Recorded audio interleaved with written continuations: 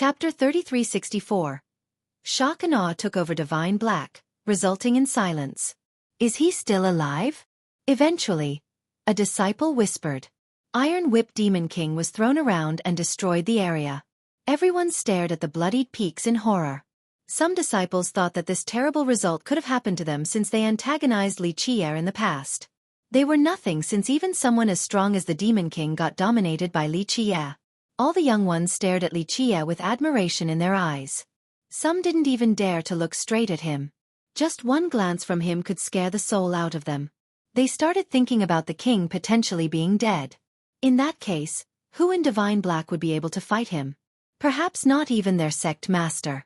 The other Peak Lords had a cautious expression right now.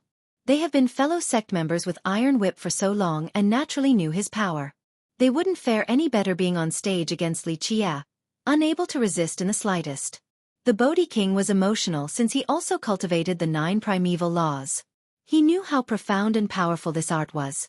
However, Xueqi's mastery seemed to surpass all those before him and anyone after. In fact, he had a bold thought, that Xueqi could use this art better than their progenitor. Most would consider this impossible. Their patriarch, a black tortoise, was gifted with great fortunes.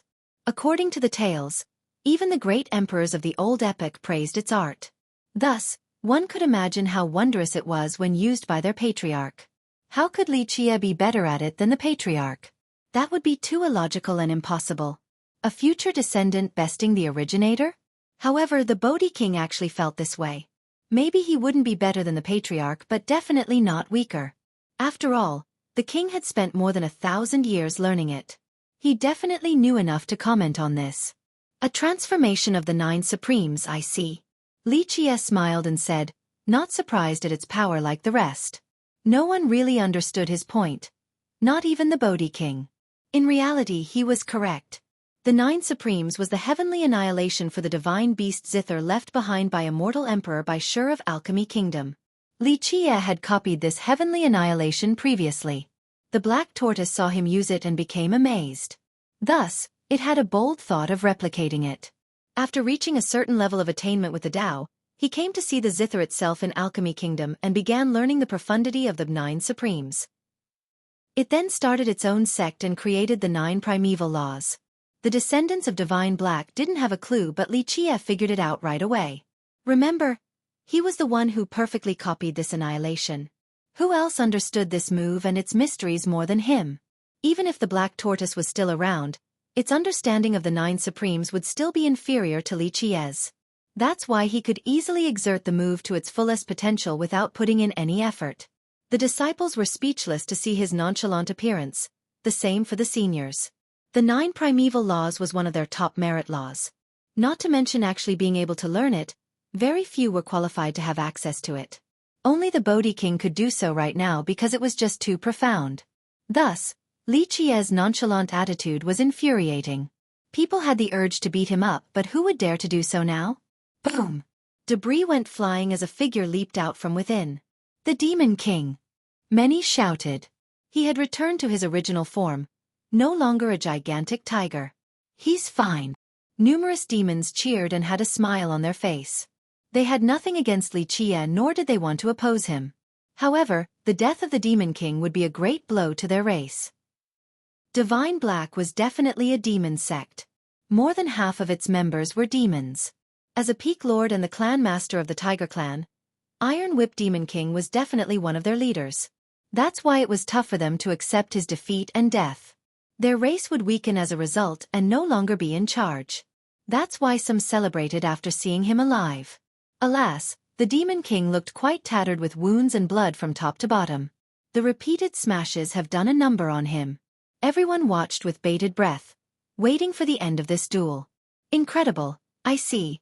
The Demon King glared at Xueqi. He was still filled with anger but now, also completely convinced by Xueqi's abilities.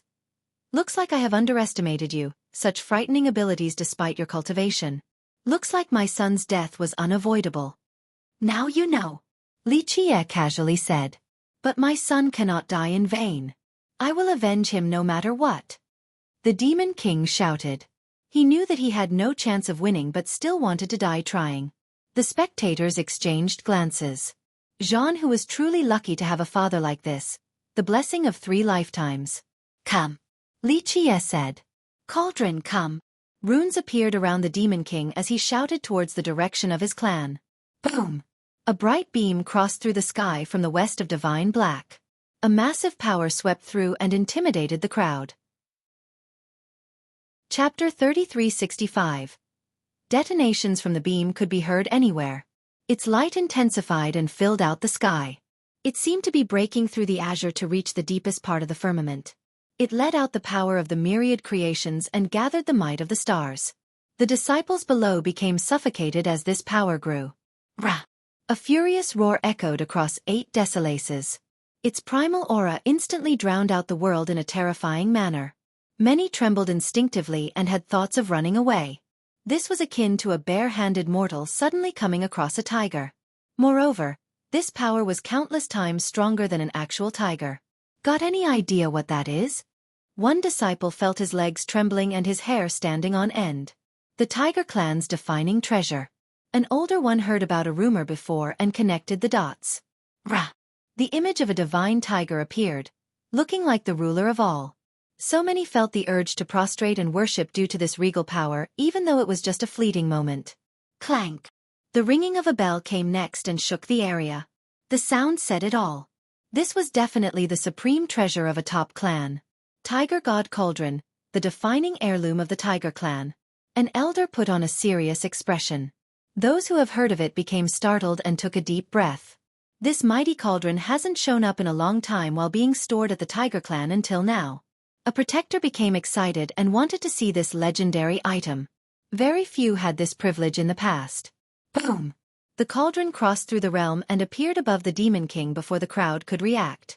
It poured down great demonic laws that surround the Demon King. Its chaos true energy was different from the regular type. It contained an original essence of the Demon Clan. It made the Tiger King feel like he was returning to the source, the comfortable safety of one's home. Buzz. This energy healed his wounds at a rapid rate. They closed in no time at all. His vitality returned and he was full of vim and vigor as if the battle didn't happen. Many spectators were astounded. The protectors and elders became envious. This cauldron was quite magical. This was the Demon King's biggest advantage, being from the Tiger Clan. This clan had a long history in Divine Black. It had experienced the ups and downs of the clan and contributed greatly. Of course, it also ruled the sect for several generations as well. That's why its clan members enjoyed certain privileges. They had more treasures and better merit laws than their peers. For example, the Demon King didn't have a Tao Lord weapon from the sect, but the clan still provided him with this mighty cauldron. Most importantly, it was extremely suitable for him because it was left behind by a tiger forefather.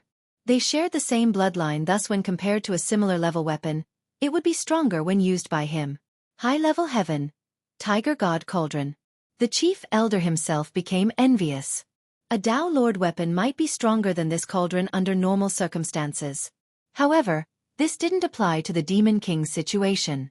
All eyes were on the cauldron now. The frame was made from bronze and had numerous divine metals added on top. It was refined numerous times before reaching its final form. Their patriarch, a great tiger god, had swept through the realms before. This cauldron belonged to him and was passed down as their clan's ultimate treasure. According to the legends, that cauldron has the tiger god's true blood inside. One protector became curious. It's true. The chief elder nodded. Iron Whip Demon King can harmonize with it. The chief elder was one of the few who had seen this cauldron before, so he knew quite a bit. Fusing with the tiger god's true blood? The protector took a deep breath. Now, they understood why he recovered so quickly. It must have something to do with this true blood. The Demon King's eyes had a chilling gleam just like the eyes of a tiger god, brimming with divinity. Each strand was sharp like a sword, capable of piercing Li Qie's chest. You have forced me to use my clan's heirloom. The Demon King shouted. It's acceptable.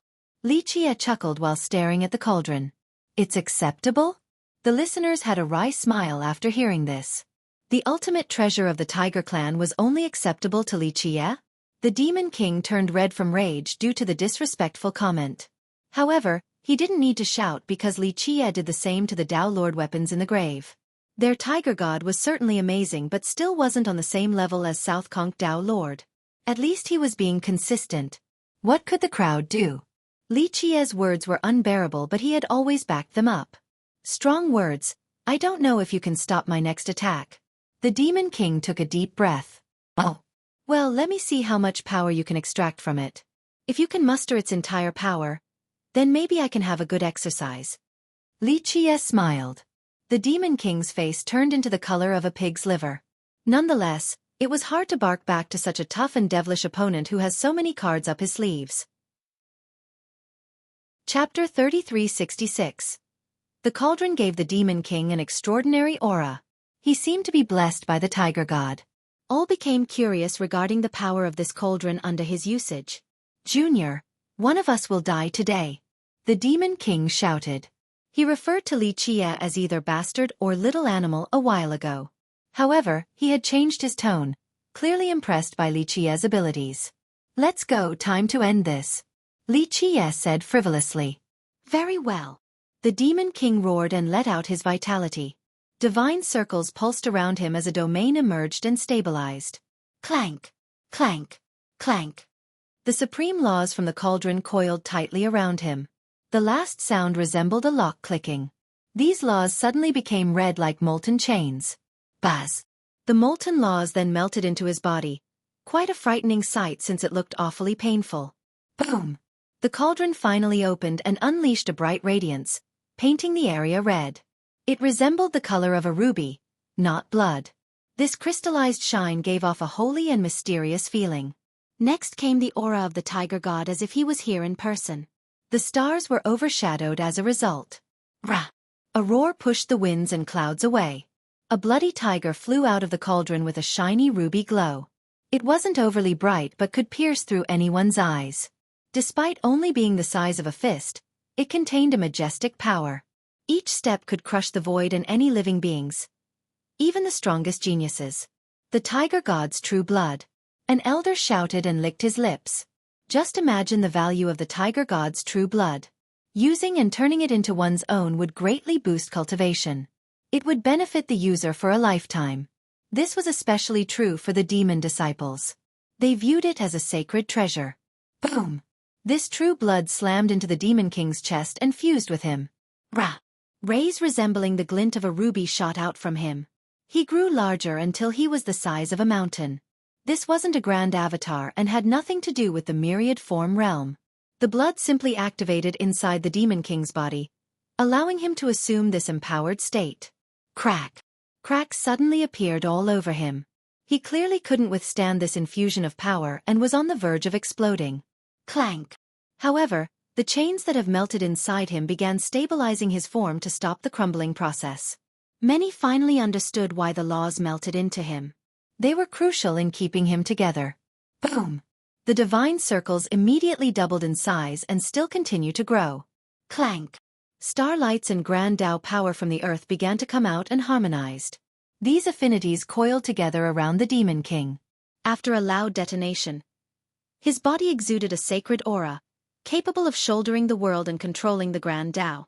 He seemed unsurpassable at this point. Grand Tao's sacred physique.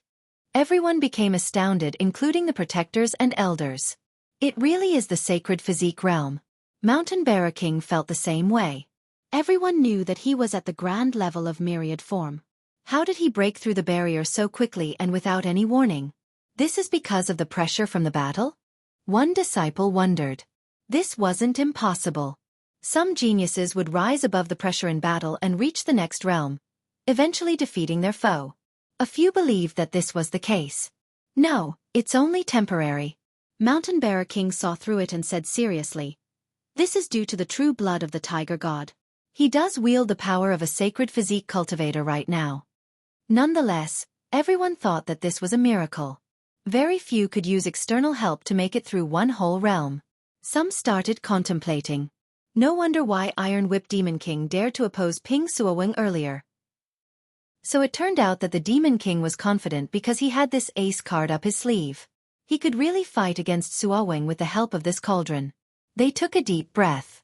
The Tiger Clan was worthy of their reputation in Divine Black, having so many resources. Buzz!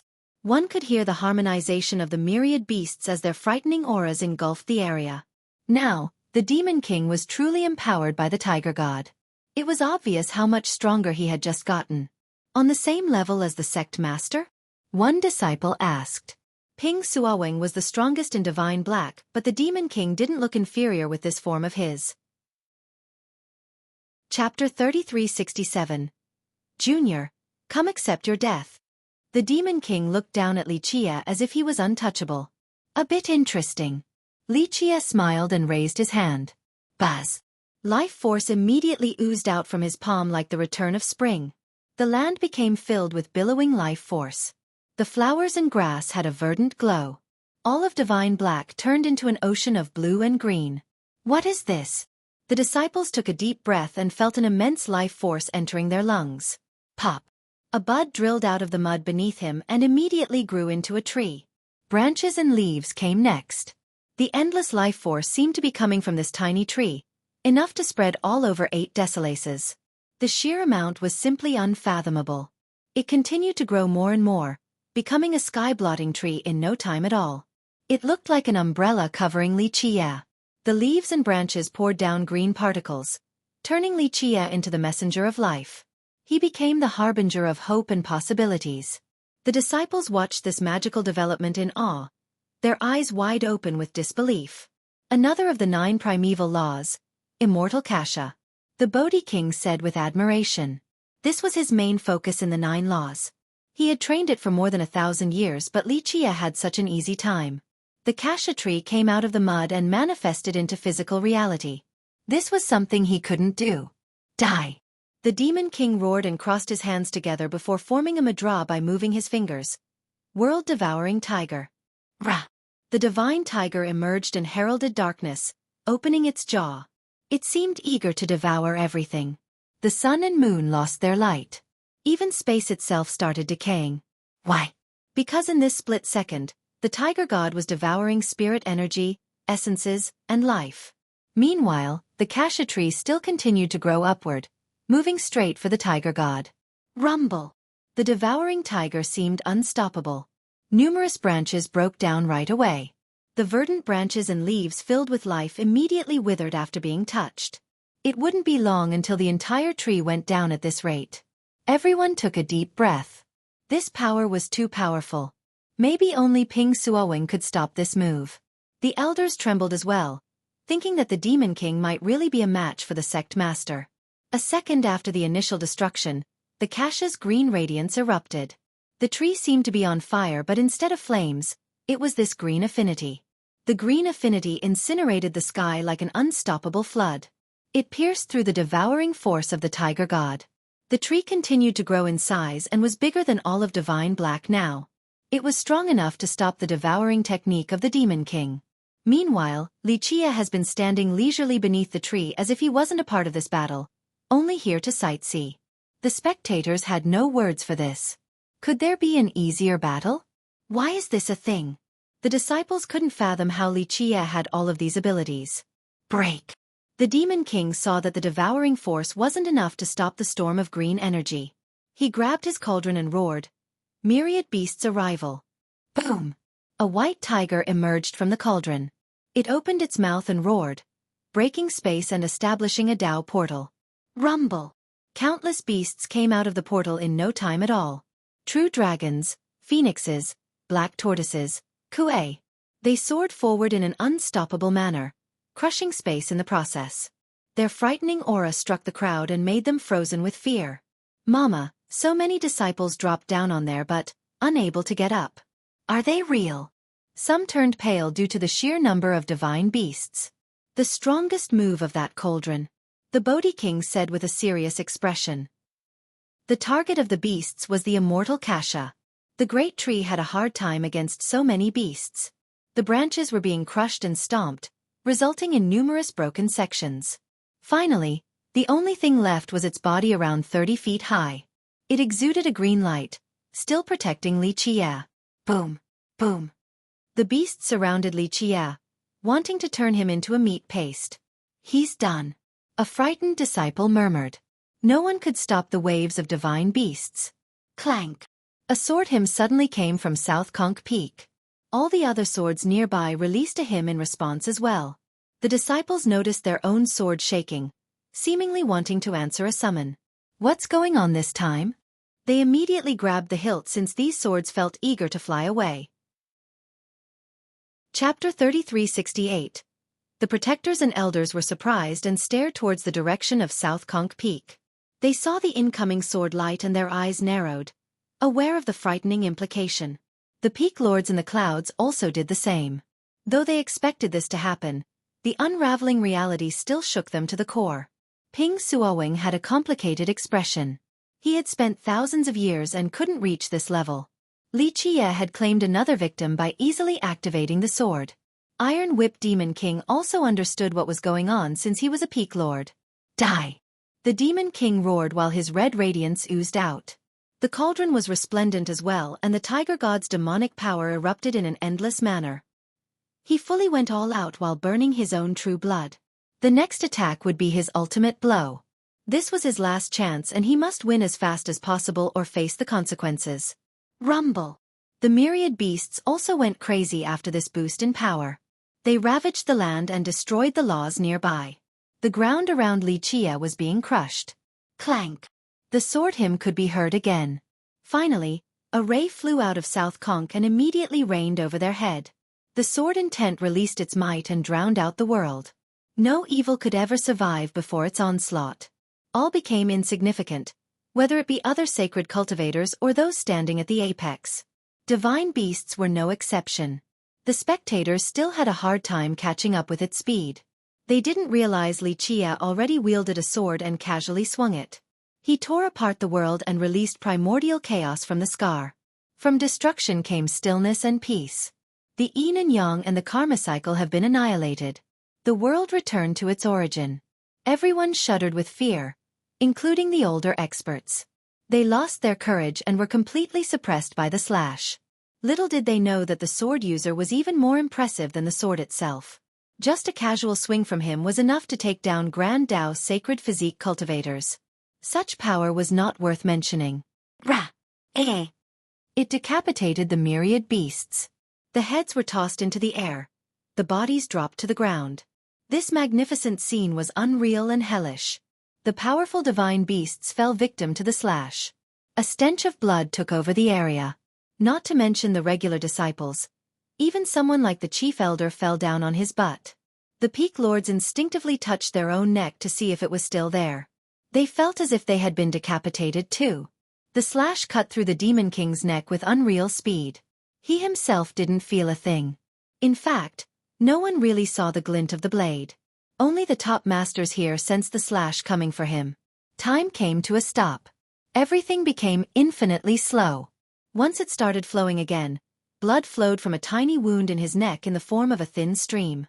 In this split second, the Demon King finally realized what had just transpired. He knew that he was dead and that he had been decapitated. He instinctively grabbed his neck on the spot, trying to stop more blood from flowing outward. It was too late. Gush! His head rolled off and blood gushed up high like the spring before spreading out like a blossoming flower. No! He managed to scream once. The word stopped abruptly halfway. His severed head was pale with a mouth agape. He most likely saw everything happening, the blood gushing from his eyes and the ground as the head rolled off. To see one's own death from another angle was truly frightening. Boom! His massive body finally fell down, causing debris to fly everywhere. He was still alive and wanted to scream. Alas, no sound would come out. His eyes eventually closed. He was as dead as can be. This was the start of his journey down to the Yellow River. The slash also struck the cauldron and cut through the shell, separating the cauldron into two pieces. It instantly fled and disappeared from sight. The aftermath was one of silence and dread. A single slash ended the Demon King and grievously damaged the Tiger God cauldron. Everyone thought about it and could only come up with a single word: unbeatable. No other word could describe the current Li Qie.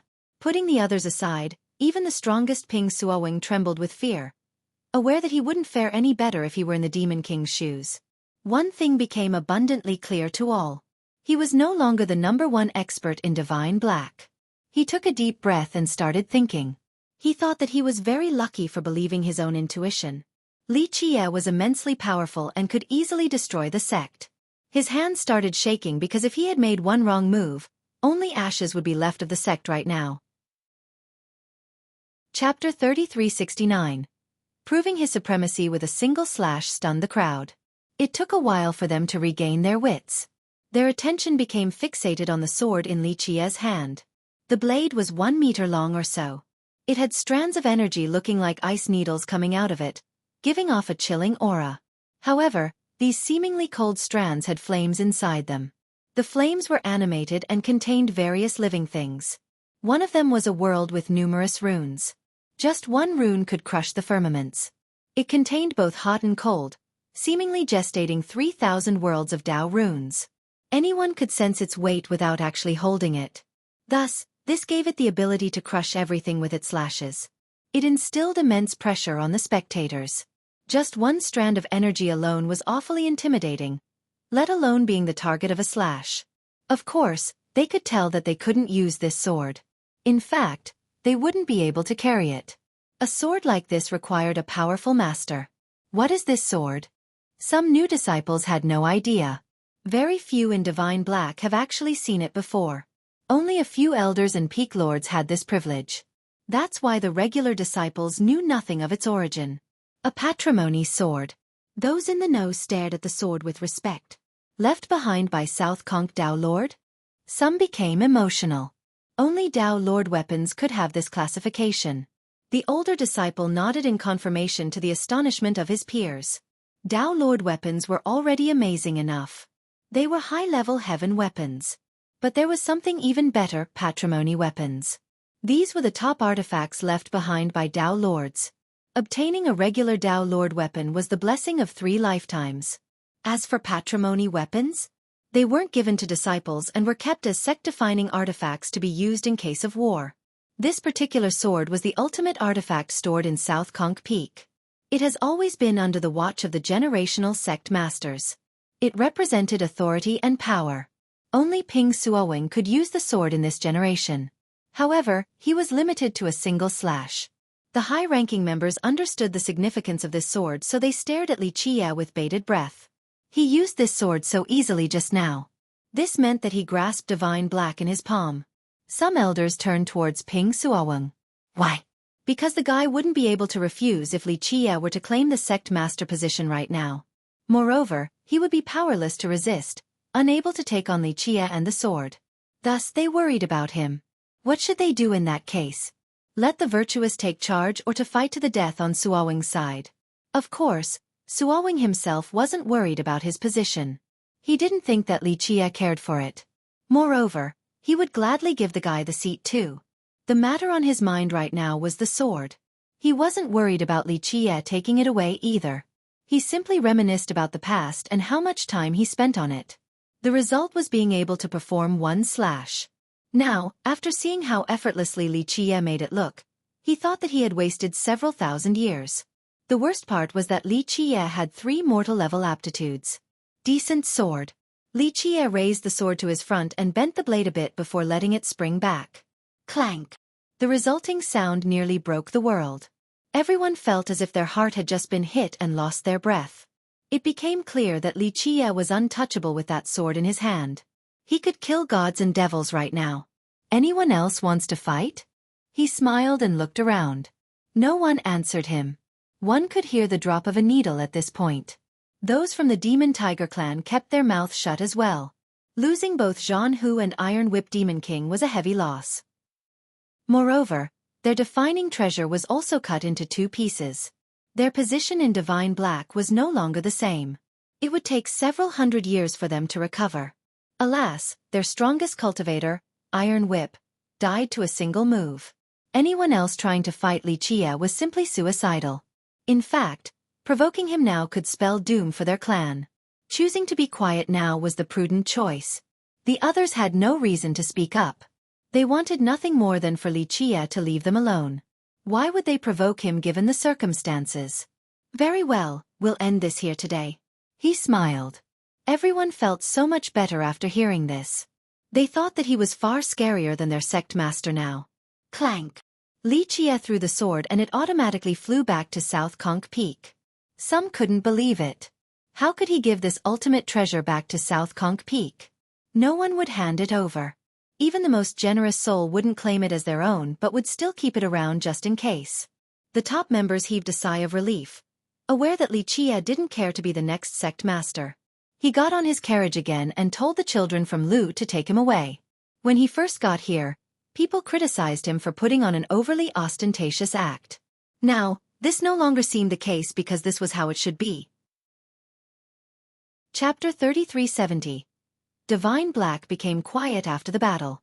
Both the older elders and new disciples kept to themselves. Even the geniuses stopped being arrogant. Everyone focused on cultivating instead of causing trouble. The whole place became as productive as can be. An unprecedented period. Of course, Li Jie became an insurmountable existence right away. They knew that Ping Suowing was no longer their #1 expert. A while ago, most compared him to the young generation, such as Gong Qianyue or Zhan Hu and Huang Ning. Now, he was clearly above any of them including Qianyue. He had solidified his position in Divine Black. Therefore, whenever he appeared, everyone would greet him from afar, make way, and lower their heat. Even the protectors and elders did the same, assuming an inferior role. His status was above their sect master right now. Another interesting note was Gong Qianyue's vision. She was talented on top of having keen insight.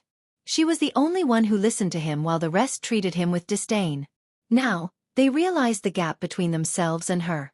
They were blind and couldn't see Mount Tai. Li Jie didn't oppose these changes. They didn't affect him in the slightest. The only problem was that his door was about to break from the seniors knocking on it repeatedly. They wanted to learn cultivation from him. It started with the chief elder. He figured out that Lu Fuyo was taught by Li Jie and managed to cure his wound.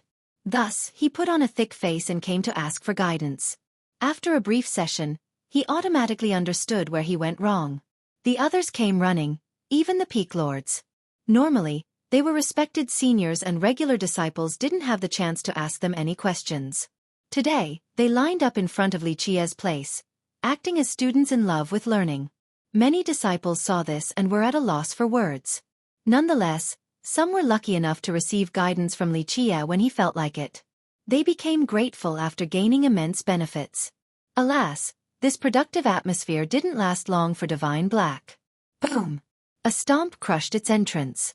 This naturally alarmed everyone, so they looked over. Clang! Clang! Clang! Alarm bells went off everywhere. Gather up, maintain the defensive lines. An elder immediately ordered. Enemies are attacking. Disciples returned to their post while many elders found this shocking. It has been a long time since an attack on their sect. Rumble! The enemy was fierce and the first set of guards couldn't stop him. You're out of line, fellow Taoist. A roar came from Jade Bird as a large wolf emerged. It spewed out a fiery seal towards the enemies. The combatant on the other side swallowed in worldly essences and rushed to the sky before forming a madra in order to stop the incoming seal. Boom! The sky exploded as a result and shock waves frightened the weaker disciples. One could see that the two were evenly matched. Poof! Flames billowed like clouds as a person walked out of Jade Bird. He had a human body and a wolf head with a fierce glare. A bestial aura engulfed him. Junior Uncle Zhang, he got this. The guards by the entrance immediately retreated at this sight. Zhang Yu arrived at the entrance and glared at the enemy. The intruder was a middle-aged man wearing a Taoist robe with 3 colors. Everyone in the Northern West King knew that this was the uniform of 3 truths. Chief Protector. Zhang Yu furrowed his brows and said, Flame Wolf King. The man remained proud despite being in the enemy's territory. He stared at Zhang Yu and said, It has been several decades since our last meeting, Dao Brother Zhang. Indeed. Zhang Yu replied. This entrance of yours is a little unusual. The crowd watched with bated breath. The truce between the two sects has lasted for decades, but now, the chief protector of 3 truths attacked Divine Black. This certainly didn't look good. What's unusual is how your sect killed our members. The chief protector strongly retorted. My disciple and division leaders died while I only destroyed your gate. It's not comparable. Everyone could sense his rage right now. His disciple, Chen Chen, stood out in the sect. He put in considerable effort grooming the boy and had high hopes for him. It was all a waste now. He came aggressively, destroying Divine Black's entrance and injuring its disciples. This was his way of seeking revenge. Zhang Yu expected this and answered, "Fellow Taoist, there's a misunderstanding. We are willing to discuss this with you." Divine Black wasn't afraid of three truths. However, continuing the pact was something the former wanted instead of a bloody war. What misunderstanding? Your side killed 2 division leaders and my disciple, and you're standing here, telling me that it's a misunderstanding. The chief protector scowled. Your sect has violated the pact. This is a declaration of war. The spectator's expression became solemn. No one would view a potential war lightly. Both sides were evenly matched, so the war would last for a long time. That's your perspective. From our side, your division leaders trespassed and tried to rob our disciples, going as far as trying to kill them. Thus, it was nothing more than self-defense. Zhang Yu responded. And yet 3 people from our side died from this so-called self-defense. The chief elder snorted. Chapter 3371. Your accusation is as one-sided as can be. You killed them in cold blood and removed any evidence, twisting the actual event. This move is quite cruel. It seems like your sect is best at it. The chief elder's eyes turned fierce. Zhang Yu frowned. Chief elder Lu Menglong's argument had some bite, whether true or not. The other party has been killed, so there's no evidence left. It became his versus her words. The issue became muddled. You're the one making a baseless accusation, fellow Taoist. It's clear who is right and wrong here. And please, think about the overarching situation. Don't make a mistake. Zhang Yu replied. He was trying to be polite in order to have a negotiation instead of war. Blood would flow like rivers at that point, and they would have to negotiate anyway. Why not do it earlier? The consequences of war have been forgotten due to the recent peaceful days. This led to the current circumstances. Moreover, as Li Qia had said, maybe they were actually trying to provoke Divine Black. This served as a perfect excuse. Your sect is better at baseless accusation than ours. You killed our disciples and now are blaming everything on them? No one can stand for this. What if your disciple were the victim here? Would you be able to swallow your anger for the greater good and sacrifice them? No. Lu Menglong aggressively responded in a rather reasonable manner. The ones from Divine Black naturally sided with their sect. However, they thought about it, and if they were killed one day, they also wanted their master to avenge them. Being sacrificed for the greater good of the sect would be infuriating. A true reason for indignation. It's pointless for us to talk about it here. Zhang Yu eventually said. However, you need to give us an answer for your transgression today. I'll do it after you explain why 3 people from my sect are dead. Menglong snorted. If your sect can satisfy our demands, then I'll apologize for today. Yes. Zhang Yu's eyes narrowed. He had plenty of authority as a peak lord, but this matter had serious implications. He alone couldn't make a decision. What do you want? As long as it is reasonable, I'll report it to the sect master and the elders. Zhang Yu said. Blood for blood. The murderer deserves death. Menglong uttered coldly. Some disciples from Divine Black scowled right away because Gong Qianyue was who killed those 3. This was an impossible demand. She was Ping Suowing's disciple on top of being their top genius. Divine Black would certainly back her up no matter what. They would never hand her over. Impossible. Zhang Yu immediately refused and coldly said, Your sect was at fault first, so we won't be negotiating about this ridiculous demand. Please reconsider now. If it was some other thing, perhaps he would report to Ping Suowing. As for giving up Gong Qianyue, no one in their sect would do so. She was their prized seed. Because the murderer is your sect's genius, Gong Qianyue? Menglong asked. You can think whatever you want, but this won't be up for debate. Be sincere in this matter and change your demand. Perhaps we'll think about it. Zhang Yu changed his tone. Fine. I'll acquiesce on this matter. Just hand over 1 disciple and I'll apologize for today. The one named Li Qia. Menglong stared straight at Zhang Yu.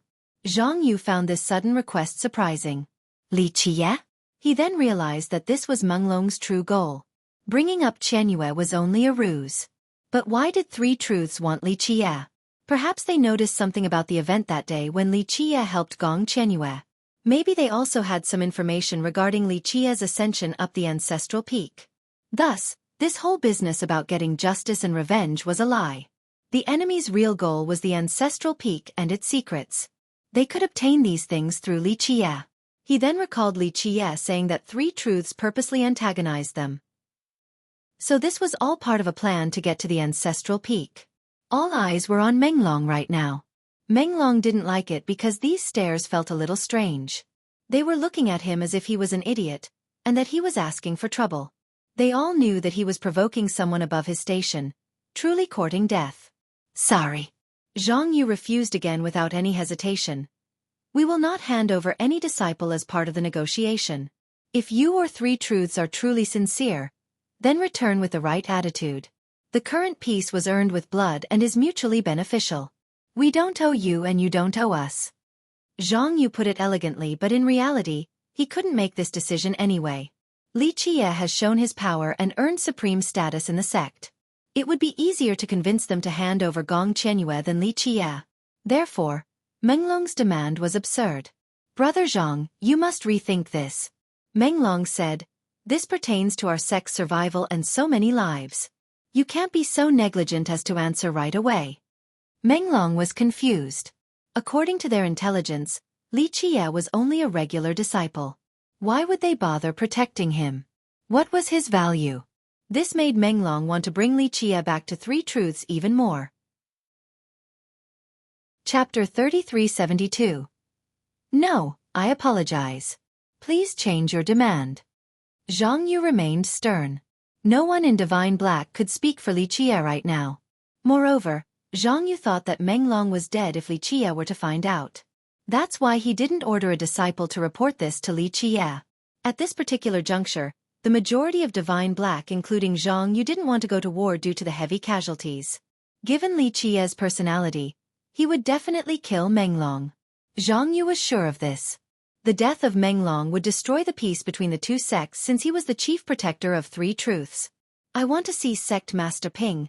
I want to hear it straight from him. Lu Menglong demanded. It's fine to speak with me since I'll report this conversation to the sect master. Zhang Yu said. Ping Suowing gave Zhang Yu the authority to speak on the sect's behalf. Moreover, Lu Menglong was not qualified to speak with Suowing.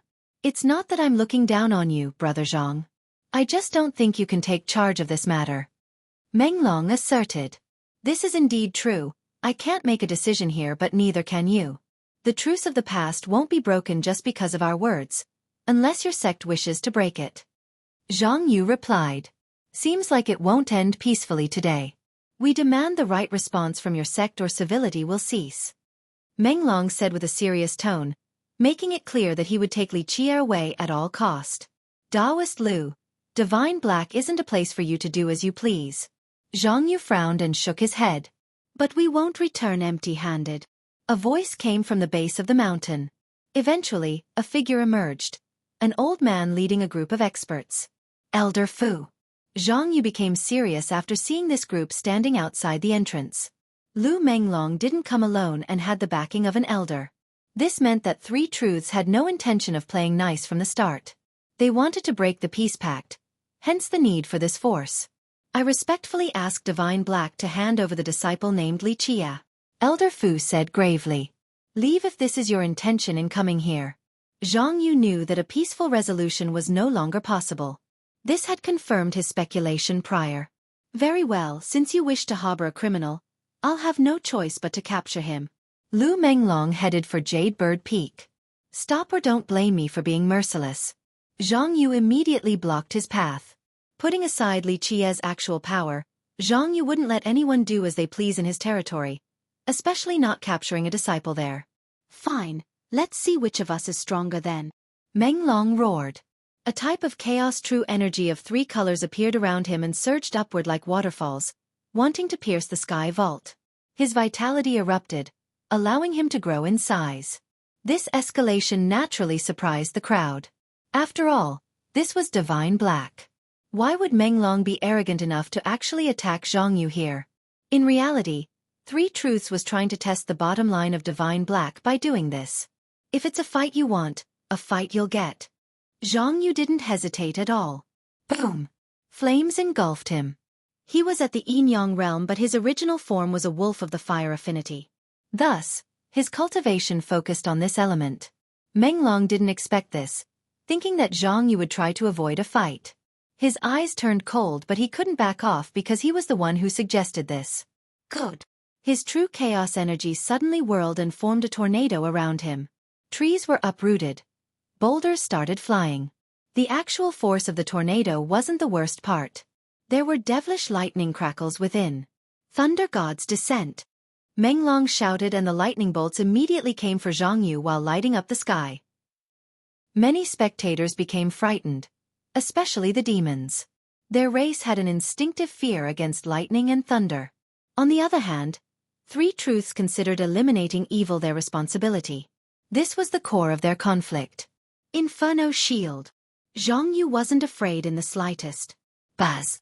A massive shield made of flames appeared before him with the emblem of a wolf king. It started howling after materializing. Boom! The shield successfully stopped the lightning bolts. Go! Zhang Yu took out a treasure seal. It flew to the sky, and after a loud detonation, it released a fire dragon. The seal itself grew larger and turned into a mountain. The dragon and mountain dropped straight down towards Menglong. Fire dragon seal. Zhang Yu released his own flame in order to empower the dragon. It became large enough to devour the area. Bring it!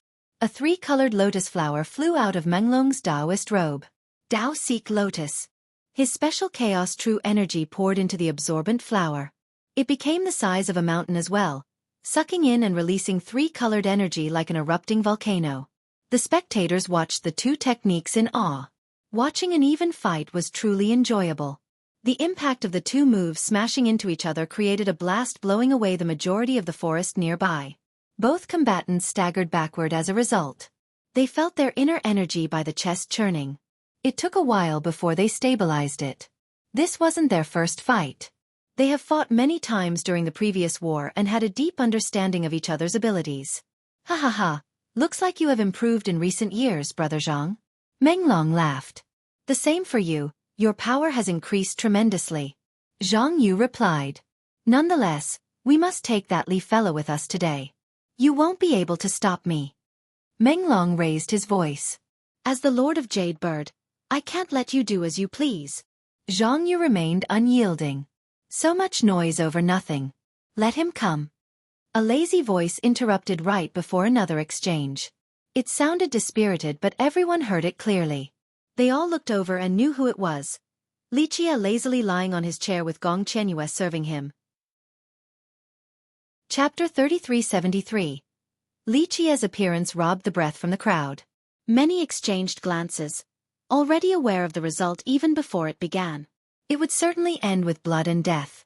Zhang Yu smiled wryly, aware of the same thing. He quietly retreated without trying to fight it. Lu Menglong still found the gazes on him to be awfully strange. It was as if he was being pitted for some reason. He was the chief protector of Three Truths and didn't need sympathy nor pity. Moreover, he didn't deserve any either, being powerful and prestigious. Who are you? State your name. He shouted at Li Qie, annoyed. In his opinion, this guy was only a regular disciple. What could he do? Aren't you looking for me? Li Qie smiled. You're that Li Qie. He became surprised, having never seen Li Qie before and only heard about him from the members of his sect. The atmosphere changed ever since this guy came out. He noticed this but couldn't really understand why. That's my name. Li Qie lazily answered. Menglong took a closer look at him while thinking that this brat was being too haughty. The guy looked down on everyone as if he was the Lord of Divine Black. How dare a regular disciple treat him with such disdain? He was on the same level as Zhang Yu. On the other hand, the members of Divine Black didn't have a problem with this at all. This seemed rather natural by this point. Perfect.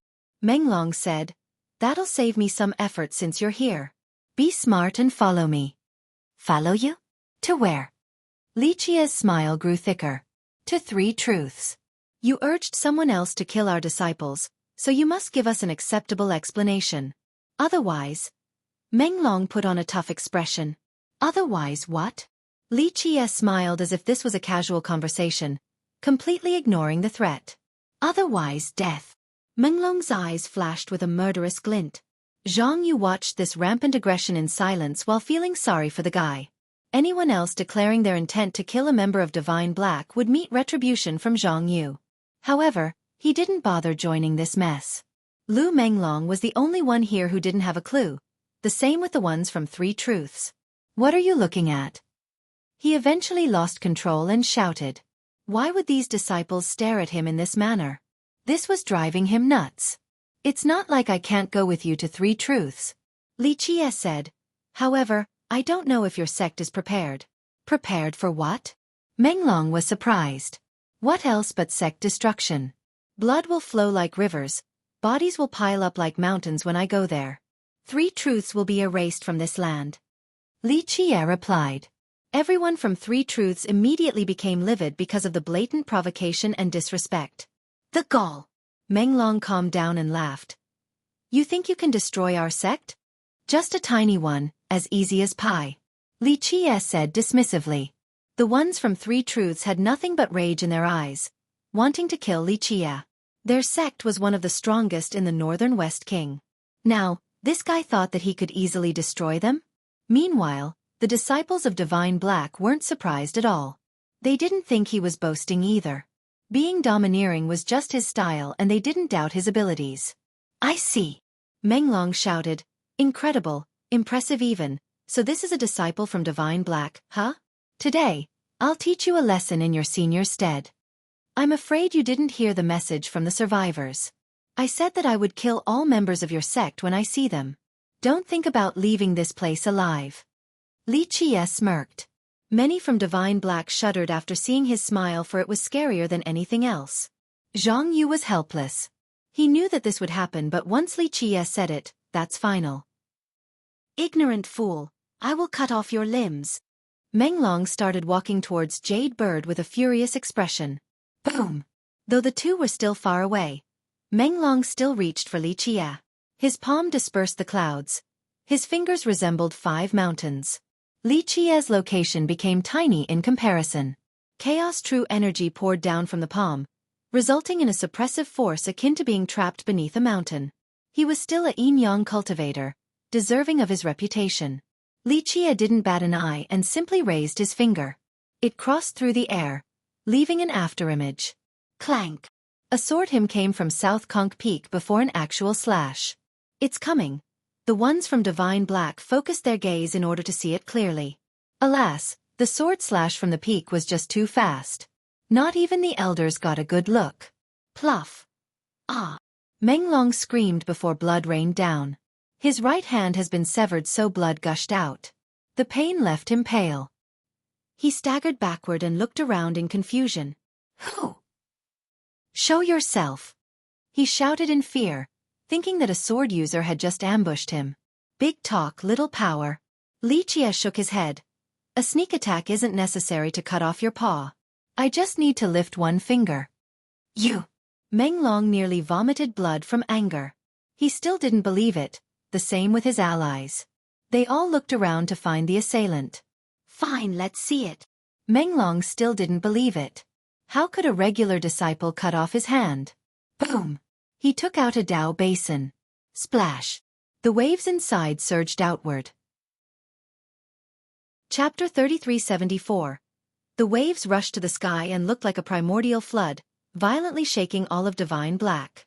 The spectators became startled due to the power of this move. Of course, they only worried for themselves, not Li Qie. Rah! A gigantic water dragon swam with the currents, then leaped out. Both people and beasts were intimidated by its roar. The stars rustled as a result. A clear draconic aura swept through like a tsunami and dominated the area. The weaker disciples of Divine Black were scared out of their mind, their legs giving in. Rah! The water dragon landed and raised its sharp, shiny claws. The claws cut through space itself, capable of tearing mountains apart like paper. Just its energy alone created a long gap on the ground. So strong! Others shuddered as a result. They thought that their weapons and merit laws didn't have a chance of stopping this move. On the other hand, Li Qie only moved his finger again, still unimpressed. Clank! Another sword hymn came from South Conch Peak. Then a slash. This slash was casual and unrestrained. This didn't diminish its power since it easily split through the tsunami like tofu. It didn't stop and continued towards the water dragon. The creature felt threatened by it and roared, raising its claws. Alas, it had no chance of stopping the slash. Oh, a pitiful cry came out before it got split into two halves, no longer acting haughty like before. Ah! Lu Menglong screamed right afterward since his left arm got severed just like the right one. Retreat! Elder Fu standing outside the gate immediately ordered after seeing this. It was already too late. The slash flying by suddenly returned again for Menglong, turning into a sharp beam. He summoned a treasure without using his hands to no avail. Crack! The treasure crumbled and the beam pierced through his chest. Boom! He was pinned to a cliff nearby. His blood stained the rocky wall. He couldn't move an inch. The members of Divine Black watched with bated breath. Though they had predicted the result, the actual event still left them in awe. This seemed like a public execution to warn the others. Truly a shocking spectacle. And Li Chia still sat in his chair, as relaxed as can be. Meanwhile, Elder Fu became both startled and frightened. From start to finish, Li Chia only moved his finger. How the hell did he take down Menglong? He stared at Li Chia and found that the guy was really only in the Bronze Tendon realm. He shifted his focus towards South Conch Peak instead. Someone else did it? He couldn't make any definite conclusion at this moment. Junior, what are you doing? He shouted first before winking at the experts behind him, telling them to get ready. They couldn't just leave Menglong here in Divine Black. What do you think? Of course I'm killing him, not drying him in the sun. Just thinking about how to make it graceful. Li Chia smiled. You won't. Menglong cried out. He tried to struggle but the sharp ray pinning him down became more unbearable. It felt as if numerous needles were drilling into his body, causing him to scream in pain. Li Chia ignored him and told the others, "What kind of death do you guys want?" The experts outside had an ugly expression, unable to handle the blatant disdain. Killing Protector Lu would be a serious offense. It'll be a declaration of war, one that will never end until a full destruction. Elder Fu took a deep breath and glared at Li Chia. No, you misunderstood. I'm not only talking about him but also the rest of you all. Don't think about leaving this place alive. Li Chia shook his head. The elder was furious but chose to remain calm. He turned and asked Zhang Yu, "Fellow Taoist Zhang, is this your sect's official stance? A declaration of war?" He tried to threaten the worst possible outcome in order to save Menglong first. That depends on your sect's attitude. Zhang Yu pondered for a bit before replying. Fine, first release him. Second, I want to see your sect master. Elder Fu took a deep breath and chose to acquiesce. He had no choice but to negotiate in order to save Menglong. Zhang Yu glanced at Li Chia for a moment before replying. I apologize, you can talk to young noble Li. No need to see our sect master. The elder had no response since he didn't expect this, unlike the members from Divine Black. Junior, if you want a ceasefire, release him. Elder Fu uttered coldly towards Li Chia. He didn't want to fully concede since he represented his sect right now. Why would I?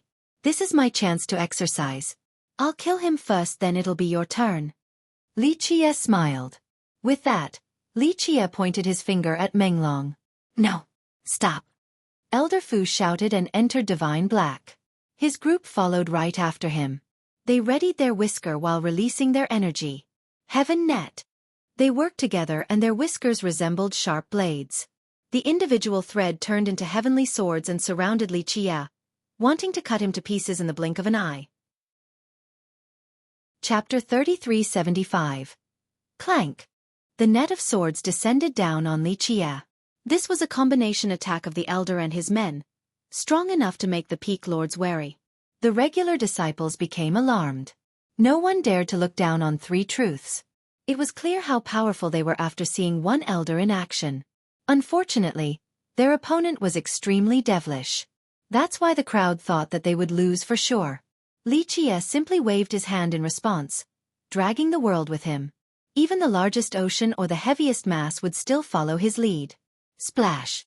Everyone had an illusion that he had just dragged an ocean and poured the water down on Divine Black. A gigantic monster leaped out of this illusory current and blotted out the sky. The sun rays fell on it and accentuated its perfect lines and features. It resembled a whale. Oh! Its roar deterred all other animals and frightened the Celestials. It expelled water through the blowhole and stopped the descending net. Sparks went flying from the impact point. The swords couldn't cut down the water jet as if the latter was the hardest substance in existence. This move easily stopped the combination attack, even though they went all out with their true energy. Immortal Whale! An expert from Divine Black shouted, recognizing this move. One of the 9 primeval laws. This was their first time seeing this for most. They have only heard of the names, not the actual implementation. Only Li Qie could perform these moves with the smallest gestures. Very unwise to start a fight with me. Li Qie smiled and flicked his finger. No! Menglong shouted, but it was too late. The sword ray inside him suddenly exploded and cut him into countless pieces. More blood streamed down the cliff in a terrifying manner, enough to make the spectators have cold chills running down their spine. This was a public execution meant to make a point. It also served as a declaration of war. Everyone took a deep breath. There was no going back from this. Only a fight to the death awaited them. Little bastard, my sect will annihilate you. Elder Fu bellowed with rage. I fear your sect won't have this chance. Goodbye now. Li Qie chuckled and waved his fingers. Clank. The ray that killed Menglong earlier gathered again. Shit.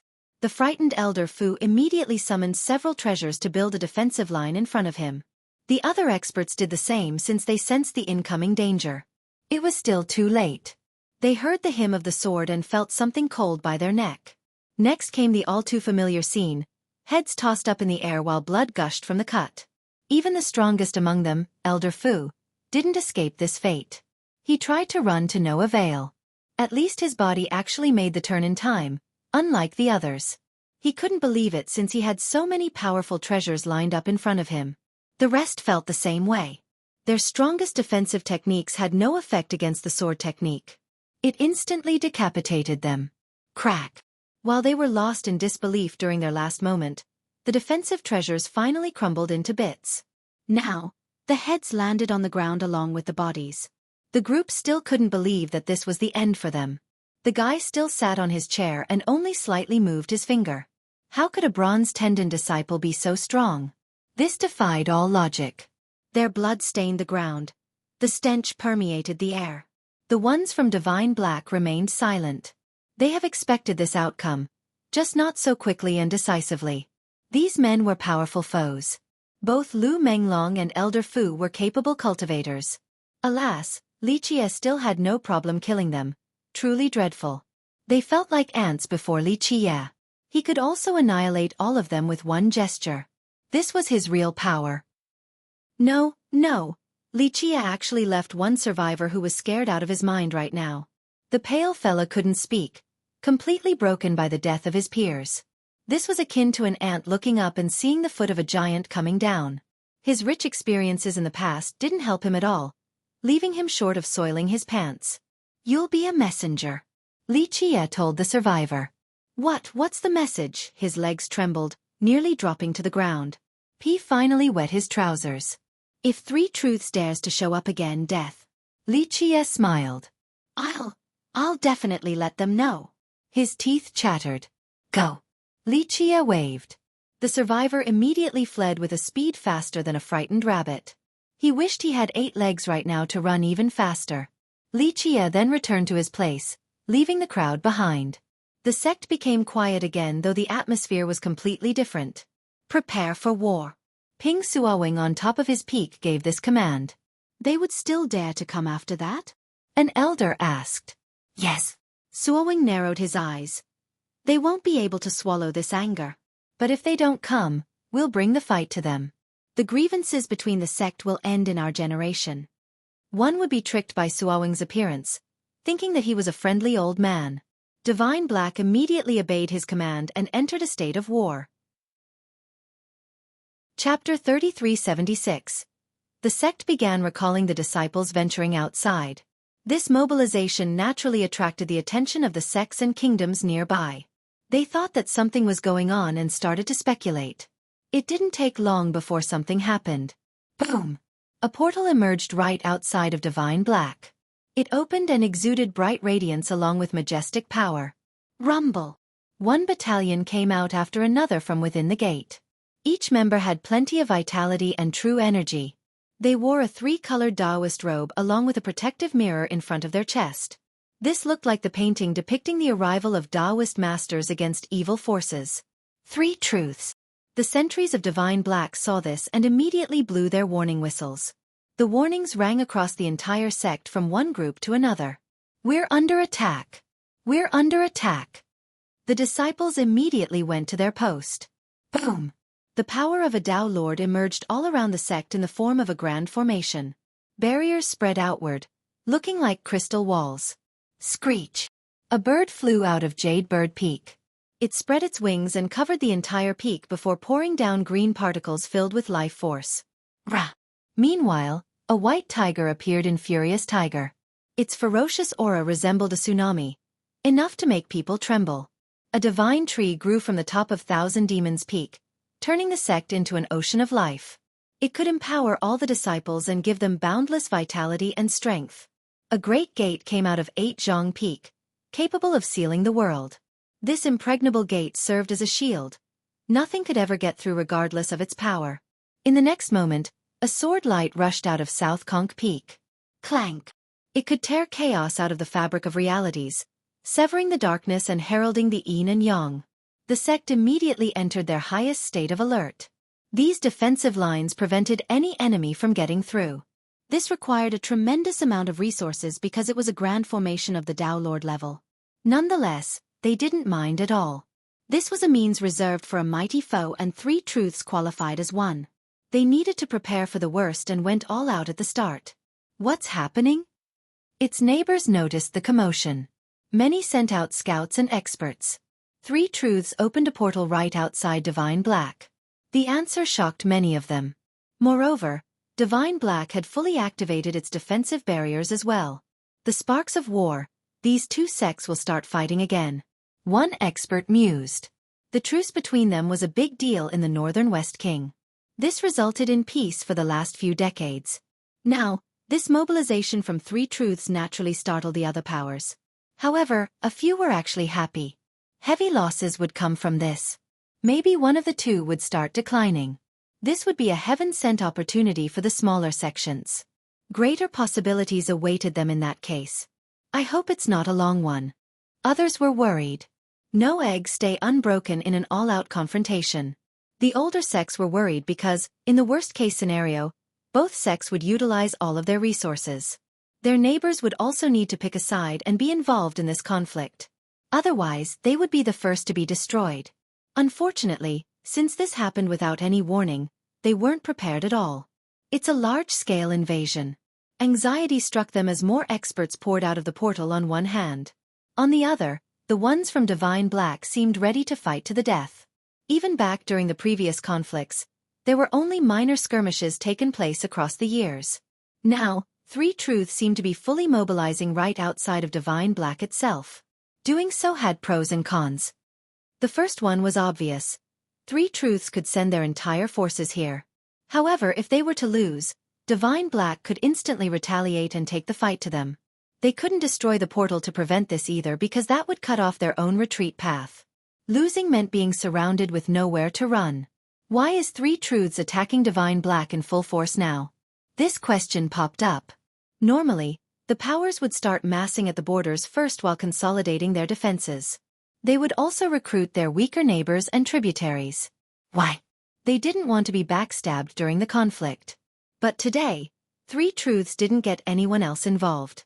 This justifiably confused the crowd. Of course, Ping Suowing and the others knew exactly why they came alone. 3 truths wanted the ancestral peak for themselves. Successfully carrying this out meant that they alone would have access to the immortal emperor's treasury. From then on, it would have the chance to become the strongest sect in the Northern West King. Rumble! More armies from 3 truths continued to arrive. It didn't take long before Divine Black was completely surrounded. Many inside Divine Black became anxious. They knew that a brutal battle was coming. Should we let the young master know? Someone asked Ping Suowing. No need for that, the young master already knows. Suowing gazed at the army and said. I mean, should we ask the young master on what to do? The person quietly said. Some in Divine Black relied on Li Chia because victory was assured with his help. He's a dragon from above. We can't predict what he'll do. He has his own plans. Xueqi shook his head. Chapter 3377. The million-strong army of Three Truths has surrounded Divine Black. Of course, this was a little exaggerated, but virtually their strongest elites have gathered here. Most third-party cultivators found this surprising. Even those aware of the reason thought that it hasn't reached this level yet. Losing a protector and an elder was a big deal, but far from enough to cause a full-scale invasion. Judging by the current circumstances, it seemed that Three Truths wanted a fight to the death. This simply didn't make sense to the spectators. Their ongoing conflict in the past resulted in numerous skirmishes and heavy casualties. Both sides faced periods of deterioration. However, none really tried to destroy the other due to the innate risks. Thus, Three Truths' current forces were unprecedented. Boom! 3 large figures finally came out of the portal. All 3 rode a strange beast. One had a gigantic elephant with legs as big as stone pillars. It could easily carry a mountain on its back. Instead, there was a pavilion there with an old Taoist meditating inside, looking quite transcending. Another was an old woman riding a hallowed bird.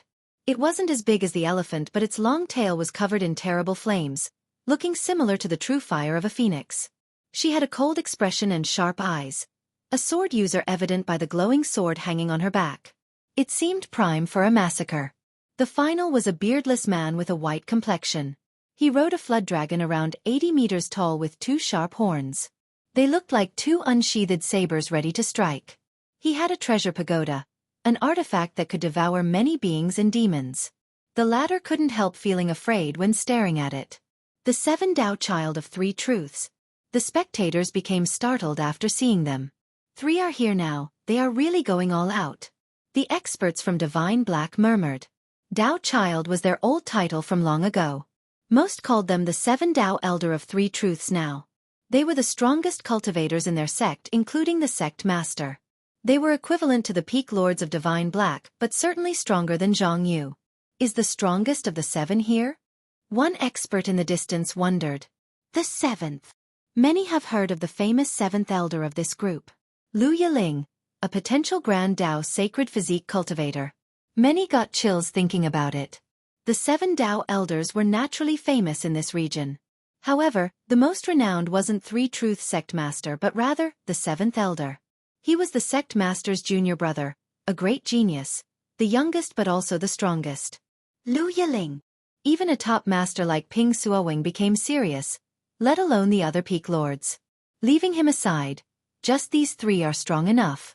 One spectator commented while looking at the 3 Tao elders standing before the army.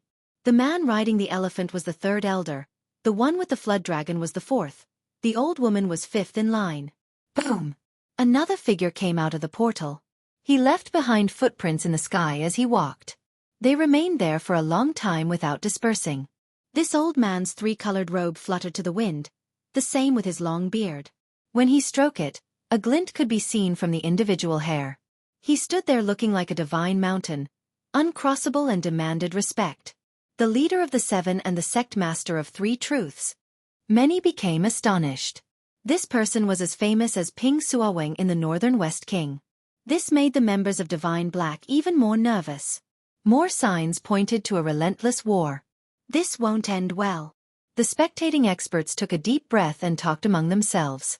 Brother Xueqi, we demand an explanation. Three Truth sect master spoke. His voice was as sharp as a blade. Each word carved into the air and made those from Divine Black very uncomfortable. It felt as if they were being carved. Long time no see, fellow Taoist. Ping Xueqi floated above South Conch Peak and still had a friendly expression. May I ask the reason for this mobilization? The two had a stark contrast in appearance. Xueqi looked like a friendly grandpa right now.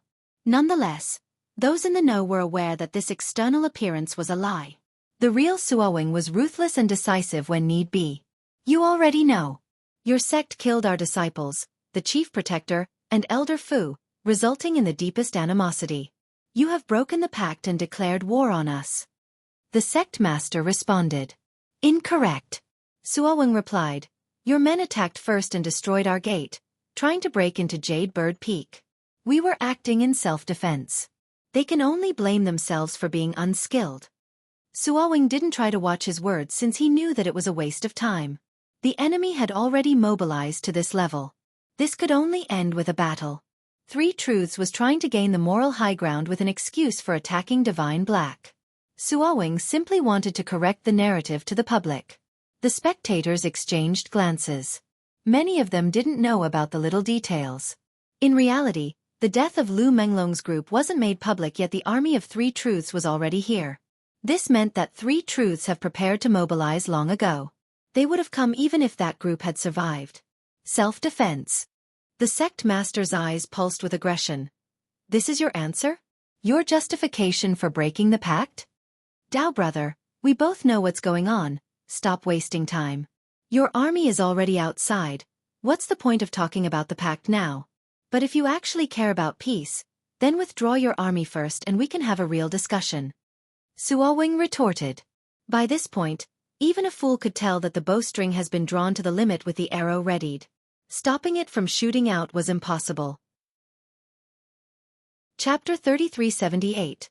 The spectators from the distance nodded after listening to Ping Xueqi, the same with the members of Divine Black.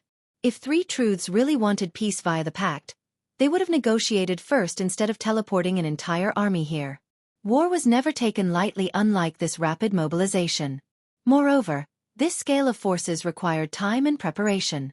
This meant that Three Truths had already gathered their disciples a long time ago for the sake of destroying Divine Black. Some didn't find this surprising because these two have been mortal enemies. The peace in the last several decades couldn't change this. However, only a selected few knew that Three Truths was actually aiming for the hidden treasury. It had nothing to do with their ongoing feud. Xueqi, we're reasonable people. Three Truths sect master said. We can withdraw, but you need to show sincerity for us to continue the pact. That's the least you can do after killing our members. This sudden change in attitude surprised many spectators. Some didn't understand why the sect master was suddenly willing to compromise after bringing so many troops here. What constitutes sincerity, fellow Taoist? Xueqi wasn't caught off guard. An agreement must be reached first regarding the problem at hand. The only way is to pay blood for blood. Hand over Gong Qianyue and Li Qia, and the sect master paused for a bit here. Blood for blood. The spectators exchanged glances. This was a common occurrence in the cultivation world. In such a transaction, the sects would need to weigh the pros and cons. For example, some would be willing to sacrifice their disciples for greater benefits. Others would refuse from doing so. Many have heard of Gong Qianyue, the genius of Divine Black. Li Qia, on the other hand, was unheard of. Thus, they thought that Li Qia was only secondary. The main goal of Three Truths should be Gong Qianyue, the future successor of Divine Black. This demand would cut off their amazing seed. Anything else? Xueqi said flatly. Yes, you need to hand over your ancestral peak. Three Truths sect master added. Ridiculous, they're pushing it. The members of Divine Black became furious after hearing this and glared at him. Though none of them could make it up the ancestral peak, it still represented their legacy and ancestors. Handing it over meant selling their own legacy. No sect could accept this. The ancestral peak? The spectators thought that this was out of line too. No one wanted to hand over their sacred ground. Enough. Fellow Taoist. No more negotiation. Xueqi said, expecting this request since the beginning. Three Truths certainly had someone capable of hearing the mantra of the emperor back then. Moreover, they were close enough to notice the beam shooting up the sky from the ancestral peak. This made them connect the dots, hence their desire to take over the peak. You misunderstood. We do not want to keep your ancestral peak for long, only for half a year to a year. The sect master said with sincerity. Agree to this and we'll withdraw right away. Moreover, only a few of us will be there. We'll tread with nothing but respect. The spectators were confused because they didn't know about the portal up there. They wondered why Three Truths spent so much effort in order to gain access to that peak. The whole thing was bizarre. They then stared at Xueqi, waiting to see a response from him. War would end with heavy casualties. One sect could even fully decline afterward. However, this request was rather insulting and impossible to accept. Leave. We will not accept this request. Xueqi refused right away. Xueqi, you must reconsider. War will cause no end of trouble. Three Truths Sect Master said. Your sect is confident in victory then? Xueqi glared at him. Everyone knew that Divine Black was just as strong as Three Truths. Moreover, it had the locational advantage as well. The war could go either way. Haha, let me ask you, Xueqi. How many people in your sect are at the sacred level? Three Truths Sect Master sneered. Many from Divine Black took a deep breath after hearing this. The spectators from afar knew about these two sections. One of them said, Divine Black is Ping Xueqi, Three Truths has their sect master and Lu Yiling. So Lu Yiling is here too. He's not staying back to guard their sect? They're really going all out then. Another shuddered. The side of Divine Black became nervous. It was 1 against 2. The problem was, Lu Yiling alone was stronger than Xueqi. Xueqi might be equal to Three Truths Sect Master, but when taking Lu Yiling into account, Three Truths had the upper hand. So if Yiling is here, that'll change everything. The outcome seems obvious. One expert changed his expression and whispered. This was a terrible realization. Another Grand Dao cultivator could suppress their sect. The truth is that there is still more room for negotiation. We'll take it another step further and forget about the previous conflict. We just need to borrow the peak for 1 year. How about it? An aged voice joined. An old man came out from behind Three Truths Sect Master. He wore a simple robe, looking young except for his white hair. Is that Lu Yiling? One spectator asked. No, Lu Yiling is the youngest among the 7 Taoists. A guy who has never seen Lu Yiling still knew that it wasn't him. Sunan, why is he here? Someone from the previous generation recognized the old man and became startled. Sunan. This name was unfamiliar to the young ones. Chapter 3379. However, those who knew this man became emotional. Heavenly Saber Master. Sunan. An elder took a deep breath and murmured. Where is he from? A junior nearby quietly asked. A guest member of Yin Yang Gate. The elder stared at the old man and revealed. Yin Yang Gate. Many were shaken after hearing this sect's name. The guest part didn't matter as much. Anyone would have a serious expression while talking about Yin Yang Gate. They might not know about Sunan, but this sect alone was enough to make them shudder. It was the strongest sect of the northern region, standing at the peak. There was a particular phrase, Northern Yin Yang, Southern Buddha. Yin Yang referred to Yin Yang Gate and Buddha referred to Buddha Holy Ground. Most believed that the Holy Ground was superior, but when just talking about the northern region, Yin Yang Gate was certainly the strongest. The two were separated by a massive wilderness, virtually uncrossable. That's why no one could touch Yin Yang's dominion. Xueqi naturally recognized Sunan. His expression darkened since he had a bad feeling about this. Sunan wasn't an actual disciple from Yin Yang, nor was he an elder. Being a guest cultivator in Yin Yang was indicative of his power. Most importantly, his appearance here also mirrored Yin Yang's stance on the matter, more or less. Divine Black wasn't weak but still not enough when compared to Yin Yang Gate. According to the rumors, the latter still had some heavenly sovereigns alive. Just one being of this level could destroy all of Divine Black. They were feared by all. Therefore, the paradigm had shifted and everyone waited to see Xueqi's response. Elder Su, are you representing Yin Yang Gate or just yourself? Xueqi said with a solemn expression. The other members of his sect became nervous. After all, no one could stay calm before a behemoth like Yin Yang Gate. Does it matter? Fellow Taoist, how long do you think you can guard this place? Maybe today, but what about tomorrow? This is nothing but a disaster for your sect. Sunan cleared his throat and answered. He implied that he also knew about the secret of the treasury, hence his choice to back Three Truths. So what if Divine Black could stop this siege? Once their secret was out, the rest of the world would come running. Strong they might be, they still had no chance of stopping everyone. Xueqi became tense since this was indeed his biggest fear. He has been worrying about this issue all along. Their ancestral peak was connected to a grand vein. This was enough to incite greed regardless of the existence of immortal Emperor Zhan's treasury. Xueqi was now responsible for the survival of Divine Black. It wouldn't be an exaggeration to say that this next choice of his might determine everything. Yin Yang Gate wants this territory? A spectator quietly wondered. It was still quite far from this region, separated by landmasses consisting of numerous powers. In the case of expansion, Yin Yang still shouldn't start with Divine Black. Why was Sunan here?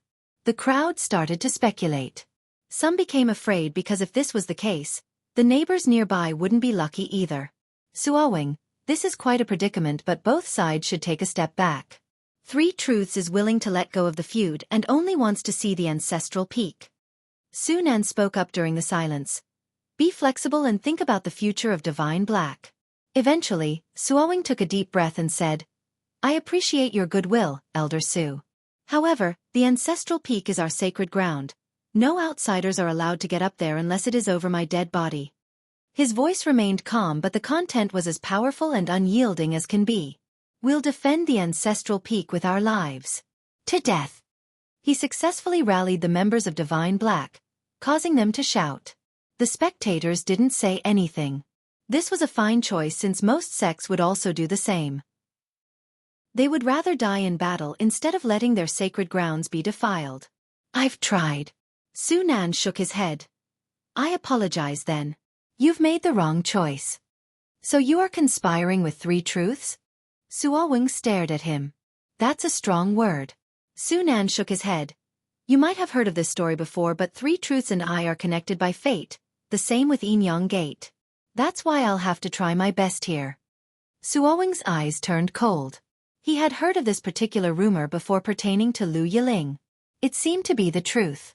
What is he talking about? One curious spectator asked. I heard their genius Lu Yiling had visited and trained at Yin Yang Gate before. That's the connection. An elder from a sect nearby said.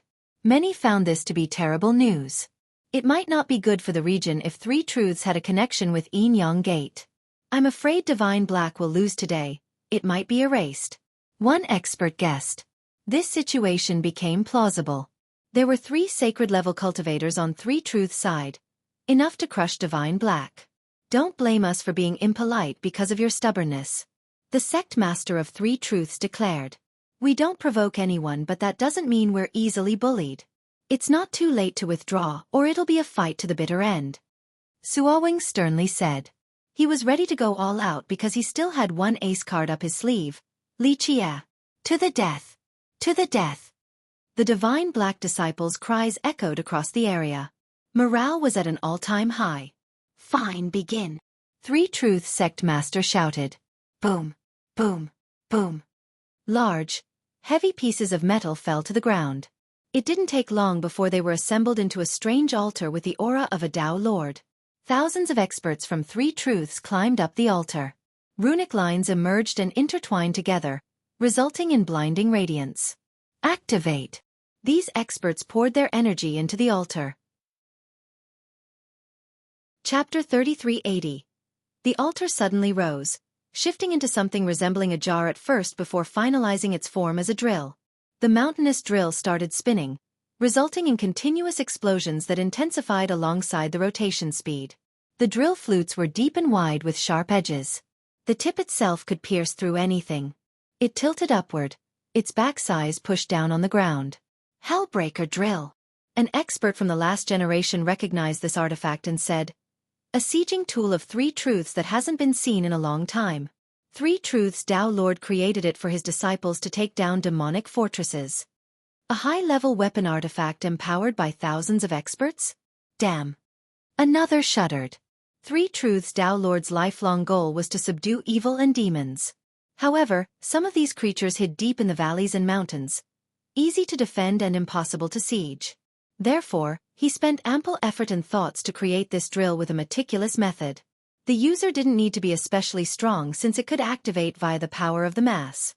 It would be just as effective. This was a perfect weapon to attack another sect's stronghold during war. Go! The elders of Divine Black saw the drill ready to fly into the air, and personally presided over the grand formation. The thousands of disciples in Divine Black also added their energy and vitality into their defensive scheme. Clank! Clank!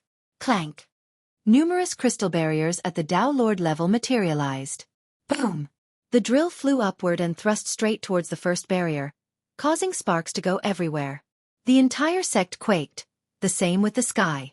It could have easily devastated their territory without these activated barriers. The barriers were no joke. This powerful drill still couldn't break it, only leaving behind a shallow white mark. Rumble! It then started spinning right on the impact point, hell-bent on breaking this defense down. Full force. The elders of Divine Black shouted. The members no longer held back. They sent their chaos true energy and grand Tao power into the grand formation. The main formation became resplendent and more barriers materialized on top of being thicker than before. Divine Black's barriers aren't just for show. Many praised after seeing this. Divine Black was an ancient sect that had a Tao Lord before. Ordinary powers had no chance of taking it down. The same with this drill. Members of the Firebird branch, follow me. The fifth Taoist, the old woman, rode her bird towards Divine Black. A battalion split off from Three Truths' army and followed her. Their target was Jade Bird Peak. Firebird against the heaven. The old woman shouted. Her energy erupted as she unsheathed her sword. It immediately turned into a sharp claw. Firebird against the heaven. The members of the battalion immediately formed a Firebird formation connecting with the old woman. It took the form of this bird and she was in charge. The Firebird's wings blotted out the area as it screeched and unleashed its sharp claws down below. It seemed eager to break an opening via Jade Bird Peak. Activate the formation. Zhang Yu was undeterred. The members of Jade Bird immediately activated their own formation. A Jade Bird emerged, green from top to bottom. It was empowered by the overarching formation of Divine Black as well. The two gigantic birds started fighting above. Each was as fierce as the other. Gales emanated from their movements. The clouds dispersed. Their claws left deep marks on the ground. Elephant branch with me. The third Taoist riding an elephant commanded. His elephant took one step forward and created intertwining runes, eventually forming an elephant formation. The equivalent battalion fused into this formation and a gigantic elephant emerged. This thing was taller than any peak in Divine Black, seemingly capable of swallowing the stars. Its long nose could coil around 1,000 mountains. Boom! The elephant stomped on the first crystal barrier, causing the entire sect to quake. This looked quite effective. Boom! Boom! Boom! It then swung its nose repeatedly down on the barrier. Light started scattering from the barrier surface. Rah! A tiger roar could be heard. The chief elder on top of Furious Tiger shouted, "Enough!" He led the disciples there to use their power in order to empower another formation. The tiger roar had an insane power. A white tiger eventually emerged on top of the peak. It jumped down and its heavy tail crushed the land. It became the elephant's opponent. Though Iron Whip Demon King was dead, the chief elder took over and the power of this peak didn't weaken. The two fierce creatures fought outside the sect and destroyed the landscape to the spectators' horror. These creatures could easily crush them into mincemeat. Humph! The man riding the flood dragon joined the fray. Men, follow me. We shall refine our enemies. He utilized his pagoda and activated the formation within. Go! Another battalion entered the formation. The pagoda immediately became gigantic, large enough to put all of Divine Black inside. Poof! It sent out an endless wave of flames, capable of scorching all demons. Demon Incinerator! The man shouted and used the formation to its full potential with the help of his fellow sect members. A figure emerged within the flame, looking like a celestial descending to the mortal world for the sake of killing evil. The flame naturally aimed straight for Divine Black with unstoppable momentum. Bring it! Mountain Bearer King laughed and instructed his disciples to start activating their part of the formation. Clank! A great shield flew out with a bronze shimmer. A force capable of flattening everything erupted. This shield was capable of both defense and offense, an omnipotent formation. Chapter 3381. Rumble. The army of Three Truths finally marched against Divine Black under the leadership of the three Taoists, aiming to take down the three main peaks of Divine Black. On the other side were Zhang Yu, Mountain Bearer King, and the chief elder leading their disciples. Morale was at an all-time high. Their men were ready to fight to the death. In the sky were two birds wrestling in the air, dashing upward then smashing into the ground. The stars trembled from their fight. An elephant and a white tiger fought fiercely below. They crushed mountains and rivers just from their movements. Peaks broke down like dried branches. Meanwhile, the great shield of 8 Zhong encompassed thousands of miles. It stopped the suppressive pagoda from above. Though the latter was empowered by the army of 3 truths, it was still stopped by the shield. One could hear the explosions from 100,000 miles away. Just the sound waves were unbearable, almost like the end of the world. From another point, the Hellbreaker drill was still trying to take down the crystal barrier. It seemed to be a stalemate. The spectators were in awe. A war between 2 big sects was truly shocking. Divine Black is so strong. One of them praised. Everyone could see that it hasn't gone all out yet, still managed to keep the army at bay. Remember, 3 Truths still has 3 sacred level cultivators. They haven't begun. Most were still bullish on 3 Truths. The ones nearby became anxious right away. Divine Black had an easy time right now, but there were still 3 Truth Sect Master and Sunan in waiting. They only had 1 sacred level cultivator, Ping Suaweng. He definitely couldn't take on 2 powerful foes at once. Moreover, Lu Yiling remained a threat. Suaweng's defeat was inevitable. By that point, nothing would be able to save Divine Black. How is Ping Suaweng going to win? It's over if he can't come up with anything. A spectating elder said. While the battles raged in several locations, Suaweng and 3 Truth Sect Master were locked in a stare-down. It looked as if they were just gazing at each other. However, the first exchange has already been made. A keen observer would spot a fluttering leaf being crushed by a terrible sword energy. These 2 were fighting with their battle intent. An invisible contest. Eventually, they both took a step forward. Suaweng disappeared from South Conch Peak and the Sect Master got away from his army. The 2 were now standing face to face. It's happening, a battle between 2 sacred cultivators. The spectators shouted. The sacred level was everyone's aspiration. It was rare to see a fight of this level, so they wanted to enjoy it to the fullest. Plus, they might benefit from it too. Long time no see, Suaweng. Your South Conch sword art is truly peerless. Our previous fight taught me plenty. 3 Truth Sect Master humbly said. You're too kind. Your skills have reached perfect mastery, the apogee even. Enough to make others sigh with admiration. Suaweng said. This wouldn't be their first fight, so they were familiar with each other. Old friends on the battlefield. They understood each other more than most and sounded like friends instead of mortal enemies. After you, Suaweng. 3 Truth Sect Master politely suggested. Excuse me then. Suaweng said. His eyes immediately flashed brightly. A sword flash exuded from his body. Clank. This was akin to him being infused with 1,000,000 divine swords. Some started spreading behind him like the tail of a peacock. Sword suddenly became the ruler of this world, terrifying everyone with murderous sword intents. Others couldn't help trembling as a result. He looked different in the blink of an eye. No longer a friendly old man but the Lord of Swords with authority over life. That's the real Ping Suaweng. Some spectating sect masters murmured. A few were fooled by his appearance when they first met. How could the master of a sect actually be friendly and amicable in this tough world? 3 Truth Sect Master's weapon of choice was a Rui scepter. Buzz. It released a jade radiance, enough to drown out the area. Green rays started filling the area. They could immediately turn someone into a sieve. Clank. The divine swords behind Suaweng gathered together and formed a sword Dao. With this, he unsheathed his sword and released its power. A Dao Lord sword. The spectators could tell right away. Meanwhile, his opponent's scepter also hymned. The rays condensed together and formed 3 lotus flowers right above him. They could shoulder heaven itself and affect the reincarnation cycles. It had a similar aura as the sword, meaning that it was also a Dao Lord weapon. A weapon contest. A spectator said. Both sect masters were evenly matched with their weapons. I'll overestimate myself and test myself against your sword art again today. 3 Truth Sect Master declared. Let's see your Rui Trinity. Suaweng responded as he channeled energy into his sword. Its Grand Dao and Dao Lord affinity exploded. Chapter 3382. Clank. Suaweng raised his sword and the entire world seemed to be contained in its tip. Everyone felt their own lives being decided by the incoming slash. It wasn't a pretty technique, but this didn't diminish its effectiveness and potential for destruction. One slash. Total destruction. This was the feeling everyone got from Suaweng's hand movement.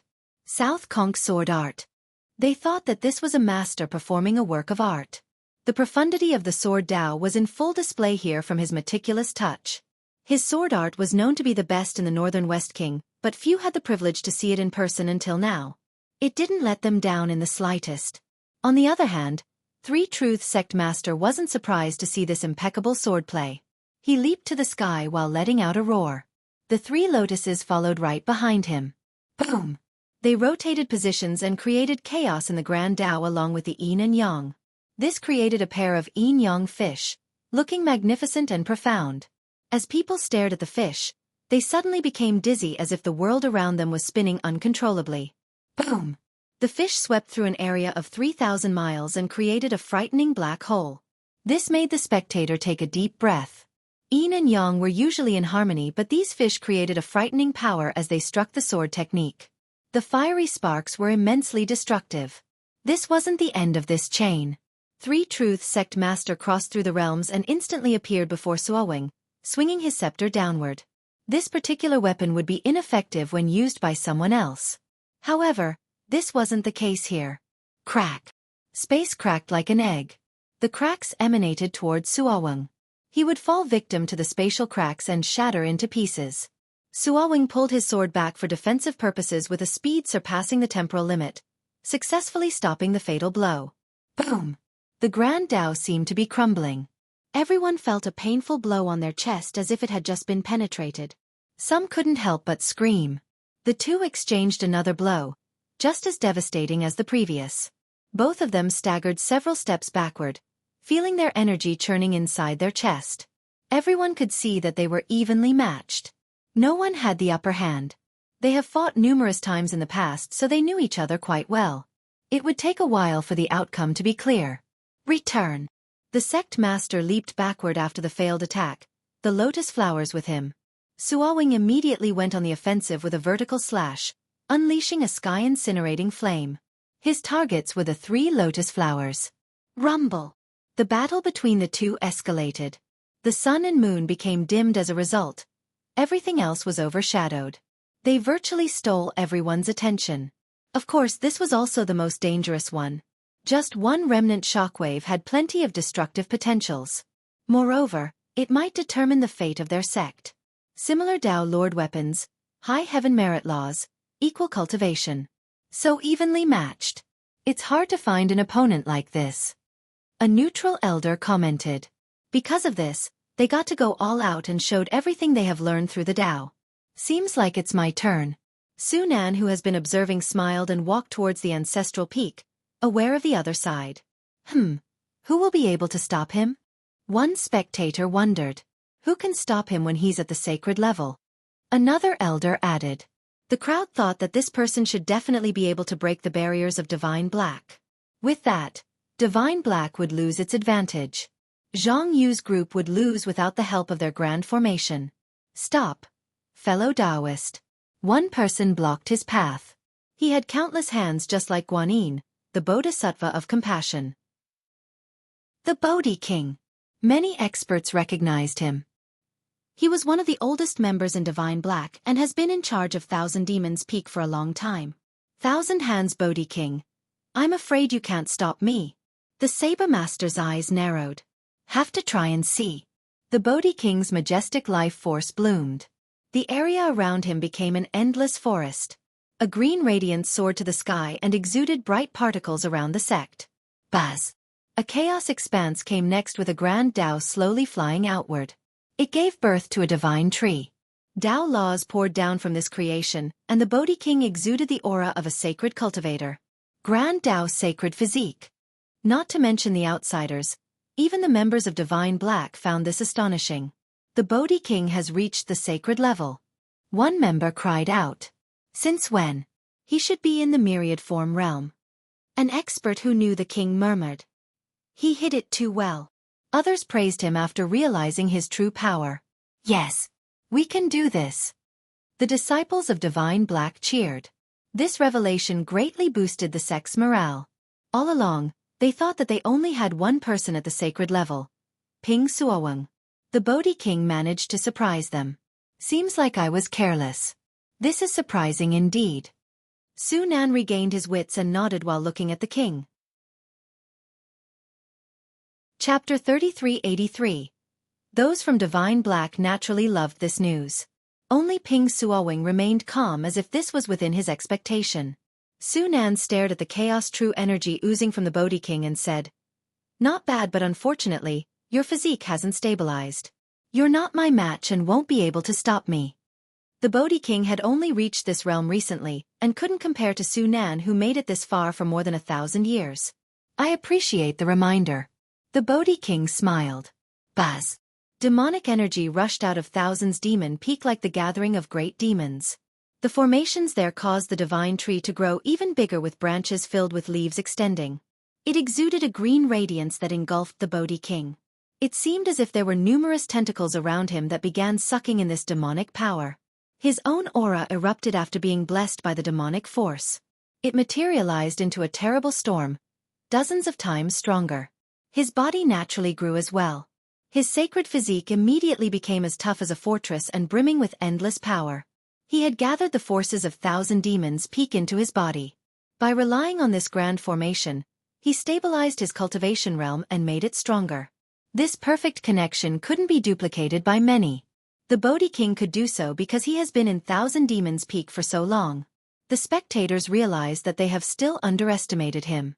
He was definitely far stronger than the other Peak Lords with the exception of Ping Xueqi. An old demon indeed with deep roots, definitely the second strongest in Divine Black. Everyone started admiring him. "How about now, Elder Su?" The Bodhi King's head was up in the firmament. His 1,000 hands moved back and forth, seemingly capable of upholding the cosmos. "It's a worthy battle now." Nan leaped into the air.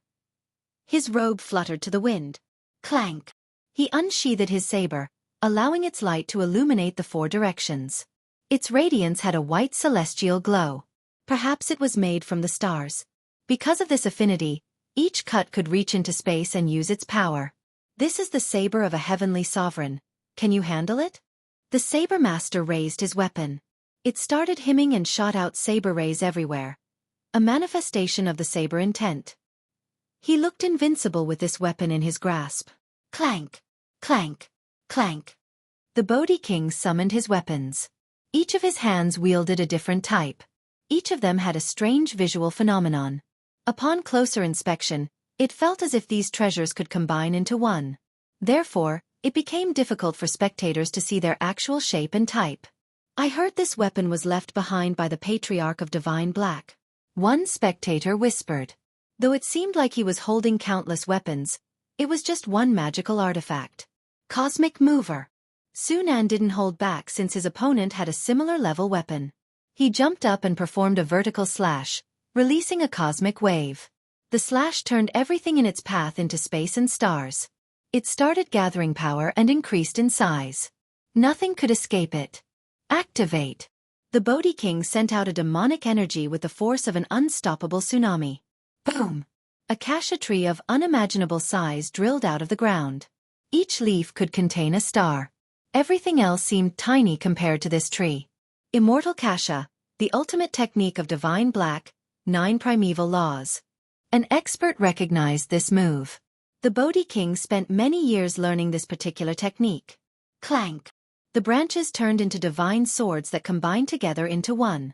It became a contest between the sword and saber. The resulting explosion blinded the crowd. Again! Nan didn't give up and unleashed another cosmic slash, ready to destroy the world. The Bodhi King showed no fear and released an ocean of swords for a direct confrontation. Rumble! Sparks came out like fireworks in the sky. This became another destructive yet even contest. This is the true power of Divine Black. 3 Truths is going all out with their army. 4 of the 7 Taoists are here too on top of another sacred level cultivator. They still can't take Divine Black down. One spectator commented. "No, Divine Black has the advantage right now." A clan elder who has been carefully observing the various battles asserted. A while later in another area, the elephant began to lose grounds against the relentless white tiger and needed to retreat. In a different location, the pagoda couldn't keep up its onslaught after depleting energy. The gigantic shield from 8 Zhang repelled it. They have the home advantage. Many spectators nodded, agreeing with the clan elder's assessment. Losing this battle will put Three Truths in a terrible position. An expert said. Not necessary, it's not over yet. One high elder remained neutral and shook his head. Looks like we need to end this fast. Suddenly, a shout could be heard by everyone. A sword arrived from the horizon, stealing everyone's attention. It suddenly split into two swords and continued forward with meteoric speed. Watch it! Both Mountain Bearer King and the Chief Elder of Divine Black became startled. Boom! Boom! One sword struck the white tiger while the other the great shield. Blood splashed out of the tiger so it faltered backward. As for the shield, blood began pouring out of the penetrated hole. People from 8 Zhong and Furious Tiger were clearly injured after this exchange. Clank! Another invincible slash interrupted the fight between Ping Suowing and Three Truths Sect Master. Boom! It nullified their current move without any trouble. Both combatants were pushed backward. Just two sword techniques completely changed the tides of the battle. So strong! Who is it? The crowd gasped in response. They looked around and saw a middle-aged man floating in the air. Chapter 3384. Maybe calling him middle-aged was an exaggeration. He still looked relatively young and in high spirits with 3 swords tied to his back. A certain sword energy resided in the middle of his brows. It seemed as if he was the sword and the sword was him. The 3 swords on his back have become a part of his body. Most would think that he was born with a deep understanding of the sword, capable of holding one in the cradle.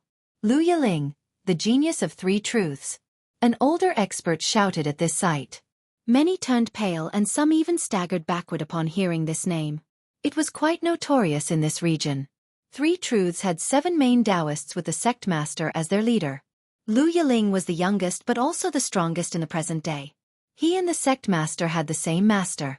This master only took Lu Yiling in as a disciple near the end of his life. Because of this, Three Truths sect master served as both a senior brother and a teacher to Yiling. The latter owed his cultivation to the sect master. His talents could be considered the top within the last 10,000 years in Three Truths.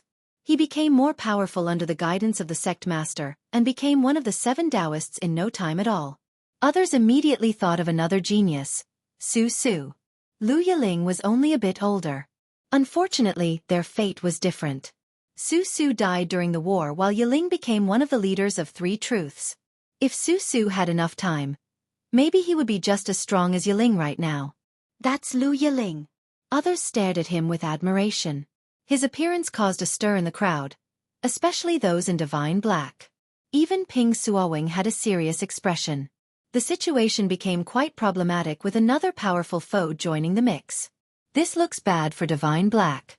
Numerous spectators thought so because Yiling earlier managed to stop both combatants. No one in Divine Black should be able to stop him, so it didn't bode well for them. Defeat seemed inevitable. Sect Master Suowing, I couldn't handle a slash of you and my senior brother helped me back then. Today, I'll fight in my senior brother's stead. Lu Yiling looked eager to fight without being arrogant. Suowing took his foe very seriously. In the past, Yiling nearly lost to a single slash and was saved by his senior brother. He was no longer the same today. His sword technique has reached a level above Suowing. You have grown indeed, fellow Taoist Lu, while we have grown older. Suowing replied. You should know that your sect has lost now that I'm here. Yiling said, if you care about your sect, surrender and hand the peak over or there will be nothing but ashes left. Yiling spoke with utmost confidence. The content was overbearing, yet it was the truth. His tone was rather civil as well. Anyone else would have been viewed as arrogant when saying the same thing. Many in Divine Black weren't willing to accept this, but none stepped up. Yiling was just too strong, even stronger than their sect master. Suowing didn't respond. Everyone stared at him with bated breath, waiting for his decision. There's no saving Divine Black, no other options. One spectator commented. Yiling was unbeatable in this battle. Both Ping Suowing and the Bodhi King couldn't take him down. That's why defeat was imminent. Thus, making the wrong decision meant sect destruction. Divine Black would be erased from the Northern West King. I appreciate your consideration. Suowing took a deep breath and said, but as long as I am around, Divine Black will still be around. I'm ready to fight to the death. I see you're still the same, so unyielding. Alas, You will find futility in your approach. Nothing can save Divine Black. Maybe not in my hands, but someone else will eventually do so. You must know this. Yiling loudly responded. He wasn't making fun of Xueqi and Divine Black. The two of them knew the current precarious situation due to the ancestral peak. I'm aware, but I'm not changing my stance. You'll have to walk over my dead body to get to the peak. Xueqi still wanted to bet on Li Qia. So be it. As you wish then. Senior brother, please back off, I will fight Sect Master Xueqi. Yiling declared. I'll make way for the more capable. Three Truth Sect Master smiled and shook his head with regrets. It's a shame, Xueqi, our lifelong rivalry will not have a conclusion after missing the opportunity today. He wasn't trying to make fun of Xueqi either, being as sincere as can be. Xueqi's defeat and death seemed certain, so they would lose their chance. This was regrettable indeed for the Sect Master. Alas, time didn't wait for anyone. He could be patient in the past but not right now. A shame indeed. Xueqi nodded in agreement. Meanwhile, the members of Divine Black naturally didn't like the solemn tone of this conversation. It sounded like one's last words, definitely ominous for the sect. Yiling moved up higher and stood face to face with Ping Xueqi. Hurry up, capture Divine Black. Meanwhile, Three Truth Sect Master gave the command. He then raised his scepter and created mountains with smoke and fog hovering around them. He swung his scepter downward and commanded the mountains to fly straight into Divine Black's crystal barrier. Boom! The entire sect quaked again, on the verge of being pushed into the ground. Crack! The move finally left a crack on the barrier, something that the drill earlier couldn't do. With this, the drill repositioned itself and focused on this weak spot, resulting in even more cracks. Again! He created more mountains and sent them down. Boom! The first crystal barrier exploded and the drill moved on to the next. Shit! The elders and disciples in charge of the Grand Formation became alarmed. Their formation would definitely break if this trend continued. Chapter 3385. The contest between the defending disciples and the drill intensified. The former roared and channeled their vitality and chaos true energy into the Grand Formation. The barriers could stop the drill but not the attacks from Three Truth Sect Master. Break! This Sect Master mercilessly sent down mountains, successfully cracking the barriers. Don't let up! The elders in charge roared, no longer holding back their affinities in order to fix the barriers. The repair was swift but the Sect Master was even faster. He performed several more attacks and destroyed another section of the barriers. This looks grim. The spectators shook their head, aware of the incoming doom. When this barrier broke down, the army would be able to invade Divine Black, leaving nothing in their path. Ping Xueqi himself became alarmed and glanced back. Fellow Taoist, I'm your opponent. Don't be distracted now or you'll die to my sword. Lu Yiling smiled. This wasn't self-serving praise, only the truth. He was considerably stronger than Xueqi. Xueqi understood this as well. He took a deep breath and calmed his Tao heart, throwing away all external matters. He needed to face this foe first. Let's begin, let me see your supreme sword art. Xueqi released his sword Tao, resulting in a clank. This Tao encompassed the entire sect. Good. Yiling's eyes lit up while watching this sword Tao. He couldn't wait any longer to test his might against a worthy foe. Everyone says that your South Conch sword art is the greatest of this generation. It is my pleasure to test it today. He unsheathed a long sword but not any of the three on his back. This one was hanging by the waist. It looked quite clear as if it was made from part of the sky. Nonetheless, it still had a murderous intent, especially against demons and evil creatures. Its aura seemed to be built on the souls of its victims. This was another Tao Lord weapon. Show me your Three Truths sword art. Xueqi spoke and immediately made his move that encompassed both offense and defense, simple yet complex. It's starting. The spectators became excited. South Conch versus Three Truths sword art. This is as good as it gets, the apex of the sword Tao. We only see a battle like this once every 10,000 years if we're lucky. An elder became emotional. Now! Yiling didn't waste time and roared. His sword also roared with him and released a true dragon slash with 3 different colors. Boom! This sword energy immediately crushed the airspace above in a dominating manner as it soared towards Xueqi. Die! Xueqi didn't relent and dragged his sword from the bottom up, creating a mountain of swords in order to seal the area, stopping all onslaught. Rumble! This still wasn't enough to stop Yiling. The three-colored dragon destroyed the sword mountain. In this split second, the energy channeled back into Yiling's sword as he struck Xueqi's blade, sending the guy flying through the air. Xueqi's internal energy churned, causing him to spit out several mouthfuls of blood. Once he stabilized, he still trembled with a pale complexion.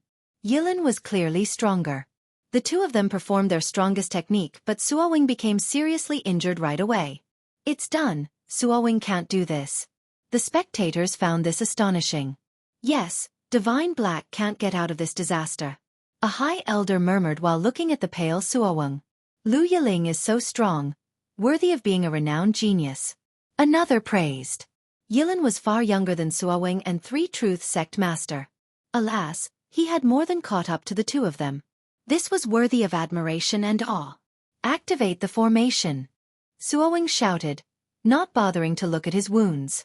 Boom! Sword energies from South Conch Peak engulfed the area in the form of a beam. A majestic sword image emerged. Its energy swept through the 9 heavens and 10 earths.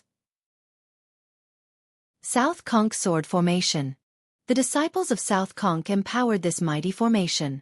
The sword image immediately fused with Xueqi. He became resplendent with sharp rays. His energy erupted along with his sword intent. All the swords in the world seemed to be heeding his summon. Clank! He disappeared from sight, replaced by a gigantic divine sword with an ancient aura. Now! He commanded. The sword unleashed a slash straight for Yiling. It crossed through 10,000 miles and severed the karmic ties, space and time. The spectators couldn't believe its power. What a move! One astonished crowd member shouted. Come! Yiling was happy to see a powerful sword technique. His three-colored energy erupted as well. Three Truth Sword Dao. He actually had 3 separate sword Dao, situated to his left, center, and right. They fused together and also formed a great sword. Clank! It immediately retaliated against the incoming slash. This one focused on weight, seemingly possessing the immensity of 3,000 worlds. This granted the slash an all-crushing force. Bam! The gigantic sword Dao struck the heavy sword Dao. The victor wasn't clear. Terrible sword energies swept outward, destroying the fabrics of reality. Brother Xueqi, your sect is doomed if this is all you got. Yiling laughed as he began using the power of the 3 swords behind him. They were still in their sheath, but their energy exuded regality and supremacy. It was as if a Dao Lord was here in person, a true master of the sword. Chapter 3386. Clank. The glint of the sword illuminated the ages and all within. They're actually patrimony weapons. The crowd became aghast since they could sense the terrible sword energy. These swords were created by 3 Truths Dao Lord as one set, comparable to the patrimony sword of South Conch Dao Lord. While still sheathed, the auras from the 3 terrorized the area, seemingly unbeatable. So many experts were in awe because it felt as if a Dao Lord was here in person. The weaker cultivators got down on the ground. Some felt the urge to prostrate. Go! Lu Yiling roared and the energies from the 3 swords immediately entered his heavy one. Boom! He seemed to be blessed by a Dao Lord and his patrimony sword. The evenly matched contest between the 2 gigantic swords ceased instantly. The heavy sword of Yiling immediately sent its opponent flying. This was the same for Xueqi. He spat out a stream of blood looking like a miniature red rainbow. No! The members of Divine Black bellowed. Their sect would be finished with Xueqi's defeat. Tree aid me! The Bodhi King who was fighting against the Saber Master immediately left his battlefield. He crossed through the sky and called for help. The immortal Kasha instantly appeared behind Xueqi along with the Bodhi King. His 1,000 hands borrowed the momentum of the land. The power of 1,000 Demons Peaks formation poured into Xueqi's body. Xueqi's internal chaotic flows stabilized with the Bodhi King's help. Next, his chaos true energy surged like a tornado. Clank! His sword rays became as bright as 10 rising suns. His gigantic sword gained tailwind and became larger, piercing upward to join the stars. Now! Xueqi roared and made his move. The sword above erupted with power and cut downward, destroying the celestials and the myriad Dao in the process. So strong, That's enough to flatten an entire sect. Many experts exclaimed. Well done. Lu Yiling was actually ecstatic to see such an amazing slash and met it with his heavy sword. Clank.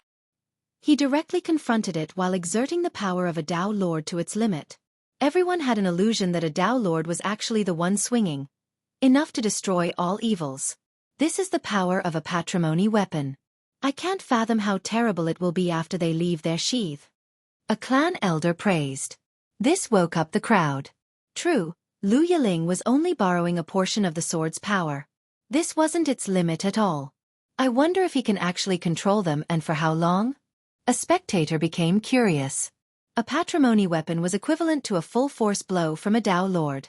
Thus, they truly wanted to see it in action. Boom! The two swords collided once more. The world turned dark as a result before being blinded by bright sparks. They came down like 1,000 meteors and horrified the spectators. Rumble! Explosions detonated continuously. The two swords once again became evenly matched after the power boosts. This might be okay for Divine Black? One spectator said after witnessing the exchange. They're unlucky facing a genius like Lu Yiling. Without him, I think Three Truths would fail for sure. Another expert said softly. Many nodded in agreement. Lu Yiling had left a deep impression on them. He was indeed a great genius. It was only a matter of time for him to become a heavenly sovereign. I shouldn't be taking a break right now. Heavenly Sabermaster smiled after losing his opponent. He didn't give chase and moved towards Divine Black instead. Over there. Some spectators noticed this. The Bodhi King and Xueqi couldn't do anything in response. They were preoccupied with Lu Yiling. Meanwhile, Three Truth Sect Master and the Drill were still attacking Divine Black. Many layers of crystal barriers have collapsed. Though the members of Divine Black did everything in order to repair the barriers, the recovery speed was slower than the destruction. Thus, it was only a matter of time before failure. Let me lend you a hand. The Sabermaster unleashed a tsunami of slashes towards the crystal barriers.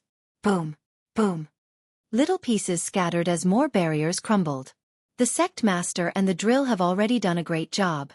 Now, with the help of another sacred cultivator, the barriers collapsed like dried branches. The power of two sacred cultivators together was enormous. Boom! The repair effort became useless at this point. The final layer exploded, signaling the end of the grand formation. The Drill instantly made it in and crushed numerous buildings. Ah! Seeing the monstrous artifact scared the hell out of the disciples. They fled back to the main peak since they couldn't stop it with their power. Rumble! The Sabermaster and Three Truth Sect Master moved towards the ancestral peak with no one daring to stand in their way. The remaining defensive lines couldn't stop two sacred cultivators.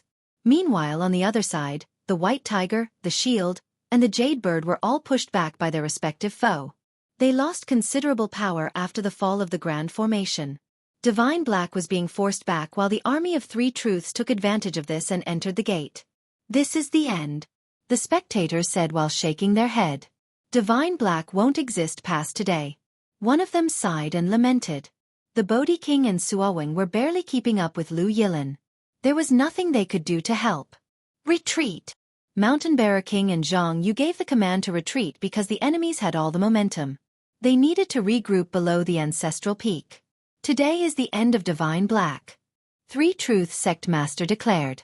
Destroy them! The army shouted before rushing towards the ancestral peak.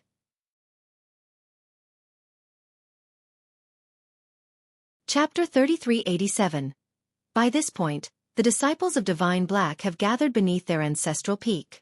They were nervous because they were about to face two sacred cultivators on top of their army. Slay them all! The great army invaded the sect. They were extremely excited because this was their best opportunity to destroy Divine Black, the best chance for them to become renowned, the way to accomplish their sect's destined goal. Rumble! The Drill opened the way, flattening both rivers and mountains. The side of Divine Black was furious. Unfortunately powerless as well. Clank! Suddenly, the ringing of a bell could be heard during this perilous moment. It caused the stars to shift and a roar emanated like the waves. It sent the army flying akin to a primordial flood. They were pushed to the sky, screaming and vomiting blood. It didn't stop there. Another ring came along with a golden dragon soaring to the sky. Rah! Its roar ruptured the enemy's eardrums. It easily smashed the leading drill into thousands of pieces. The disciples controlling it inside were sent flying, grievously injured. Bells emerged above and melodies started playing. The ones from Divine Black were too familiar with them. These were the bells used during the important examinations. What's going on? They didn't expect this shocking development at all. The spirit of their patriarch is helping them? The spectating experts felt the same confusion with their eyes wide open. How boring. I have to do this myself against my merciful nature. A lazy voice sounded. Everyone noticed a youth laying on a carriage. The young master. He'll save us. The disciples of Divine Black were jubilated. The golden dragon taking care of the army completely astounded the spectators. Their jaw dropped to the ground. Who is he? They didn't recognize Xueqi. Since when did Divine Black have such a monstrous cultivator? Ping Xueqi and the Bodhi King finally heaved a sigh of relief, especially the former. He thought that he had won the gamble. Making the wrong choice would have turned him into an eternal sinner for Divine Black. Taking so long against these foes? Nonsense. Xueqi stretched before giving the command. Go. Rah! The golden dragon leaped to the sky and unleashed another attack. Boom! The area outside of Divine Black was decimated. The fight between Lu Yiling and the other two had to stop since they were all sent flying. Ping Xueqi and the Bodhi King exchanged glances then returned to the sect. Okay, go take a break. Leave it to me. Xueqi waved his sleeve. Thank you, young master. The two bowed before retreating to the ancestral peak. Young master. The spectators' confusion grew after hearing the greeting. One was the sect master while the other was a peak lord.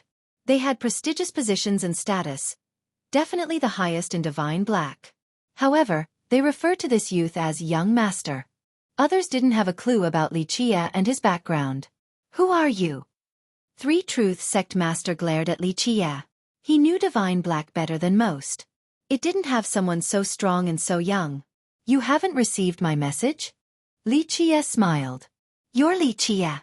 The sect master stared at Xueqi with astonishment. Yes, he had received the messages from the survivors, but he didn't expect a third-generation disciple to be so capable. He assumed that the death of Lu Menglong and Elder Fu had something to do with Ping Xueqi. According to the details, Xueqi's sword Dao should have been involved. This third-generation disciple was used as a decoy. This no longer seemed the case. The guy named Xueqi was truly the culprit. But then, how could a bronze tendon cultivator be so strong? The spectators stared at each other.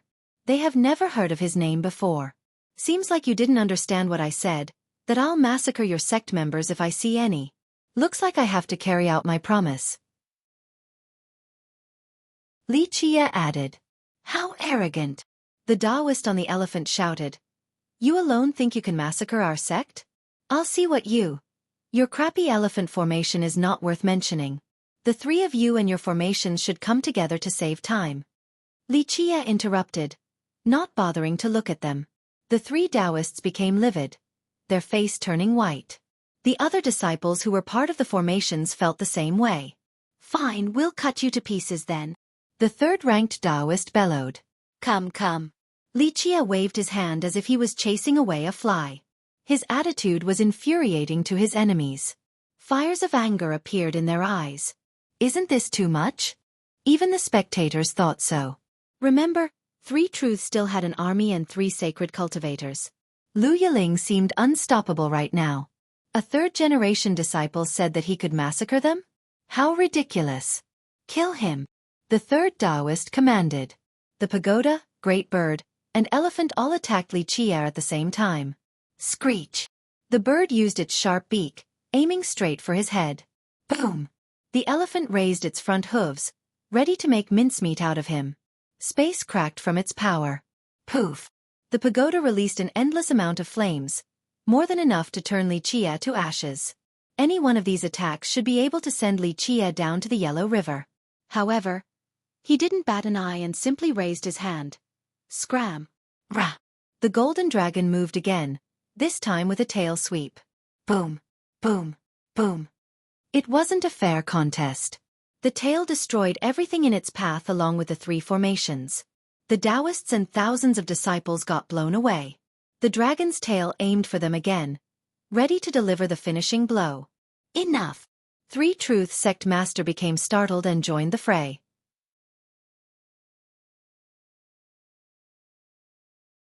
Chapter 3388. Clank.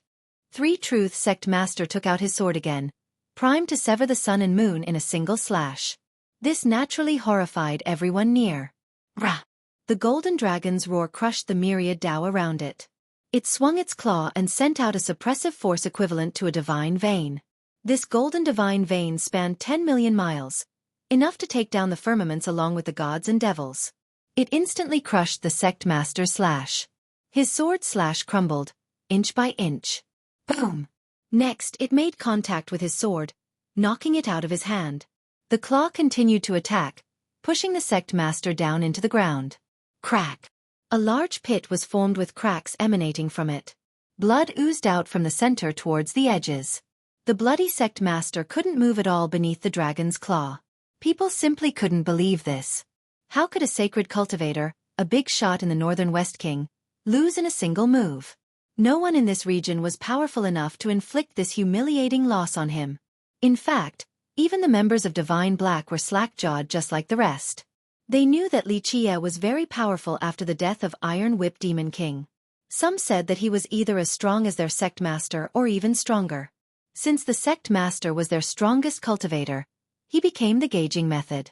However, all saw how Li Qie used one move to crush Three Truth Sect Master as if he was nothing more than an ant. He had no chance of reversing the tide. This meant that Ping Suowing would lose in the same manner against Li Qie. Thus, the members of Divine Black were shaken. They themselves were ants too before him. Ping Suowing was mentally prepared for something like this. Alas, the unfolding of reality still overwhelmed him. His lifelong rival lost utterly, a testament to Li Qie's terrifying might. At least he made the right choice in the past. Just one wrong move and the sect might have been destroyed by Li Qie. By this point, he could already see the fate of Three Truths. His sect didn't even need to do anything to help. Yes. The members of Divine Black calmed down and started cheering. Sect Master. On the other side, the ones from Three Truths bellowed in astonishment. They needed to do everything possible in order to save their sect master.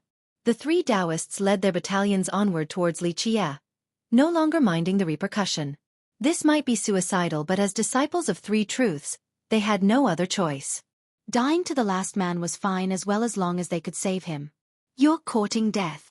Li Qie smiled at the army rushing towards him. Rah! The dragon performed a tail sweep that robbed the light from the world. It was as if the sky vault was falling down in an apocalyptic manner. The desperate members of Three Truths marched onward. Alas, this seemed rather futile. There would be nothing left of them soon enough. Retreat! Lu Yiling shouted and made his move. Clank! Clank! Clank! Three sword hymns echoed across the realms. Images of the three swords behind his back emerged. Everyone became frozen by the presence of this majestic sword Tao. Nothing could hope to reach its height. It was capable of splitting a new world into existence. The images started circling and reversing the natural orders. They turned into a shield that can stop all offense. Boom! The tail struck the shield instead of the army. Terrible shockwaves destroyed the nearby mountain ranges. Though he saved his fellow disciples, he didn't feel good at all. He staggered backward, as red as can be due to the chaotic flow of his internal energy. It took a while before he managed to stabilize. Everyone took a deep breath at this sight. They knew that this genius was far stronger than Ping Suowing and his senior brother. Moreover, he used the power of the patrimony swords. Alas, the tail still had the upper hand in that previous exchange. He probably didn't have what it takes to actually fight against the Golden Dragon. It's over. Suowing concluded. The Divine Black disciples clenched their fists in jubilation. This exceeded their imagination. Lu Yiling intimidated them earlier with his incredible moves. Now, he didn't seem to be that special when dealing with Li Qie. Li Qie's status soared again in the heart of these members, becoming peerless. What kind of monster is he? The spectators were in awe. It was miraculous for a bronze tendon cultivator to be so strong.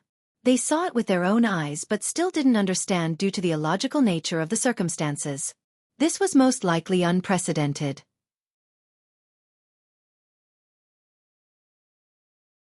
Chapter 3389. May I ask who you are? This is quite an oversight on our part. Lu Yiling took a deep breath and cupped his fist towards Li Qie. Just an insignificant, ordinary disciple in divine black. Li Qie stretched and casually said. Everyone was at a loss for words, nearly becoming embarrassed. The guy was powerful enough to stomp a sect master, yet he called himself a mere disciple? What were they? What was inferior to insignificant? Some of the prideful cultivators didn't know what to do outside of wanting to jump into a pit to hide. Lu Yiling himself had nothing to say. This Li Qie came out of nowhere and was simply too powerful, suffocating all of his foes. The worst part was that he couldn't see through the guy at all. There was no impression of such a being in his mind. He confirmed Li Qie's cultivation. This wasn't faked at all, hence the confusion due to the disparity with actual power. Putting aside Li Qie's special case, someone this powerful couldn't gain these abilities overnight. The greatest geniuses required a long path before reaching this level. However, none of them has heard of Li Qie before. The guy seemingly appeared out of thin air. He had a good grasp on the region since he traveled extensively during his youth. He still never heard of Li Qie before. Everyone was racking their brains trying to figure this out, not just Yiling. Maybe he's protected and blessed by the ancestors of Divine Black? That's why he can control their remnant powers while inside Divine Black. One person eventually speculated. Perhaps, Divine Black did have exceptional masters in the past. Most agreed that this was the most plausible explanation. Not to mention their patriarch, just South Conch Dao Lord alone was immensely powerful. They also had plenty of other experts. Their remnant powers should be able to grant Li Qie devilish abilities. Ying focused up and stopped thinking. He needed to pick the right choice given the precarious situation. Our sect was ignorant and foolish for offending Divine Black, unaware of the immensity of heaven and earth. Yiling bowed deeply towards Li Qie and apologized. We have lost today and will accept the consequences. We'll withdraw while making up for the losses suffered by your sect. Would that be all right? His surrender naturally took the crowd by surprise since it happened too quickly. Only a few people like Ping Suowing nodded approvingly, praising Yiling's wise choice. He was both decisive and insightful, able to give up after seeing a clear loss. The conditions were generous as well. However, from another point of view, it wasn't good for Divine Black when Three Truths had such a capable leader. Impressive. The elders of the other sects quietly praised. Being flexible was a virtue in their mind. Moreover, Yiling was conceding for the sake of his sect, not for personal reasons. He didn't put his honor and reputation above the greater good. Life isn't that easy. Li Qie shook his head. Yiling froze after hearing this. He took a deep breath and continued. Sir, we are willing to compensate for today. Any demands are on the table. He made it clear that his sect would agree to any clause regardless of how unfair they were. This was considered disgraceful for most. They wouldn't accept this ceasefire clause. Can Yiling do this? Some spectators wondered. A few shook their head, thinking that the rest of Three Truths wouldn't agree to the ridiculous conditions. Don't do it. An elder of Three Truths shouted. Don't worry about me, just leave, take as many as possible. Three Truths sect master shouted as well. Alas, Yiling was unmoved by their shouts and maintained his course. He could tell that escaping was impossible without Li Qie's permission. You are both smart and insightful, flexible too, all marks of a hero. Li Qie stared at him and smiled. Very rare to meet someone like this. I'm currently in a good mood and will be merciful. You may leave, others will stay. All eyes were on Yiling. This might be his best chance to leave unscathed. If you are willing, sir, I'm willing to stay so that they can leave. Yiling pondered for a bit before replying. Unwise, wasting my praise earlier. Li Qie chuckled. I appreciate your kind words. Yiling sighed, but as a disciple of Three Truths, I can't only worry about myself and abandon others. This decision earned him the respect of the spectators. A true man with a strong heart. Even the ones from Divine Black felt respect for their enemy. Very well. Let's see what you can do then. You'll be an experiment. Li Qie said. The crowd took a deep breath. Someone as strong as Yiling could only be an experiment, not an actual foe? A firefly can't compete with the bright moon. Yiling put on a solemn expression. Nonetheless, we have no choice but to struggle against death regardless of the futility. Interesting. Fine, in order to show respect, I shall use a weapon against you. Li Qie chuckled and raised his hand. Clank. A sword hymn forced all other swords to him in response. A ray flew out of South Conch Peak. Li Qie had a sword in his hand now before the crowd could react. It was luminous and peerless while exuding a supreme divinity akin to a Tao Lord being here in person.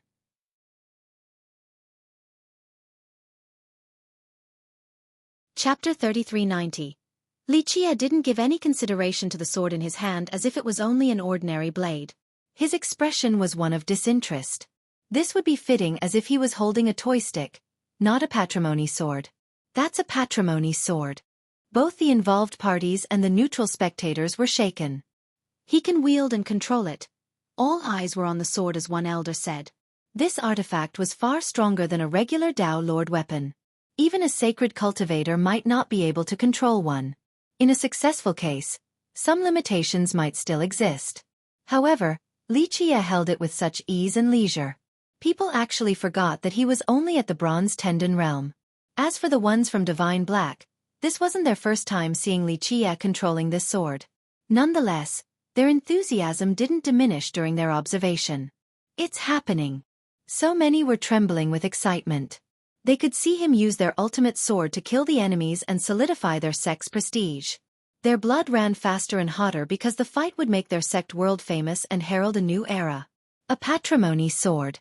Lu Yiling's expression became serious right away. His suspicion has, unfortunately, come true. He had his own patrimony swords and knew of its power. The pressure became greater. Li Qie's own power was already unfathomable, so he was relying on having the weapon advantage. Maybe he had a chance of survival by using them. Now, his last spark of hope was extinguished. This made him palpitate. You need to run as far as possible. 3 truths will be there as long as you survive. 3 truths sect master beseeched, realizing that Lu Yiling couldn't do anything. Both of them had the same level of weapons now. This was hopeless. Thus, he only wanted Lu Yiling to leave this place alive. He had the biggest chance for success out of them all. That's why he hoped Yiling would start escaping. He would be the last seed of their sect. Thank you, senior brother. Yiling shook his head. I seek the peace of mind, so I would rather die in battle today instead of escaping and abandoning you who treats me better than anyone. This won some sympathy from the crowd. Although these two were technically martial brothers, the sect master served as his master. Their relationship was deep. Yiling wouldn't abandon him or the rest of 3 truths. Some would consider this foolish. Others would praise him for being virtuous. As for Yiling, he himself said that this would give him peace of mind. Show me what you can do with your patrimony swords. Li Qie smiled. Very well. Yiling took a deep breath and threw away unnecessary thoughts. He knew that this next attack would decide his fate along with the sect. Clank. The heavy sword let out along him. The 3 swords behind him floated up into the air, slowly leaving their sheath. The hue from the glints of the 3 swords was different. They were pure and resplendent, reaching the limit of these colors. No, this wasn't limited to just being a color anymore. It has transcended to an art form. The aura of a Tao Lord naturally erupted like a storm. Many experts couldn't keep their eyes open and were forced far away from Divine Black. They eventually floated around Lu Yiling and let out 3 hymns from left to right and from shallow to deep. Each hymn acted as a step or a character, ready to display a grand Tao. 3 truth swords, a full set consisting of heaven, earth, and man. An expert from the last generation said. Everyone stared at the floating swords with bated breath. The ones from 3 truths were even more nervous since they knew their lives were in Lu Yiling's hands. Patrimony swords, 3 truths versus Divine Black. This is their biggest fight in history. An old cultivator said. These 2 sects have fought for generations, but they have never resorted to using these weapons until now. It would definitely determine their future. Our patriarch, 3 truths Tao Lord left these swords behind. Truth of the heaven, truth of the earth, and truth of men. They are the most powerful weapons in our sect, worthy of fighting against you. Lu Yiling introduced the 3. They're fine swords. You may start. Li Jie smiled and said. His attitude made others smile wryly, but no one considered him to be arrogant. This was how it should be even when he was facing a genius like Lu Yiling. The two had a stark contrast in attitude. Li Jie held his sword as if he was holding a random stick. On the other hand, Lu Yiling looked as solemn and dignified as can be while controlling the three swords. The final battle between Divine Black and Three Truths. The spectators became serious as well. Leave right after I make my move, Yiling told the three Taoists. They became emotional after hearing this, realizing that he wanted to buy time so that they could run. What about Y-? One of them murmured, enough. Yiling waved his hand and interrupted the guy.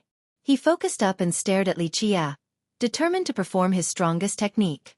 The actual members of Three Truths were willing to die with him. Alas, the Taoists knew that they would die in vain. Your future would have been magnificent, but unfortunately, you've joined the wrong sect. Li Jie smiled. Not true. Yiling solemnly said, the sect made me who I am. This is all worth it. A good man indeed, grateful and selfless. I will perform 3 moves. Survive and you may leave. Li Jie nodded approvingly.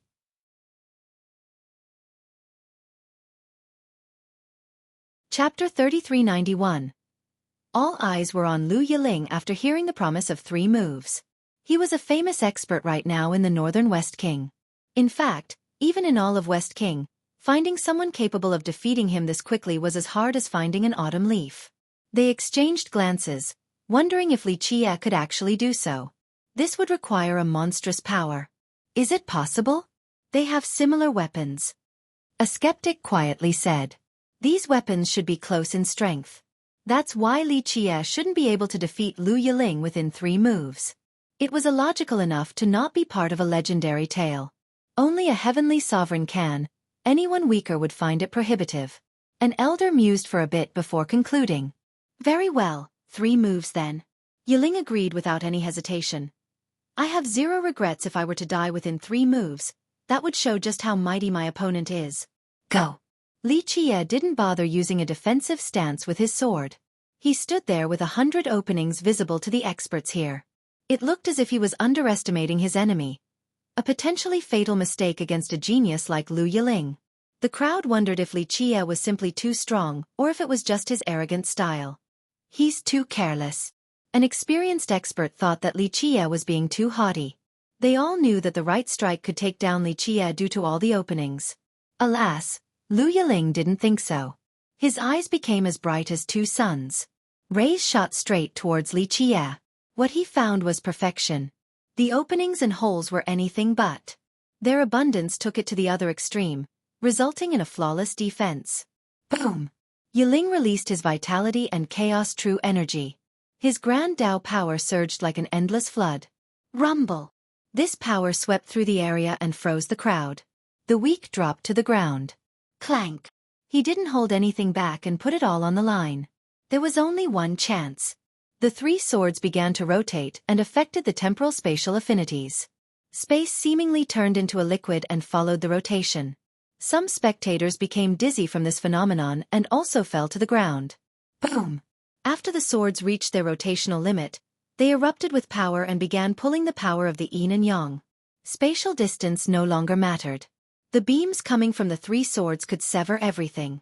It was as if a Tao Lord was performing this move in person, enough to crush 8 Desolaces and the reincarnation cycle.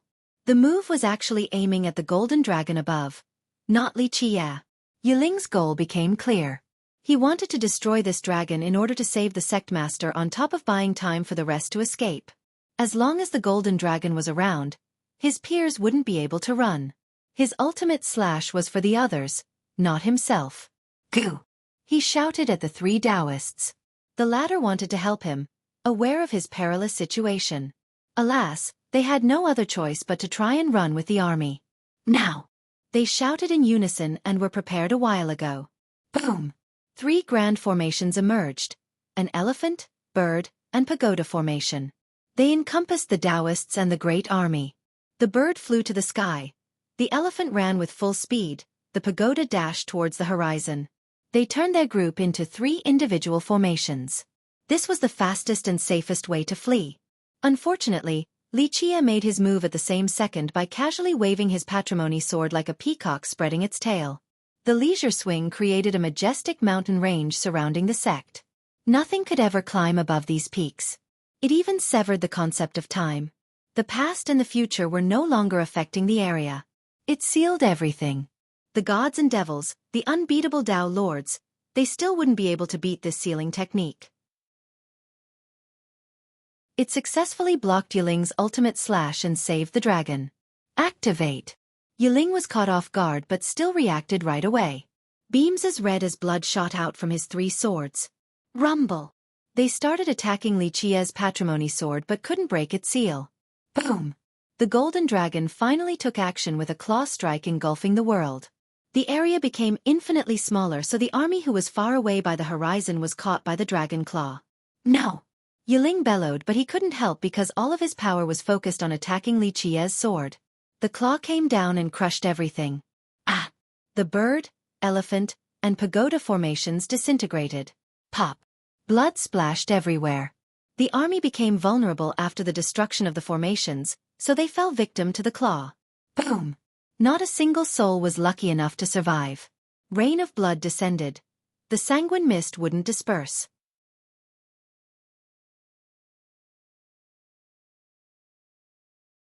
Chapter 3392.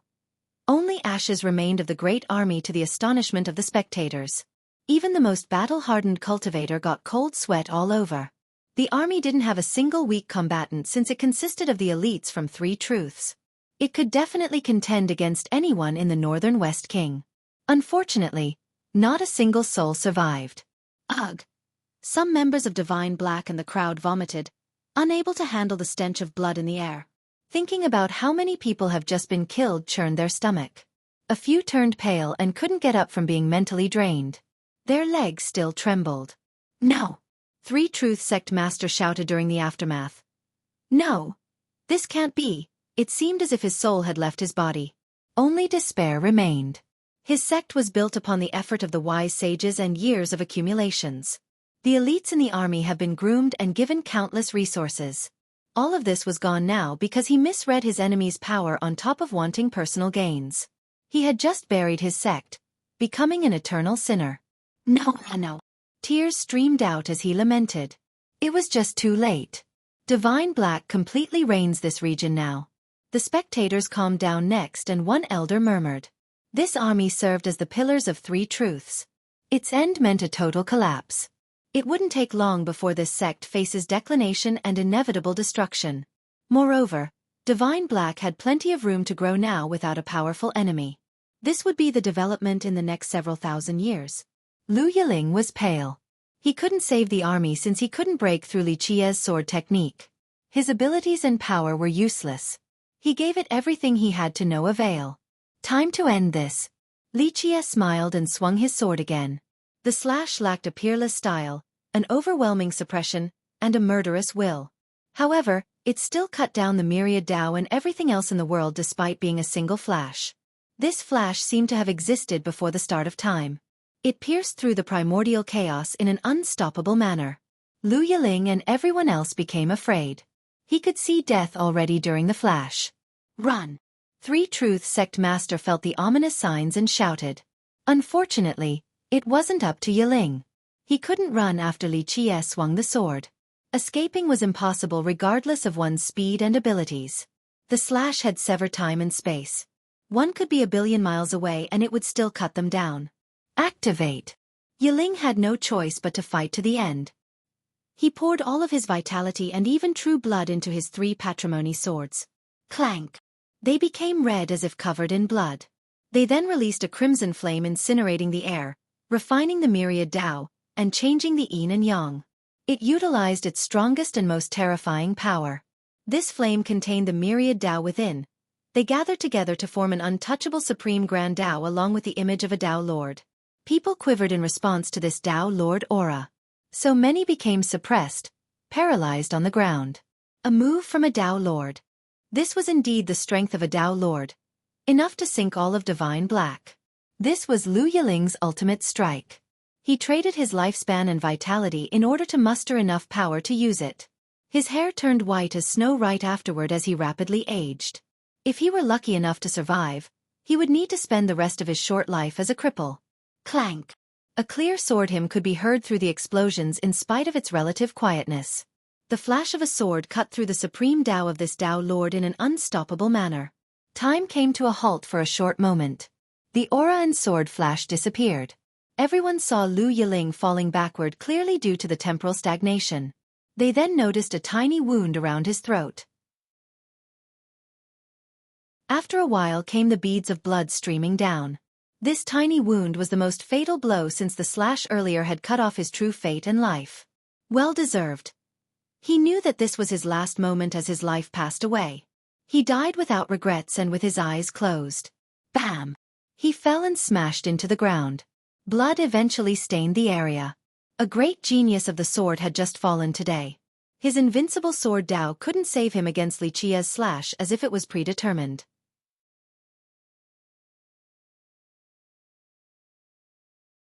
Chapter 3393.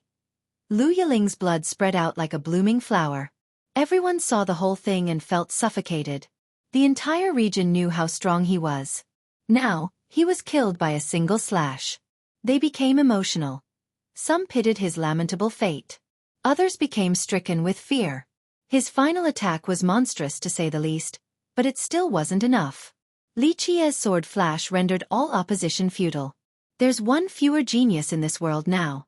A spectator wrung his wrist then said. Lu Yiling from now on would be remembered as a heroic man. His previous enemies had a newfound respect for him. A while later, once the crowd calmed down, they stared at Li Qia with nothing but admiration and fear in their eyes. Most lowered their head, no longer daring to look at him in the eyes. He simply stood there without exuding any aura.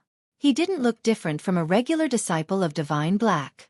Alas, this leisure style of his seemed invincible in the eyes of others. No one dared to cause trouble in front of him any longer. At the same time, the members of Divine Black were on their knees, thousands of them. The scene fell into silence due to the permeating fear. No. Only one person was speaking, the sect master of Three Truths. He couldn't move beneath the claw of the golden dragon. Alas, he preferred to be dead right now after seeing Lu Yiling's outcome. Pain and despair took over. He taught Lu Yiling ever since the youth joined Three Truths. It wouldn't be an exaggeration to say that he alone brought Yiling to the current height.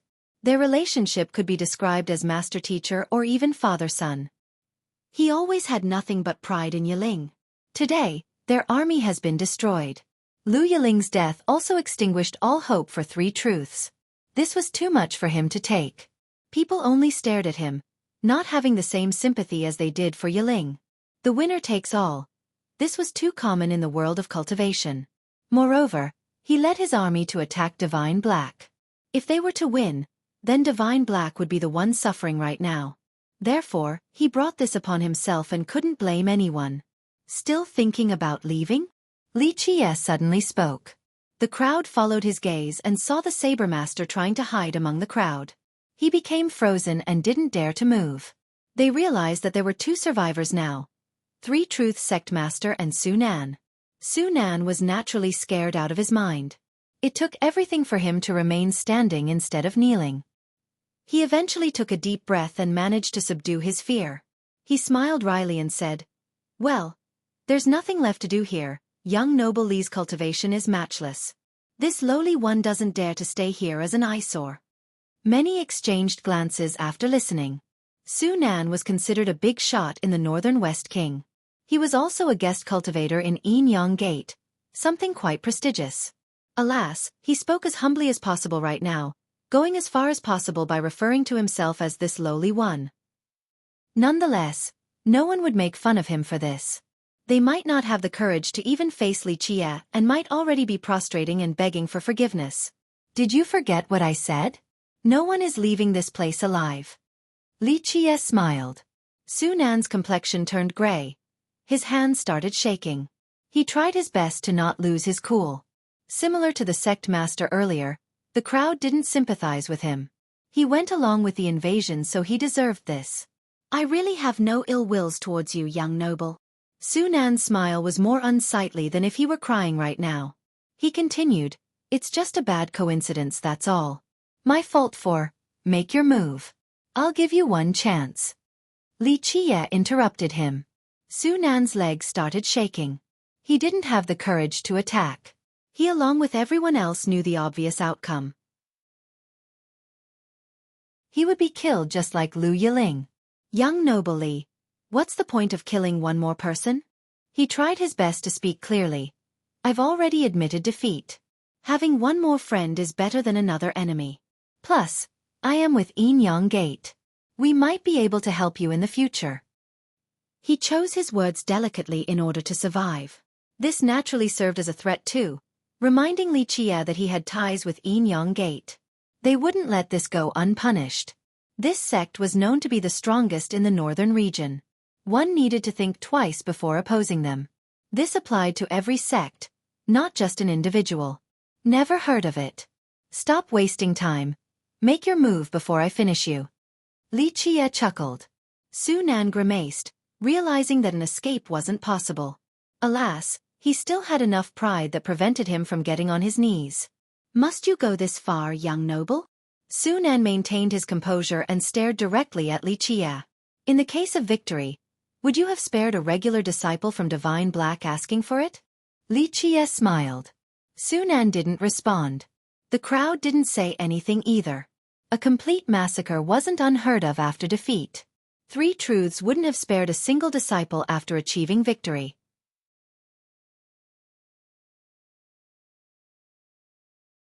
Chapter 3394. The Sabermaster displayed fear despite being the focus of attention. He truly wanted to start begging because this was human nature during a perilous crossroad. However, he was famous and held a prestigious position. His status and personal pride prevented him from doing so. He eventually chose to unsheath his saber, albeit slowly and without confidence. Clank! The blade and the sheath scraped on each other and released a long sound. During this process, he felt his time and life passing away in an ephemeral manner. "I have no choice but to risk it all since you have pushed me to the edge, young noble." The Sabermaster did everything he could to enunciate clearly and without any shakiness. His hands grasping the hilt naturally trembled, hence the need for him to clench tighter. All eyes were on him. Of course, the spectators knew that it didn't matter whether he fought or not. Struggling wouldn't change anything. Nonetheless, no one would just sit idly by before death without attempting to resist. "Go for it," Li Qiye leisurely said. "Die." The Sabermaster roared as loud as humanly possible in order to chase away his fear while letting out his rage. The roar chased the clouds away, revealing a blue sky. Clank! The saber slash poured down like a river of stars and immediately permeated across the area. It had an effect chilling enough to reach the bones. This pain resembled having a knife scraping on one's bones. This was Sunan's apex attack, quite formidable. Most would sigh in awe after seeing it. He was mighty indeed, hence his position at Enyang Gate. Li Qiye also made his move in the next second, casually thrusting forward and aiming for the master's neck. This move of his seemed weaker compared to the ferocious slash, whether it be in terms of profundity and momentum. However, the flash also stopped everything again. The Sabermaster's gigantic slash and the river of stars pouring down disappeared. Sunan's eyes suddenly widened. Muffled noises came from his mouth as if he was trying to scream but nothing would come out. One drop of blood seeped out of his throat, looking gorgeous like a ruby reflecting the sunlight. Clank! His saber fell to the ground. Bam! He was next, causing dust to scatter everywhere. Blood finally streamed out of the wound after the dust settled. His eyes were still wide open since he didn't accept this death. Everyone became nervous despite expecting this result. A hush fell upon the scene since Sunan couldn't stop a single sword thrust from Li Qiye. He had ample time to use his strongest slash, but this wasn't enough. Then who else could actually stop Li Qiye? Definitely not anyone here. They would die just like ants before Li Qiye. The atmosphere took a while to loosen. The only survivor was 3 Truth Sect Master who was still stuck beneath the Golden Dragon. This cultivator was renowned and prestigious with few peers in the region. He was ashen by this point, having lost all hope. The only desire he had left was dying. This was obvious to all spectators. Death was salvation. Surviving like this meant reliving the nightmares over and over again. Truly a torturous fate. Ping Suowing himself sighed emotionally after seeing the teary old man. They have been enemies for so long and fought numerous times. Through this, they gained a deep understanding of each other. Of course, he wouldn't beseech Li Qiye on the guy's behalf because he knew that his sect wouldn't have been shown mercy. Kill me so I can go keep them company. Three Truths sect master murmured. There was no way for him to make up for his mistakes. He could only accompany the rest of his sect down in the Yellow River now. As you wish. Li Qiye smiled and waved his hand. Pop. The golden dragon stomped down and reduced the sect master to a bloody mist scattering to the wind. A sect master had just ended without a grave, a rather sad fate. Meanwhile, the audience had a hard time taking in the events today. Three Truths came prepared and lived up to their power, determined to take down Divine Black. Many thought that they would have succeeded too. No one expected Li Qiye to handle the problems alone and massacred the enemies. The whole thing seemed like a legend. Young master, you're forever invincible. The members of Divine Black regained their wits and immediately showed their respect by getting on their knees. Their chants echoed across the area. Many had tears streaming down as they bowed. They were ready to die earlier, but Li Qiye managed to save them. Even the return of their patriarch or Tao Lord won't be more than this. One spectator said. Some realized that Li Qiye's status in Divine Black has become comparable to the sect's founder and South Conk Tao Lord. Li Qiye only glanced briefly at them before returning to his room. The rest maintained their pose for a long time before standing up. The sun's back. One of them happily shouted. We're still alive. The anxiety was finally gone since nothing was left of their enemies. They would never forget about today. These territories will need to be redrawn soon. Meanwhile, a spectator concluded with a sigh. They were sure that more areas would be under the jurisdiction of Divine Black. They needed to prepare for it. Watch what you're saying, his friend said, still afraid of Li Qiye's power.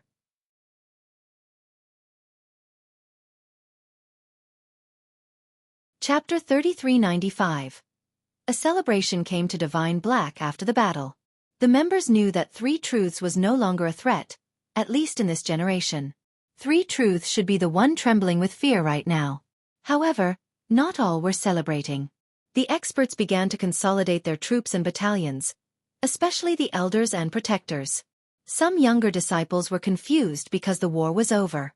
Nonetheless, the stronger ones realized that they needed to be in their peak state, always ready to mobilize. Meanwhile, the neighbors of Divine Black were on guard. They kept a keen eye on its movement while feeling as if they were walking on thin ice. The military drills of the sect didn't help this issue either. These neighbors thought that something bad was coming during these sensitive times. The previous battle ended with Three Truths' main army decimated. They lost 5 Taoists out of the 7, including the genius Lu Yiling. Thus, they lost their elites and have become a headless snake. Three Truths wouldn't be able to muster up a fight. If Divine Black were to attack right now, Three Truths would definitely turn to ashes. None would criticize Divine Black for wanting to attack. After all, Three Truths took the initiative. This was justified retaliation. However, the end of Three Truths would herald supremacy for its foe. The entire region would be an item in Divine Black's pocket. Without a powerful foe to hold them back, an expansion might be the next goal. The borders and immediate neighbors were the most likely targets. That's why the smaller sects nearby became nervous, afraid that the flames of war might come for them next. They had 2 choices in the future. Either becoming tributes or risking destruction. Li Qiye didn't care for any of this. No one in the sect came to bother him either. Most stayed far away from his peak. Those crossing by would try to keep their pace as quiet as possible, not wanting to disturb his peace. Some even bowed whenever they got close. Today, Ping Suowing came for an audience. After seeing Li Qiye, he got on his knees for a full ceremony. The sect master of Divine Black was acting like a regular disciple before Li Qiye. The latter lazily lay in his chair like always with Gong Qianyue serving him some tea. Ping Suowing expressed his gratitude since Li Qiye saved Divine Black, and that they would never forget about this. Li Qiye was currently a member of Divine Black, but Suowing knew that he wouldn't stay around much longer. This visit was only a touch of fate. You're not here only to thank me, right? Li Qiye chuckled. Xueqing's expression became awkward. He hesitated for a bit before speaking. Young master, 3 truths have crossed the line and our disciples are furious. They can't forget about this transgression. Stop walking in circles. You want to attack 3 truths. Just say that. Li Qie interrupted him with a hand wave. Xueqing's face turned slightly red. He coughed and said, "It's not that we're trying to kick a horse while it's down. The disciples just think that this is a godsend opportunity." Sure. Li Qie nodded. Mobilize and take them down. All of their territories will belong to Divine Black. This region is yours. I haven't thought about that. Xueqing's expression seemed unnatural. In reality, both he and the elders harbored such ideas. This was rather understandable. 3 Truths was at its weakest while Divine Black's morale was at an all-time high. Why would they wait now? As for the territories afterward, that could be debated after the victory. This determines the course of Divine Black and its future. It is your responsibility along with the others. Talk to them about it, not me. Li Qie shook his head. I am only passing by and simply decided to fight once. You all are the ones to take charge of Divine Black. Don't worry about me. Xueqing understood, realizing Li Qie's intention. The guy had done enough for Divine Black anyway. I'm worrying about the ancestral peak. He eventually brought another issue up. In reality, he had already made up his mind about the retaliation and future territory issues. However, the matter of the ancestral peak still plagued him. Once this secret became known, Divine Black would become everyone's enemy. At that point, not to mention attacking 3 Truths, they might have a hard time defending their sect. That's why they were preparing for war. This wasn't for the sake of attacking 3 Truths but only to be ready for the worst. More powerful sects might be coming. For example, Enyang Gate. Enyang Gate might be far away to the south, but if it truly wanted to, it could still create a high-level portal to mobilize quickly. Xueqing worried about this possibility the most. Everything would be fine as long as Li Qie was around. However, how could a shallow pond hold a true dragon? Forget about the ancestral peak. It'll be concluded in 2 days. Li Qie said. Xueqing didn't expect this, but at least everything should be fine now. He became excited and asked for confirmation. Really? Li Qie didn't answer. He took a deep breath and bowed, feeling far better than before. Thank you, young master. It's time for me to leave. Li Qie accepted the gesture and brought up something else. Xueqing expected this, just not this early. He stood there at a loss for words.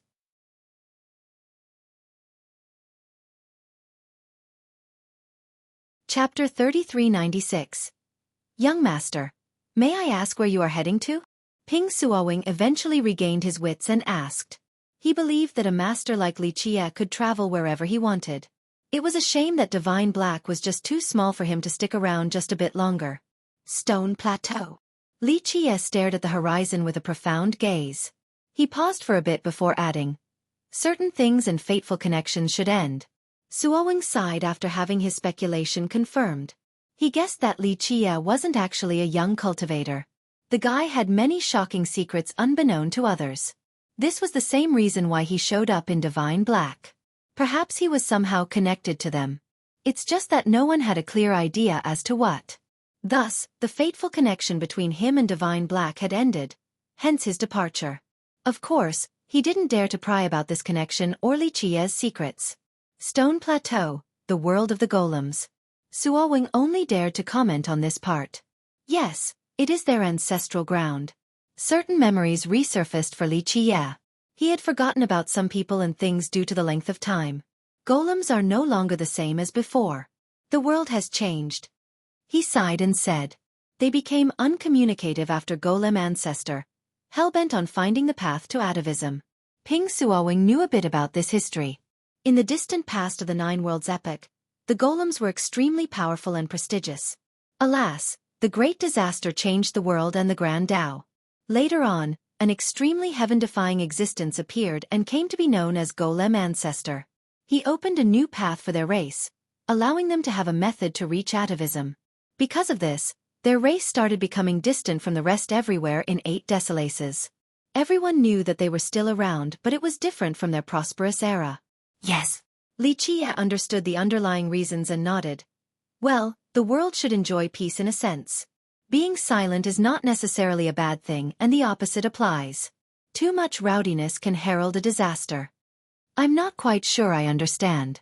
Are you saying that prosperity can be a source of disaster? Xueqi hesitated, thinking that he misunderstood Li Qie's point. Prosperity is usually viewed from a shallow perspective by most. A few things aren't clear within a generation or two. And being reclusive doesn't mean declination either. It's just a changing of attitude and method to survive in this world, one with safety and the future in mind. Li Qie stared at Xueqi and answered. I see. Xueqi pondered quietly and agreed. As a sect master, he was aware of many things. After the golems' period of isolation, it became hard to see golems in 8 decimalaces. It seemed that their population was dwindling even at their ancestral ground.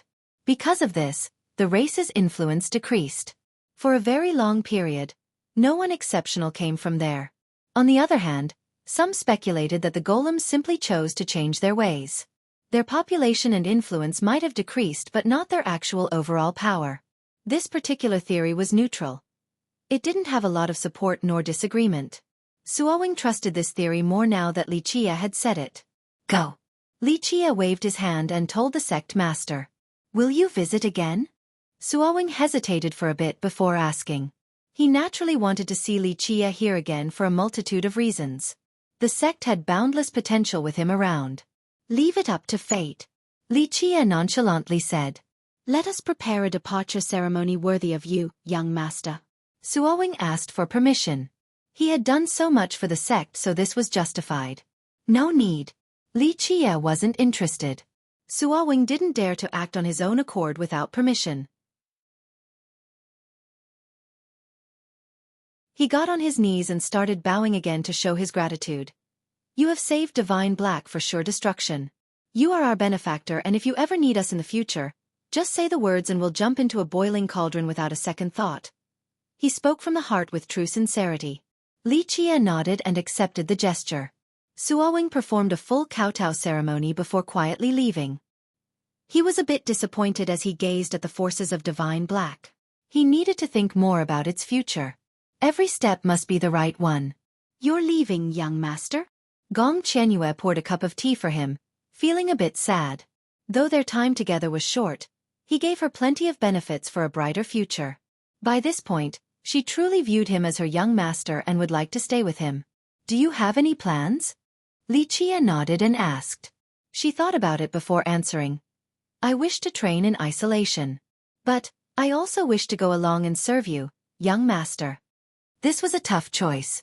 She wanted to focus on cultivation in order to reach a greater height, but it wouldn't be bad to follow him either. It's a good plan. I'm only a passerby, like a lonely goose on the horizon that comes and goes, so you can't travel with me. You have good talents and a firm Dao heart, thus an isolated training session will be very beneficial. Reaching the peak is a possibility. He encouraged her. I understand, she said softly. I wonder how far I'll go on the long path.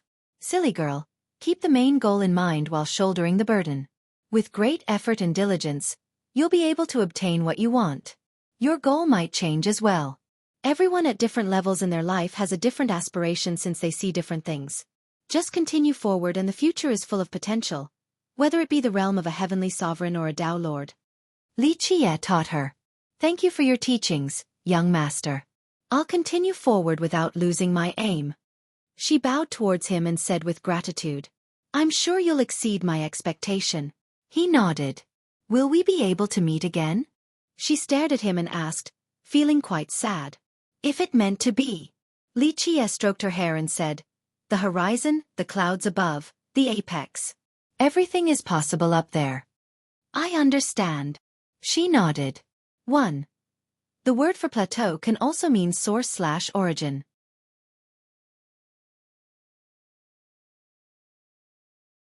Chapter 3397. Something happened to the ancestral peak of Divine Black 2 days after the battle. Boom! Rays emanated from the top. The source resembled a rising sun. What's going on? The Divine Black members became startled and focused their attention there. An inscrutable divinity also emerged from within the radiance. What is that? Discussions sprung across the sect. A treasure, perhaps? One quietly speculated. Not necessarily. Maybe it's the spirit of our patriarch. His peer replied. I think that's likely. Many agreed with this because the ancestral peak was sealed all these years. The spirit of their patriarch returning to meet the descendants became a likely explanation. However, a few elders and peak lords didn't think so since they knew about the portal. They had uncertain speculations the moment they saw the radiance. Unfortunately, no one could climb up there to see the actual event and had to watch from below. Ping Xueqi had the best guess out of anyone since Li Qia already told him about it. He watched the waves of light with bated breath. Buzz! The radiance finally made it all the way out and floated above the peak. When people got a clearer look, they realized that it was an altar full of power. It had numerous Tao laws surrounding it in the shape of iron chains. These laws were still moving in a particular order, seemingly brimming with life. The altar began spinning with the law, creating a magical rhythm. The rotation encompassed the reincarnation cycle along with the yin and yang. Watching this made people feel dizzy. Boom! It instantly poured out a frightening power before the unsuspecting spectators. It surpassed the myriad realms and suppressed the firmaments. An ancient yet matchless imperial aura swept through 8 decimalaces. So powerful. Numerous disciples got down on their knees from the pressure. Immortal assailant emperor. Xueqi took a deep breath and understood the owner of the aura. Boom! The altar suddenly broke through space and disappeared. The imperial weakened, allowing the kneeling disciples to stand up. What the hell was that? No one could trace the speed of the altar earlier. Why did it come out of their ancestral peak then leave so quickly? As for the peak lords and elders, they let out a sigh of relief. This was an amazing development for their sect. Meanwhile, as the altar crossed through space, numerous mantras were activated. The imperial aura seemingly served as the fuel for the altar while the mantras acted like wings controlling its direction. It shot out brilliant lights and sparks along the way, illuminating a vast area. An imperial aura? The top supremes in the northern region took note of this. Numerous eyes in the ancient sects started opening. These eyes contained the vicissitudes of time. Immortal assailant emperor? They knew what the thing shooting through space was right away. Finally, the treasure is opening soon. One voice came from an ancestral ground of a certain sect. The treasury of immortal assailant emperor. One ancestor of an ancient kingdom had nothing but excitement in his eyes. These beings who have been slumbering for millions of years finally woke up to trace the altar. Boom! Finally, the altar pierced through the final dimension and disappeared from sight. Stone Plateau. These beings have calculated the destination in just a short time. The news of this began to spread to various sections. Immortal Assailant Emperor's treasury will open in Stone Plateau. Order scouts there right now. Also, whatever they find will be classified information. One sect master ordered his best elites to start. So we finally know where it is now. A royal lord personally headed for Stone Plateau. The altar caused some of the strongest beings in the northern region to wake up. In a towering peak, what seems to be a large boulder suddenly had a pair of eyes opening. The muddled eyes became bright as they gazed towards the landing spot of the altar. Immortal Assailant Emperor's treasury? Not what I seek. Nonetheless, the ancestral vein of the golem race can't fall to outsiders. The thing murmured before closing its eyes to look like a regular boulder again. Afterward, many ancient sects experienced visual phenomena containing an order. One kingdom had an incredible atmosphere. There existed an area with numerous temples leading to the sky. It seemed to be a place to offer tributes for a supreme ruler. Deep inside the most secretive hall was a coffin. The lid finally opened and a faint dragon roar could be heard. This isn't a normal treasury. It pertains to an old secret. An old voice came from the coffin. The big shots of this kingdom became alarmed right away and immediately traveled to the temple. Forefather. The members of this group all had white hair. They kneeled with respect. This might affect the future of the world. I must come out. You all will be the vanguards. The voice spoke again. The group became shaken once more. Their kingdom had faced existential crises before, but this being never came out. This new development must be extremely pivotal. Yes, forefather. These big shots immediately carried out the order. Scouts began entering the plateau in order to find more information on this altar. Clouds suddenly emerged on a sect as old as can be. Inside the clouds was an old palace. A sleeping existence also woke up. His illuminating eyes could see the mysteries of the ages. I see. This existence wasn't startled after noticing the treasury of the emperor. A blessing or a disaster? How many people actually know about the legend behind immortal assailant emperor? A glint of worriness flashed in his eyes. He had lived long enough to know certain secrets purposely hidden from the rest.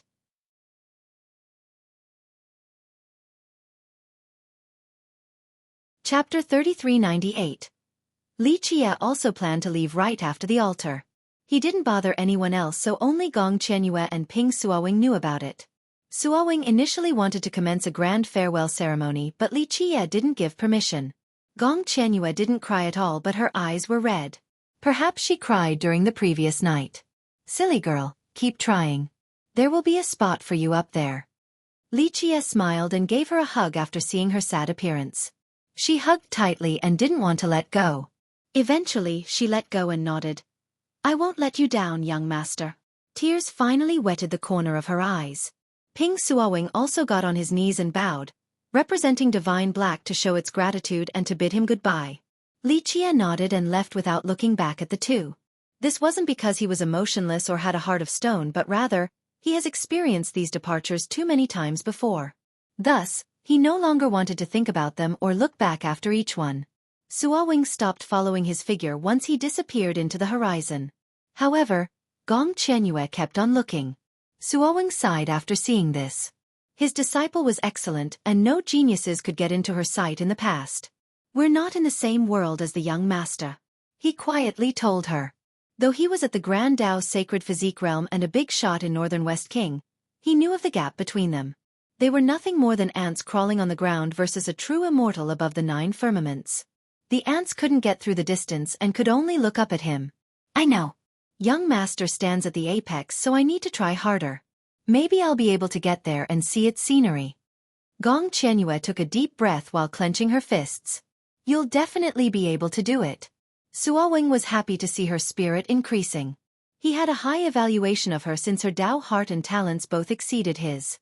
Maybe she couldn't become a Dao Lord later but would still definitely be a top character such as a mighty heavenly sovereign. Thus, the future of Divine Black relied on her.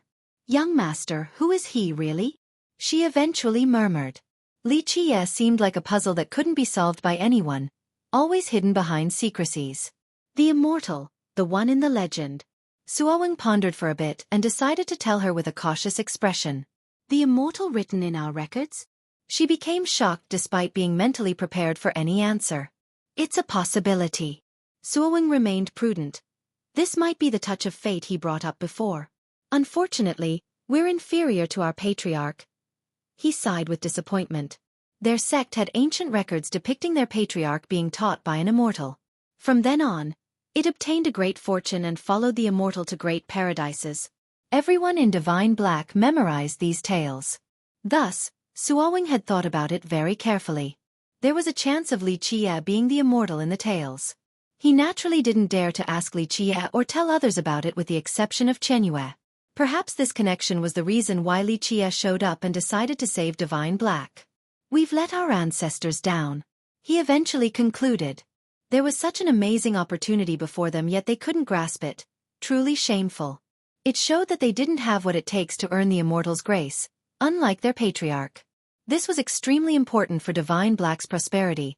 A chance to let them reach their golden age for the second time. An immortal? Either way, he's still our young master. Qianyue said. He would always be the young master in her mind. A man who had everything in his grasp and acted with complete confidence and leisureliness. Don't tell anyone about this. No one. Suowing said with a solemn expression. This matter would stir the entire world and it might have negative effects for Li Qie. I understand. Qianyue would never tell this secret to anyone. You will shoulder Divine Black in the future. He stared at her and said. Though they lost this opportunity, Qianyue did the best out of anyone and clearly got on Li Qie's good side. He taught her quite a bit, so given her innate talents and this fateful connection, she would definitely reach the top and bring prosperity to Divine Black. She didn't say anything and stared in his direction. Let's go back. Xueqi sighed and went back first. She remained there for a long time. "Young master," she eventually whispered before leaving. After returning, she immediately underwent isolated cultivation without caring about anyone else. The others in Divine Black didn't know that Xueqi was gone until a long time later. Xueqi's destination was Stone Plateau. He took his time like always during these journeys. Despite being a bronze tendon cultivator, his speed far exceeded the rest. It was easy for him to cross through space. Nonetheless, he wanted to feel the world. There had been monumental changes in the 9 worlds, now the 8 desolaces. If it weren't for the indelible marks from the 9 worlds, no one would recognize it. The outlines and geography have all changed. Xueqi began deriving the profundities of this land along the way, becoming one with the Tao. In this process, he broke through to the next realm, Silver Carapace. This allowed him to start a new merit law and a mantra. He casually picked one mantra up from Divine Black before leaving, Divinization. This was naturally one of the 7 original mantras. Of course, this version no longer had its original form. This wasn't hard for Xueqi to change since he could derive a perfect version from it. What was special about the divinization mantra? With a single thought one could become a god. This was its highest profundity. Unfortunately, very few have been able to reach this step. That's why most didn't give a damn about it and labeled it as being ordinary and worthless.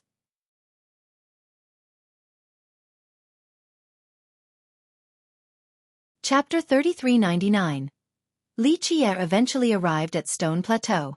This wasn't the name of a specific place but rather, just a broad territory. Some said that it encompassed 1/3 of northern West King. Peaks and mountains were everywhere.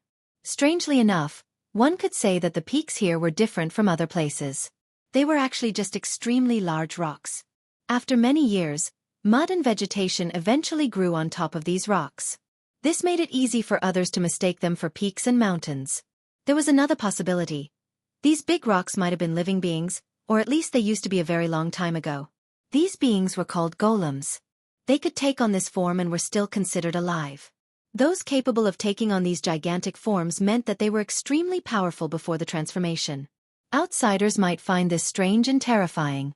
However, the scholars learning about this race understood that this was atavism, the final pursuit of the golems. Plenty of records and legends existed for this race. Unfortunately, the majority has disappeared because of time. It became hard to differentiate actual history from mere legends as well. One record stated back the golems didn't look like this back in the 9 Worlds epoch. Back then they were born as rocks but could still move.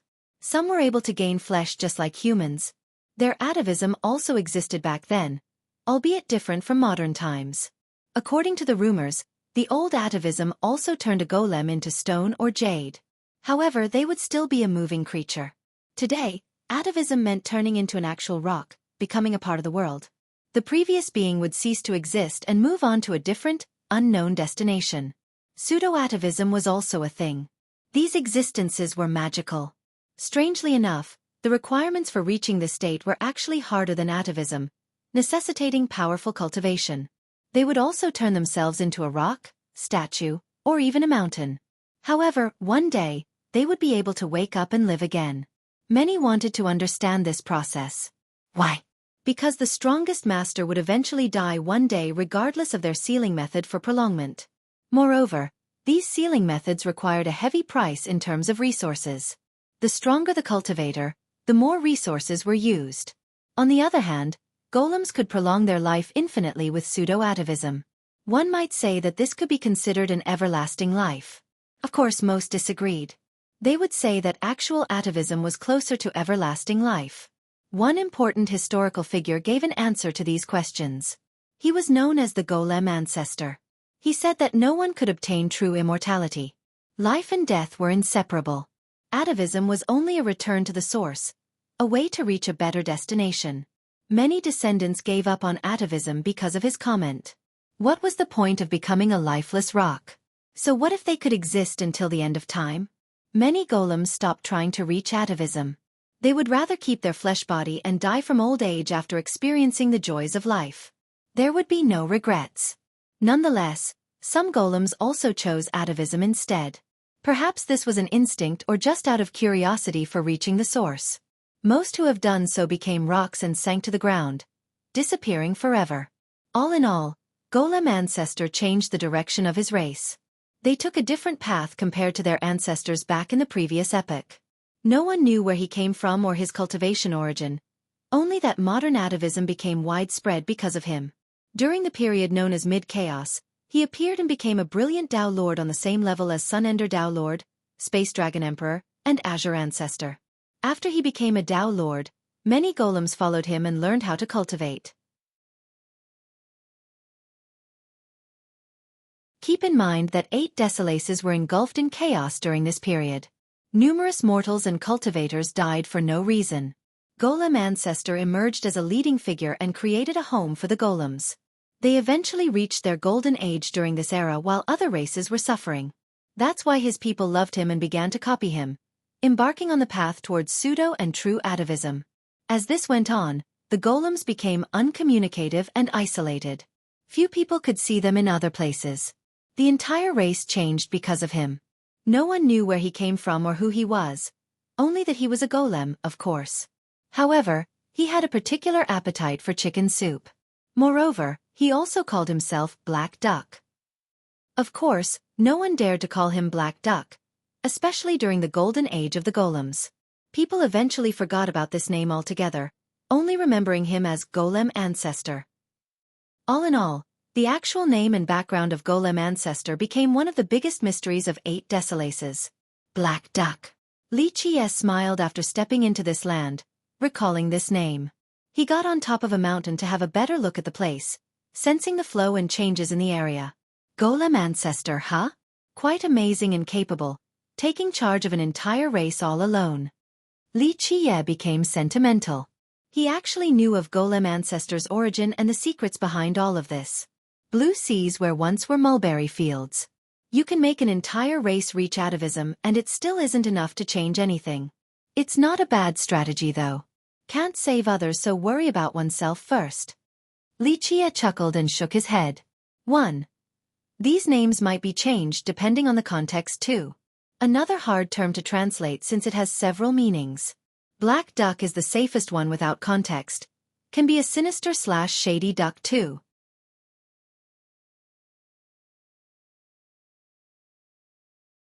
Chapter 3400.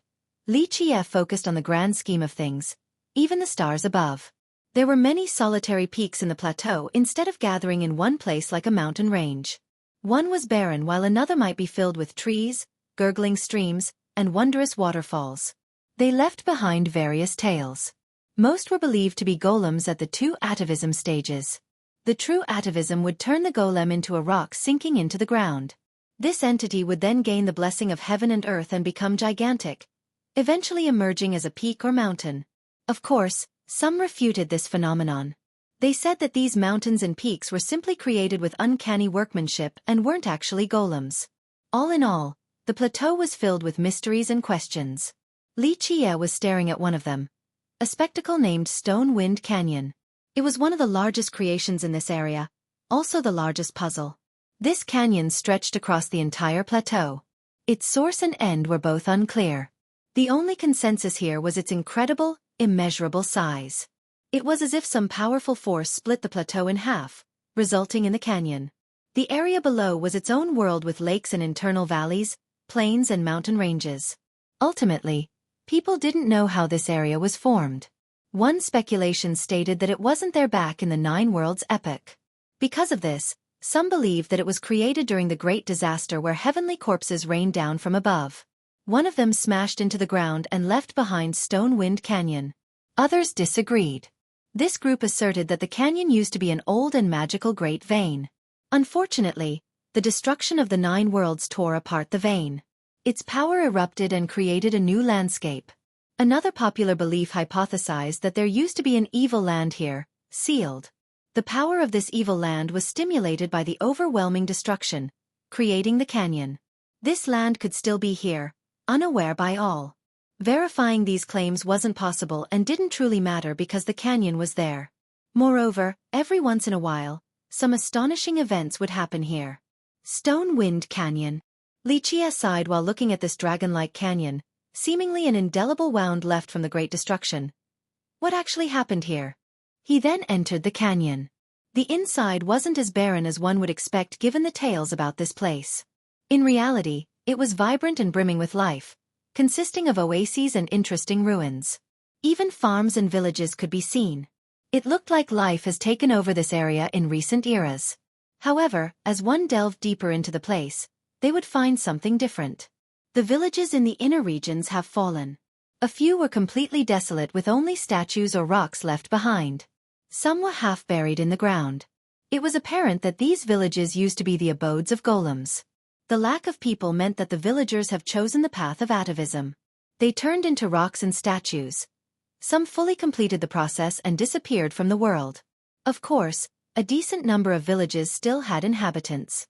The villagers were slowly turning into stone. A few body parts here and there. They would only come out to find food, but normally, they cultivated the path of atavism. Very few were actually populated with golems. This was a sign of the popularity of atavism. As a result, the canyon had thousands of villages yet still looked abandoned. In reality, one could treat this place as a miniature study of the entire plateau. The home of the golems in 8 Desolaces lacked people and prosperity due to their race's chosen path. After careful observation, the only thing that every village had was a stone pillar, no exception. Xueqi naturally caught this as he strolled through them. Golems. Xueqi started recalling how amazing this race used to be. It had plenty of immortal emperors along with magnificent kingdoms and sections. Today they were disappearing from the world. Eventually, one would be hard-pressed to find a single one. This didn't mean that this race was heading towards extinction. On the contrary, this was a different path for the sake of survival by hiding from the current situation. Of course, outsiders couldn't judge whether atavism was correct or not. The golems themselves chose this path because they thought that it would lead to the best outcome. Xueqi continued onward and saw a gurgling creek. At the bottom were many stones gathered here. They must have flown down from upstream. These stones have been washed by the gentle current for millions of years. He sat down patiently to look at the creek. There was another. A youth standing in the water and choosing stones. In terms of human age, this golem youth looked around 12 or so, standing as high as an adult's waist. He had a rather round figure not because he was fat but rather because he was transforming into stone. There were no sharp edges and corners, only smooth lines. This was the case for his arms and legs as well. They were round and fingerless. To be precise, the youth was made from 6 circular rocks placed together. This resulted in a funny yet cute appearance. Despite his appearance, he was rather agile and fast as he looked for stones. He eventually noticed Xueqi sitting on the shore with his round and black eyes. "You're an outsider." He tilted his head and became curious. "Yes. What's your name?" Xueqi smiled. "Xueqi." He stared at Xueqi, a rare guest in these parts. "Where are the others?" Xueqi noticed that he had put many stones into his pouch regardless of their quality. "I'm the only one left in the village." He wasn't afraid of strangers and innocently smiled. A smiling golem at this stage looked strange enough to surprise first-time spectators. Xueqi found this to be quite common. Many villages were like this. "I'm busy right now." Wawa continued looking for more stones. 1. Sure equals stone, Wawa equals baby, small child, doll. I thought about translating it as just baby, but maybe it wouldn't be right. Not sure if this is a nickname or an actual name without context. Pinyin is the safe play here.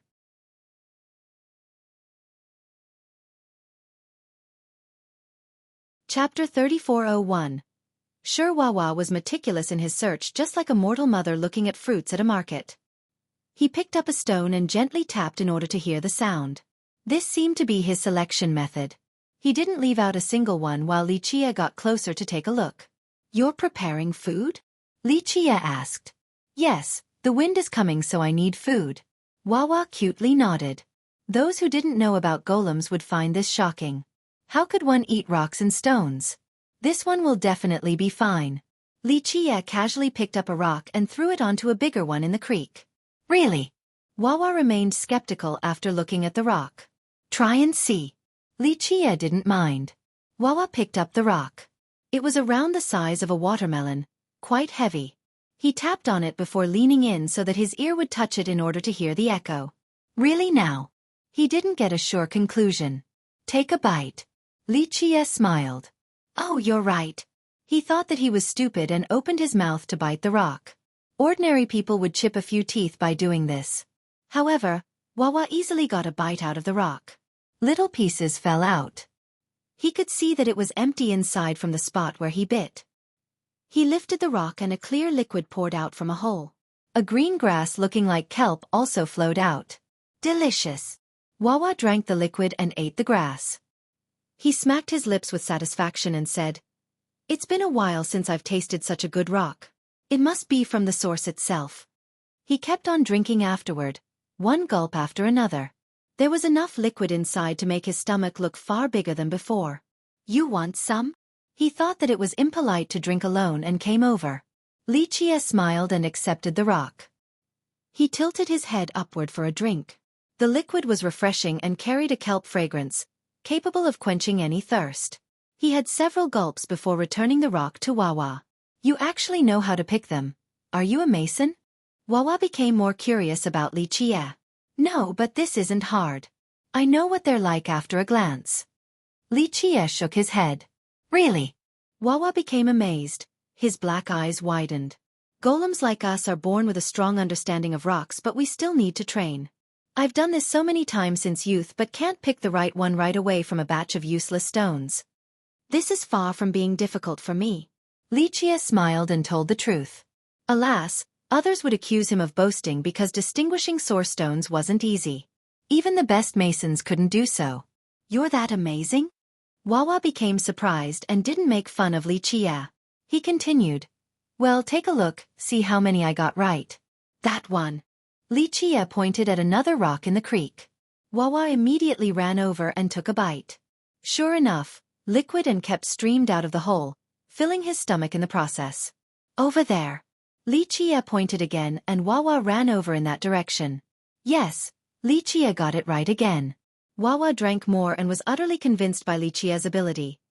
You're amazing, you can really tell with one glance. Even mason masters can't do this. That one too. Li Qie helped the youth again. Wawa picked up the rock. However, he didn't bite it this time and placed it into his pouch. Right in front of your feet. Li Qie continued. Wawa busily followed Li Qie's instruction and placed more rocks into his pouch. He found so many by this point, but fortunately, his pouch was large enough. There were thousands and thousands of rocks in this place, so it didn't take long before the pouch was filled. Okay, this is like several years of food for me. No need for anything else. Wawa eventually gave up. Li Qie smiled and stopped. Wawa then picked some random rocks and tried his best to push them into his pouch. Why do you want them? They're not source stones. Li Qie asked. I've always liked stones. I might not be a mason and can't tell them apart, but why not collect them? He smiled wryly. Li Qie had no objection to this hobby. Wawa patted his hands then asked Li Qie again.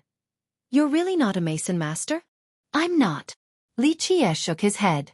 That's even more astonishing. You're already so good at it, so what happens when you become one? You'll be able to see them all. Wawa said with admiration and became a fan. Li Qie chuckled. This wasn't really a big deal for him. Why are you here in Stone Wind Canyon? To find some divine stones? I heard we have one here. Wawa inquired. No. I'm only here to take a look. Stone Wind Canyon is supposed to be the most magnificent place in Stone Plateau, right? Can't miss it then. Li Qie replied. I see. Wawa said before looking up at the sky. You picked the wrong time though. The winds are coming and our area right now is the most dangerous spot. Elaborate. Li Qie smiled. So when the winds come, the entire canyon will be engulfed by them. They'll turn everything alive into rocks and stones. It doesn't matter who it is or what it is or how strong they are, they'll be petrified. We golems always hide in our village when they come. Wawa had a frightened expression. I've heard of it before. The petrified victims will shatter into little pieces the next day. Li Qie nodded. Right. Wawa went on. So last year, a group from Enyang Gate came and got hit by the winds right outside of my village entrance.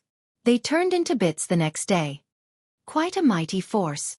Xueqi smiled while staring at the canyon. This was the reason why the canyon had this name. Every once in a while, the winds would come along with this petrification power. Nothing alive could escape from it without hiding in the right place. This particular phenomenon frightened many outsiders. However, the golems still chose to stay here.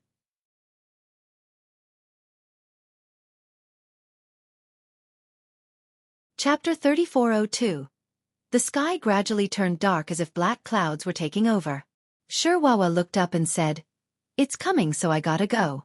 Are you coming with me to the village?" "Sure." Xueqi smiled and nodded, also staring at the sky.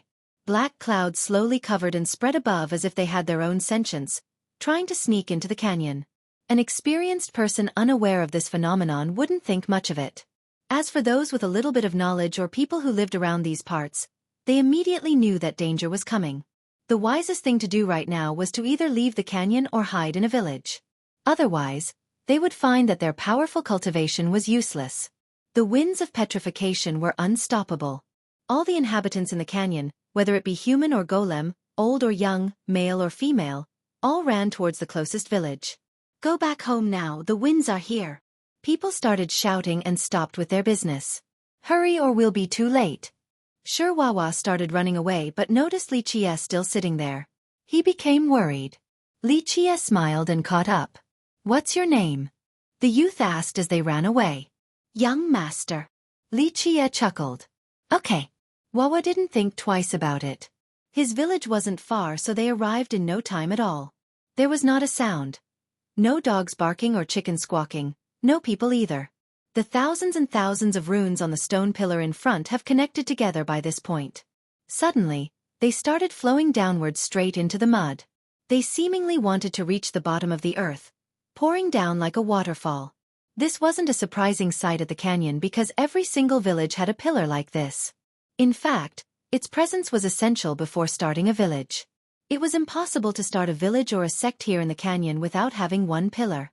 Xueqi smiled after seeing it. This wasn't his first time. However, he didn't see much else. Only two of them were here in the village with black clouds looming above. A rather frightening scene. This naturally couldn't scare Xueqi as he leisurely walked around. The houses here had a unique architectural style only found in the canyon. They were small and short, all made out of rocks and stones. In the middle of the village was a large humanoid statue. Judging by its expression, it seemed to be waiting for something while protecting the village. Who knows if it was due to old age, but the statue no longer had any clear features, especially the face. There were several rocks of varying size and shape positioned around the statue. Moreover, they had a different degree of being underground. Some were half buried while others have only fallen down. Xueqi brought Xueqi to the statue first. He bowed towards it and took out a rock, cut it open, then poured the liquid on the surrounding rocks. "Great uncle and everyone, time to eat. Here's a feast from Xueqi." Wawa earnestly said. The tone was rather childish, yet he put on a serious expression. Akin to a child from a poor family needed to become the head of the household early. Meanwhile, Xueqi watched quietly and waited for the youth to be done. Once Wawa finished, he pointed at the closest stone to him and introduced. "This is my mom, that's my great uncle, and that's my oldest uncle." He clearly remembered and could distinguish all of them. Xueqi smiled and nodded while listening. Those not from the canyon would find this creepy, especially during this darkened hour. Of course, Xueqi wasn't surprised at all while looking at the stones. Pop was the last to leave me. Wawa wasn't sad at all. On the contrary, he seemed a little excited while speaking. He worried about me being all alone, so he stayed longer. It wasn't until 5 years ago that he trusted me enough to undergo the full process. Pop's better than anyone, the most talented in our village. He was the last one to leave, but he's way deep underground now. It sounded as if Wawa was celebrating the fact that his father was dead and deep underground. In reality, atavism wasn't sad for the golems. They took pride in it and celebrated this honor. Disappearing completely into the ground meant being able to return to the source. A way to live forever with time. This wasn't true immortality, but it was still a form of existence. There have been sages in history who taught that immortality was impossible. However, there were two other methods for continual existence. 1. Have enough descendants. 2. Let their reputation and tales be passed down for generations to come. The golems managed to come up with a third method. Their atavism started by golem ancestor.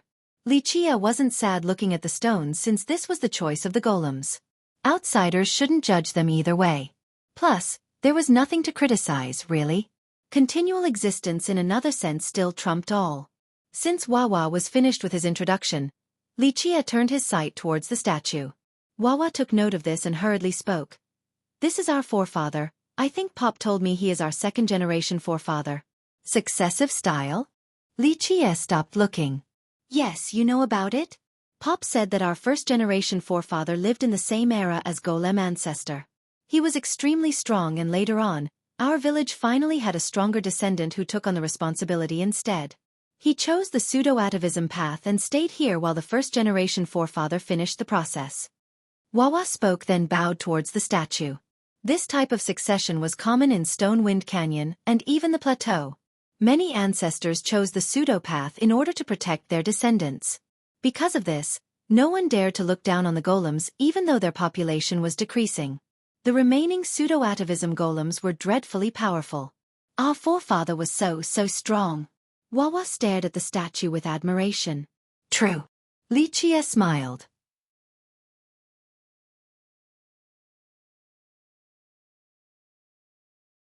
Chapter 3403. Every golem had a chance to reach atavism. It was a matter of life choice.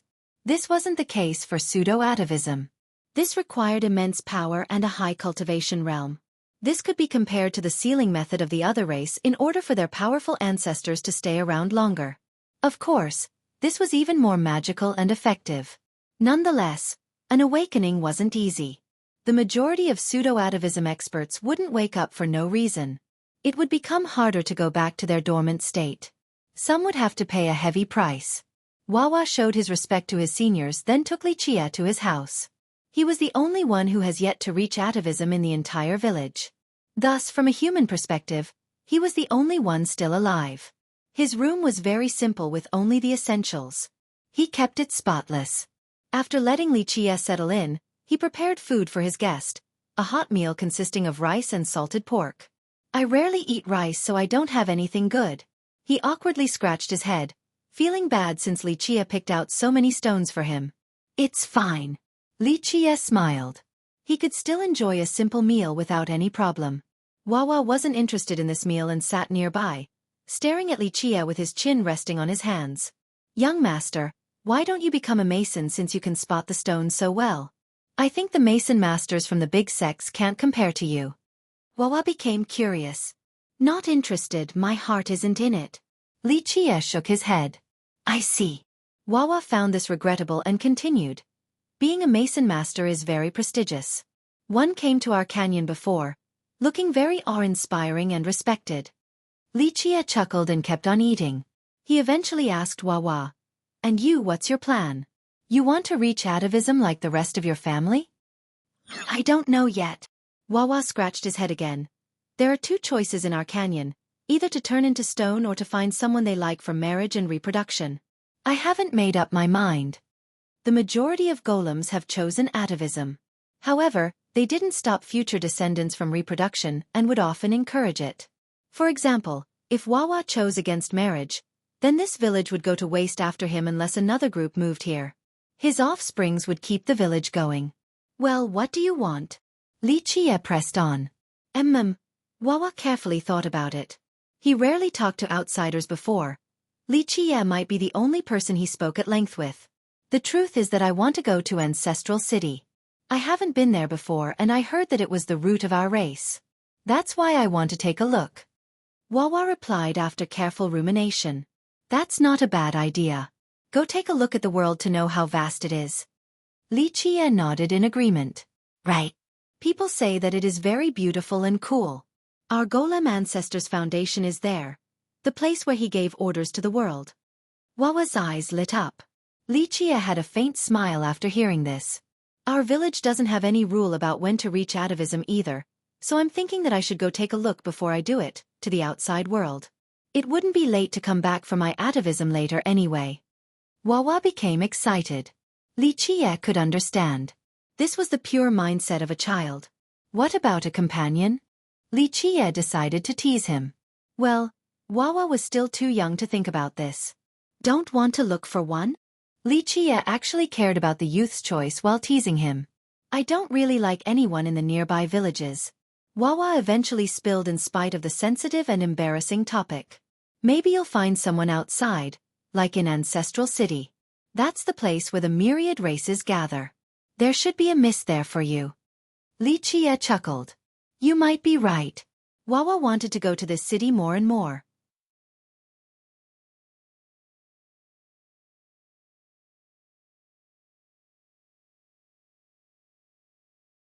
Chapter 3404.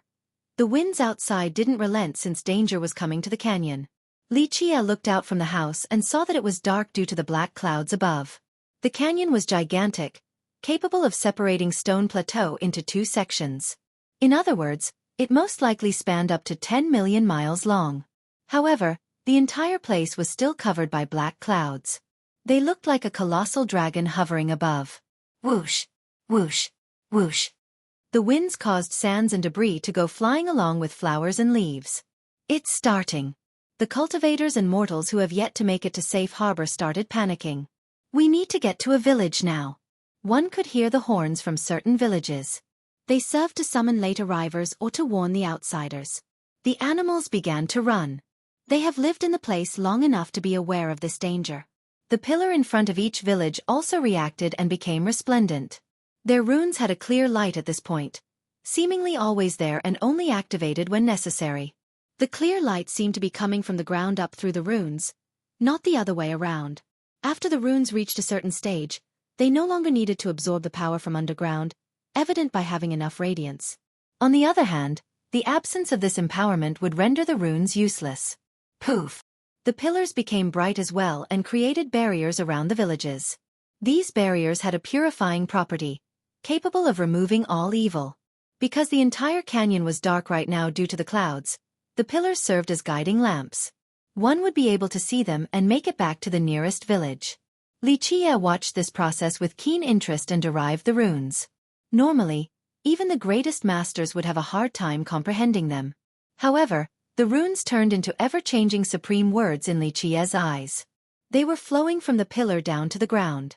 He could see what lies below. An invisible grand vein just like a sleeping dragon. Its majestic power flowed in silence beneath the earth. The runes wove together to form laws and began to flow with the grand vein. Remember, the canyon had countless pillars. When they connected with the grand vein below, this culminated into a peerless grand formation. This formation received the power of the grand vein and in turn, it protected the villages from harm. Someone extremely powerful had prepared this formation inside the reclusive grand vein. The pillars were nothing more than the eyes of the formation on the surface. The creator of this formation naturally knew about the dangers of the winds and wanted to protect the villages. Such great length to protect the descendants. Ingenious even. Very few people know about the three grand veins. Li Qie touched the pillar and praised. Plenty of secrets hid underground, unbeknown to most. The person who did this had access to these ancient secrets on top of being mighty. Li Qie had a smile on his face while touching the pillar, one small part of the great formation. Taking away one pillar out of greed for its power would be a futile endeavor. The legend says that this was left behind by our golem ancestor. Wawa spoke with pride. The great ancestor created an empire at the plateau and left behind pillars at the canyon to stop the scary winds. This allows us to live here safely. His pride was understandable. The rest of his race also felt the same about golem ancestor. They virtually worshipped him. He's one of the greatest Dao lords too. Wawa continued. He hasn't seen much of the world, only having heard about the exploits of golem ancestor, enough to memorize all of them. An amazing fella indeed. Li Qie nodded.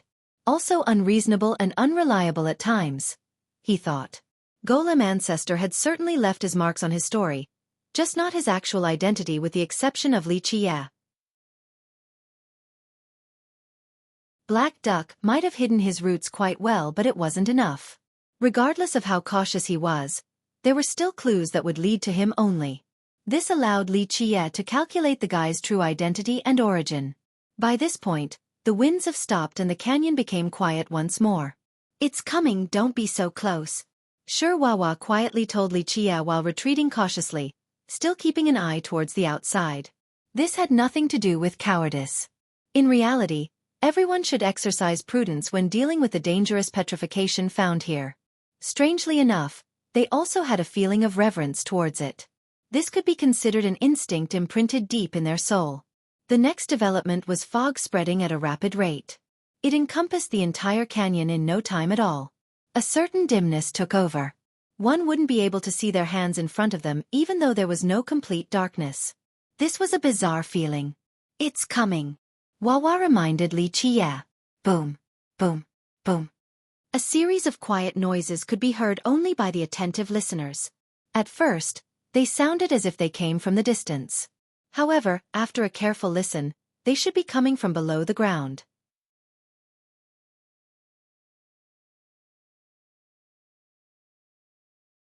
Chapter 3405.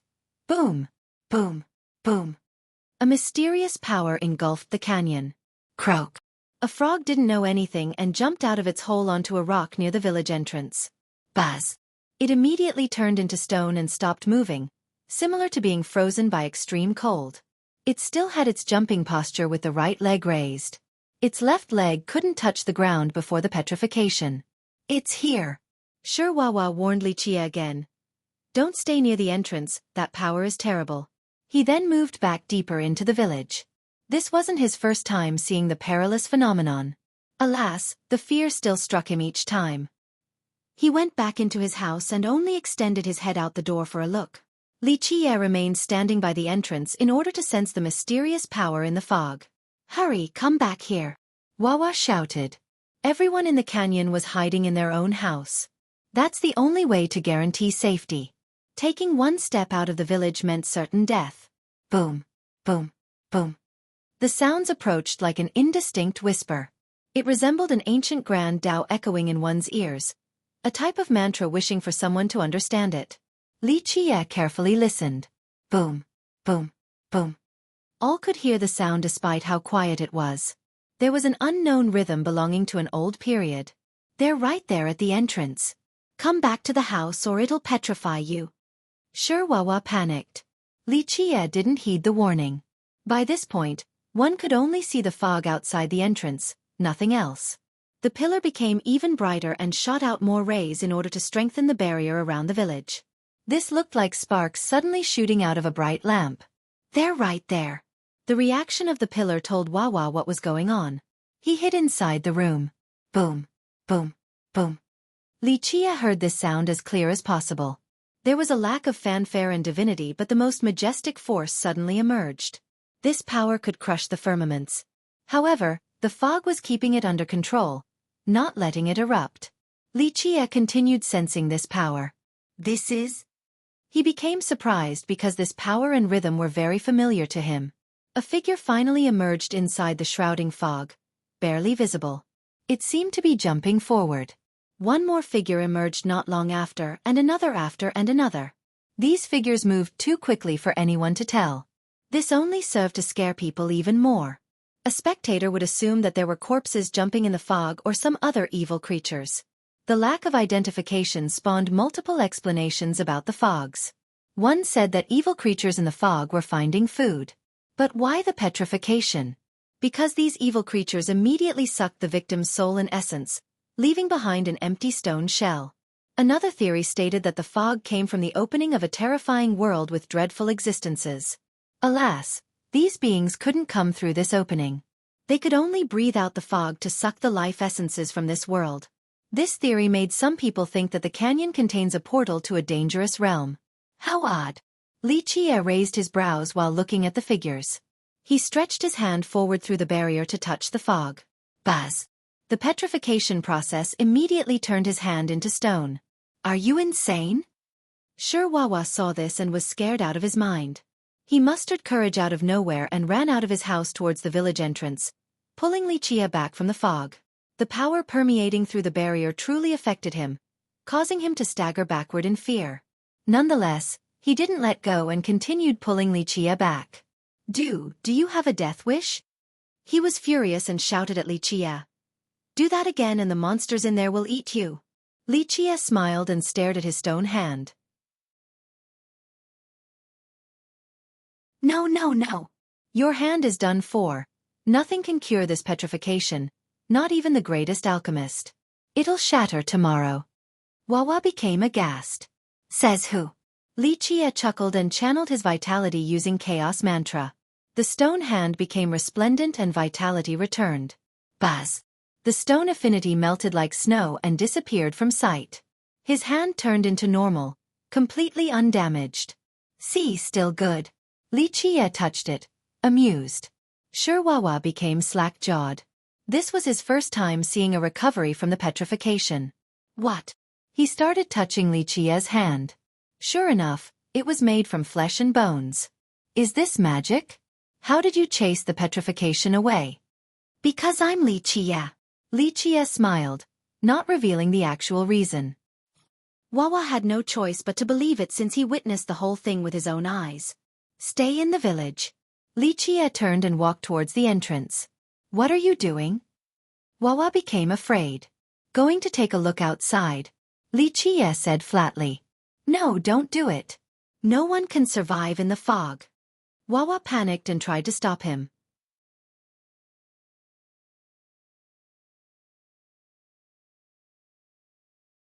Chapter 3406. Li Qie had already stepped out of the village and into the fog before Wawa could finish. Buzz. His entire body instantly suffered the petrification process. He turned into a statue, looking quite animated and expressive. He maintained the same walking pose with one leg up and both hands swinging. The process was just too fast and powerful. Cultivation, merit laws, and treasures didn't seem to matter in the canyon. The only way was to hide in a village. Entering the fog itself was even more perilous. In history, numerous experts have tried to study this mysterious power to no avail. No one could obtain nor understand it. No! Sure, Wawa shouted after seeing Li Qie being petrified. He rushed over but stopped at the entrance after calming down. He knew that it would be futile and that he would suffer the same fate. Emotions nearly got the best of him earlier. Fortunately enough, he stopped just in time. He's done.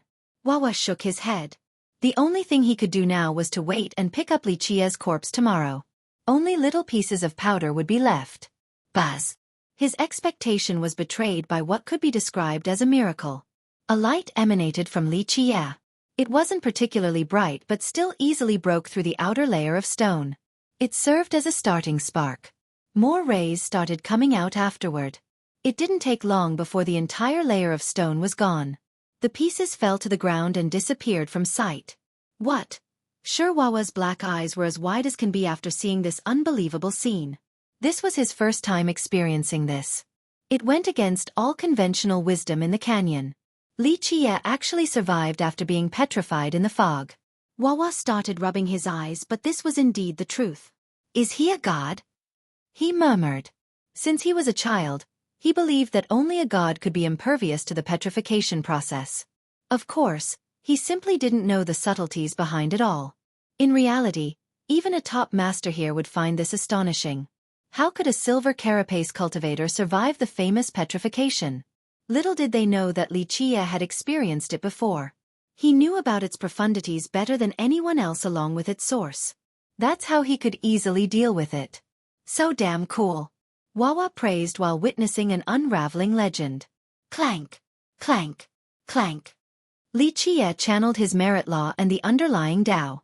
The laws came together and formed a peerless chapter, one that was unique in history. It felt so natural inside Li Qie's body as if they were one. People would sense something extraordinary. It felt as if the fog wasn't the thing surrounding him but rather the opposite. He was the one engulfing the entire canyon, the plateau, and all of northern West King. He clearly stood in the same spot, but in the next second, he seemed to be all-encompassing. The galaxy and the 3,000 worlds were within him. This infinite expansion made the canyon small in comparison. Eventually, even 8 decimalaces became tiny before Li Qie. Thus, the fog and the petrification force naturally didn't matter.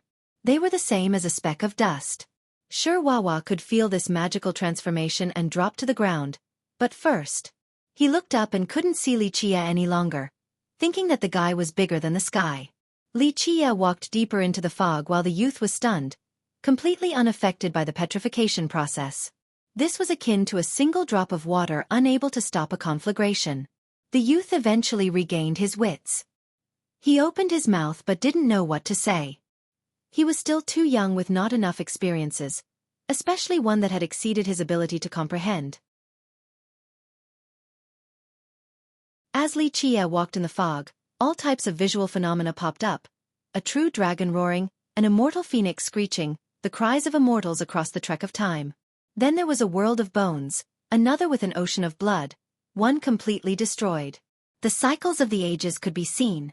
These phenomena were stunning enough to bewilder any spectator, just not Li Qie. His Dao heart was unaffected. His eyes narrowed as his forehead lit up. Activate! Li Qie roared and destroyed all illusions in order to see the truth. He exuded a radiance with the intensity of 1,000 suns erupting. Pop! Pop! Pop! All the phenomena broke down like bubbles and disappeared from sight. Buzz! Only a painting remained in front of him.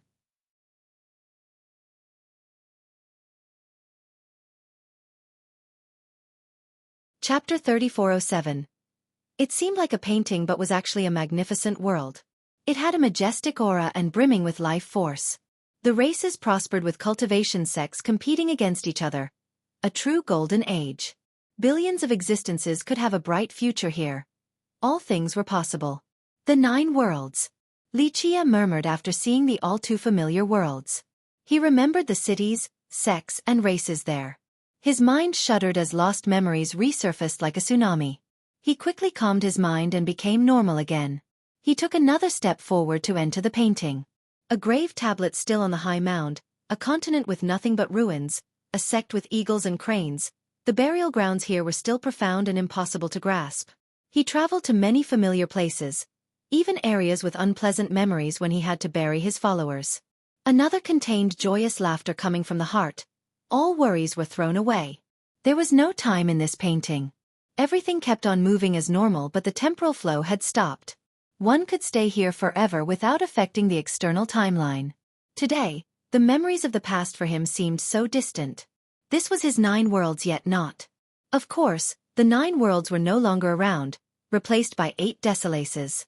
This painting managed to preserve the 9 worlds in such a perfect fashion. A powerful seal was in charge of this. It was also deliberate and meant for the fated ones. Or rather, perhaps it was meant for Li Qie only. He stopped in one vast realm with 3 ancestral veins together. It was naturally prosperous thanks to them. Stone Medicine World. He murmured, deciding to find the source of this world. The creator of this place wanted to show him something. Everything was hidden extremely well. Another master might be able to reach this painting but wouldn't be able to find the source because they didn't understand the creator well enough. Geezer, what are you trying to show me? There has to be a reason, right? You wouldn't do this for nothing. Li Qie said. He took a deep breath and eventually entered the deepest parts of the 3 ancestral veins. The place was still the same as before. Remember, this wasn't reality, only a remnant image. He stood on a cliff to look at everything here. There was no sound, only peace. He tried to sense the changes in this place. He has visited this place many times in the past. A lot of things happened here. However, this wasn't the time for remembrance, only to see what the geezer left for him. Activate. His supreme eyes derived the mysteries and profundities in the next second. Rumble. The entire courtyard and phenomena crumbled. A terrible power pulled everything downward. Darkness took over. The light seemed to have been devoured. Li Qie was in free fall for a long time. It seemed to be a bottomless abyss requiring 1 billion years of falling. Li Qie still managed to stay calm and waited patiently. Who knows how long this went on for? Boom! Everything suddenly stopped along with Li Qie's fall. He floated in the air and saw an entrance with light. This light was quite dimmed. It seemed to be another realm there, looking blurry and ethereal. His eyes shot out a beam of light to penetrate the entrance. Unfortunately, even his scanning ability couldn't see the situation in that world. The recording image seemed incomplete. This made him try again numerous times in order to compile all the small details. He didn't want to miss a single one since the answer was hidden in all of them. Finally, after countless sweeps, the dimension popped like a bubble. He found himself standing on the same cliff. The courtyard was still around. Below the cliff was nothing but pitch black. He started thinking. Looks like you do get me, Xueqi said, leaving behind this original form for me to see, knowing that I'll return alive. No answer came from the cliff this time, only a creepy silence. Xueqi knew that something had happened here and the geezer wanted to let him know. I'll get to the bottom of this, be sure of it. The villainous heaven didn't do this, not those fiends either. They don't have the ability. He stayed quiet for a while before speaking again. By this point, nothing should be able to elude him. Alas, this development was out of his expectation. Back in Divine Black, he noticed something strange going on while learning the history of 8 Desolaces. Now, this certainly proved his prior speculation. The old man purposely left this behind for Xueqi because he knew that there were only 2 who could solve this mystery: the Dark Crow and the villainous heaven. Xueqi pondered again. It couldn't have been the villainous heaven. Not the fiends either. They didn't have the necessary condition. Moreover, this happened under the watch of the villainous heaven. Who else could it be then if not them? He had plenty of speculations after reading the historical texts. Alas, most of them were now eliminated after reaching this place.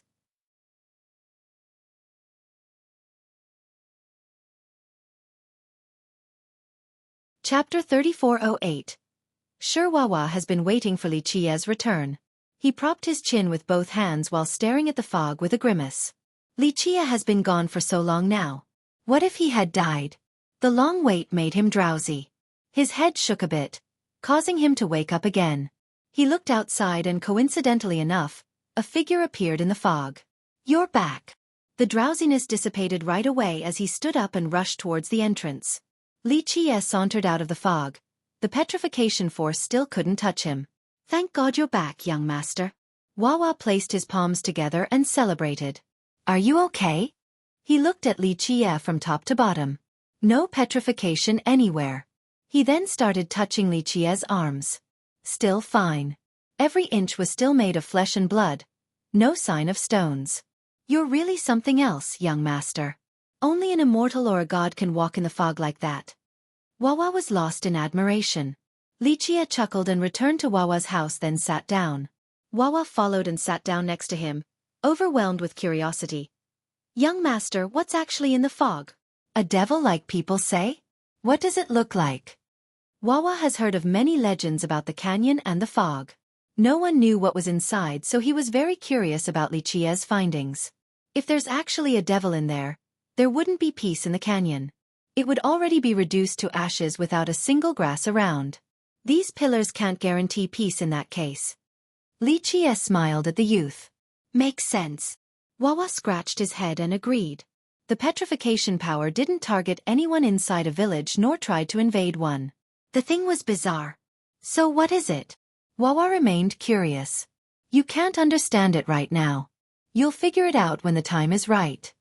Xueqi shook his head, then stared out the window. Xueqi stared at Xueqi instead. The guy's eyes pierced through the fog and reached the deepest part of the sky. They were unfathomable, 1,000 times deeper than the sky. Xueqi didn't move an inch, seemingly becoming a statue. Xueqi didn't know what he was doing. However, he felt that Xueqi was looking at a peerless mystery. In reality, Xueqi was actually lost in his thoughts, contemplating recent events. After a while, he withdrew his gaze and sighed. This makes no sense. What is the villainous heaven thinking? He had a slight frown. In the modern day, no one understood the villainous heaven more than him. However, the current events made it quite confusing. The heaven didn't cause all of this. This wasn't its style. It had a penchant for total destruction. As for the fiends, they couldn't do something to this level, especially not so silently. The heavenly execution was still looming and waiting. That's why it was so strange for the villainous heaven to not react to these events. Xueqi had read the records of 8 Desolaces with a focus on the big disasters. He found very little, only a few lines here and there. Future descendants didn't know about it. The geezer left behind the most accurate thing in the form of various images, solely meant for Xueqi. Unfortunately, everything suddenly stopped after the entrance of light emerged. The geezer didn't leave behind any clues about this. The geezer was the wheeliest of them all. Something unexpected must have happened for the message to stop. Li Qie had to think of all the possibilities. Millions of potential paths flashed in his head. His session was interrupted by sun rays. He looked out and saw that the fog was gone. The pillar was no longer bright either. Everything resumed to normal just as before. One could hear the dogs and chickens from some of the villages now. The villagers began working once more. Xueqi was also busy preparing food for Li Qie. Unfortunately, he was the only one here and had no good food. Are you going to Ancestral City now? Li Qie asked after finishing his humble breakfast. Wawa hesitated, having never left home before to such a distant place. I'll be staying there for a bit, so if you want to go, we can go together. Li Qie said, contributing their meeting to fate. Really? Wawa was ecstatic, having full trust in this man despite having only met. Yes, so get ready right now. It won't be as easy going alone later. Li Qie nodded. Well. Wawa scratched his head and agreed again. He was still young without any traveling experience. He was indeed nervous thinking about going alone later. Okay then, I'll go with you to Ancestral City, young master. This rare opportunity took off a lot of stress for him. He went to prepare for the journey, and this didn't take long since he only had a few things. Before leaving, he went to the central area with the statue. He placed his palms together and said, Uncle's mother? I'll be going with young master to Ancestral City and will return soon. Wait until I'm back, I'll learn how to reach atavism and join everyone. He quietly prayed. This was indeed sad because he was the only one left in the village. He knew no one else in the world. Of course, the golems were used to this type of life. Wawa is going now. Please watch over the village, forefather. He then turned towards the statue and bowed. The statue didn't react. In reality, he was still alive because he was only at the pseudo stage. Who knows when he'll reawaken again? Li Qie quietly watched to the side and didn't comment on this race's choice for survival. It was indeed worth pondering. The two left the entrance and heard a crack. The frog from yesterday crumbled and turned to powder. They scattered to the ground and became mixed with the mud and soil. This was a common sight along the way. The animals that were too late to return to a safe haven were shattering today. 1. Have to use it since we still don't know if it's a person or entity.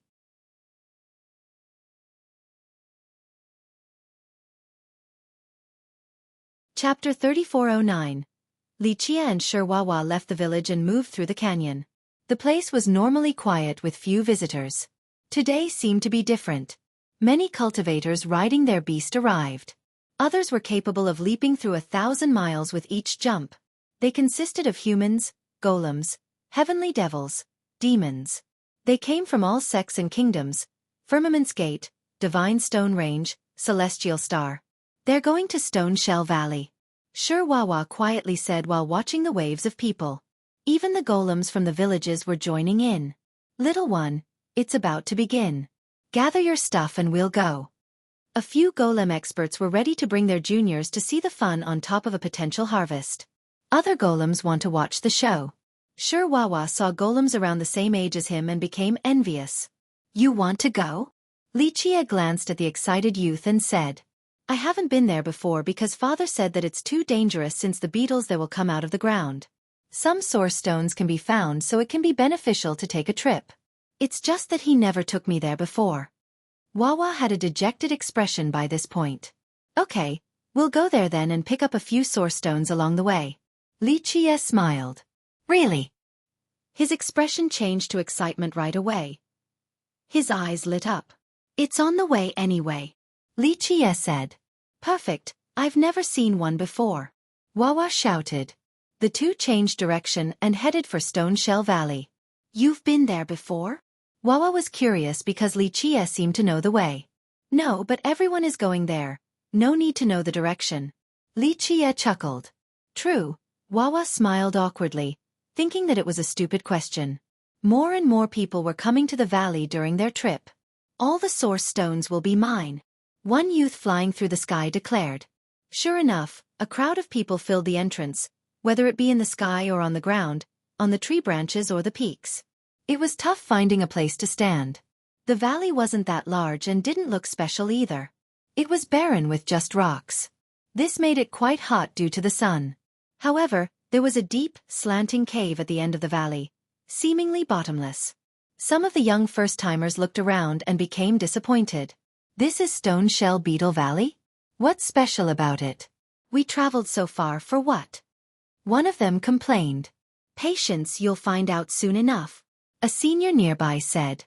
Say the name again. We obviously have to wait till the beetles come out of that cave. Another older cultivator nearby smiled. They always come out during this time of the year and go to that cave to produce some source stones. They can produce source stones? That's amazing. The young one became surprised. Yes, that's why this place is special. These beetles can only be found here. The cultivator smiled back. This area was unique to the canyon. On the day after the petrification winds, the beetles would come out of the ground and go into the cave to produce stones. Why don't we just enter the cave if there are stones in there?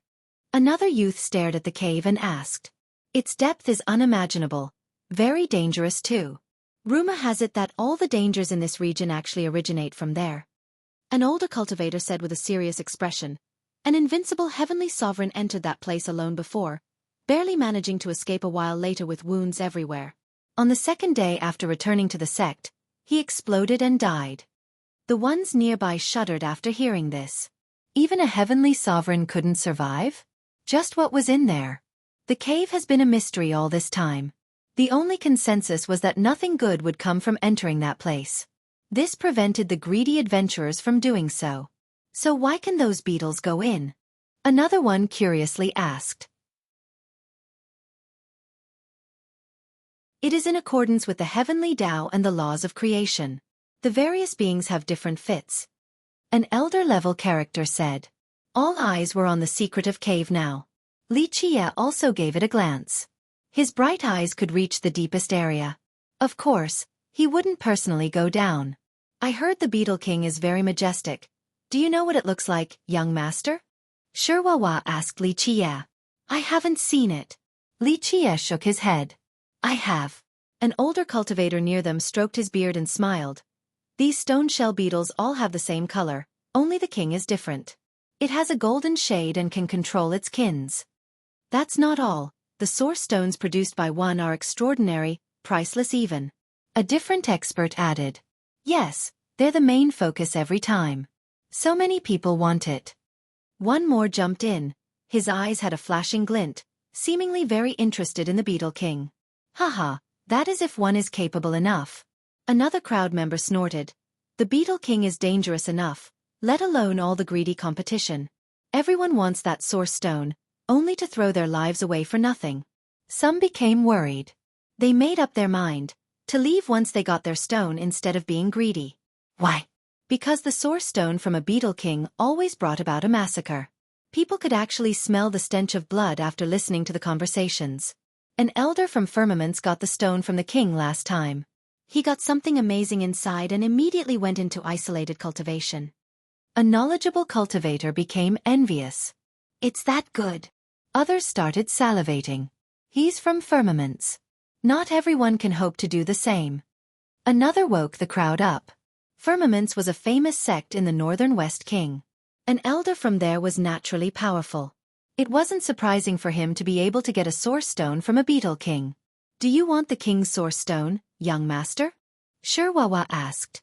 He believed that Li Qie was unfathomably strong after surviving the fog. Anything else should be easy for him. His carefree comment changed the atmosphere in the valley. In reality, everyone wanted this source stone. However, they kept it to themselves and tried to act nonchalant for now. 1. Star here can mean something completely different depending on the context.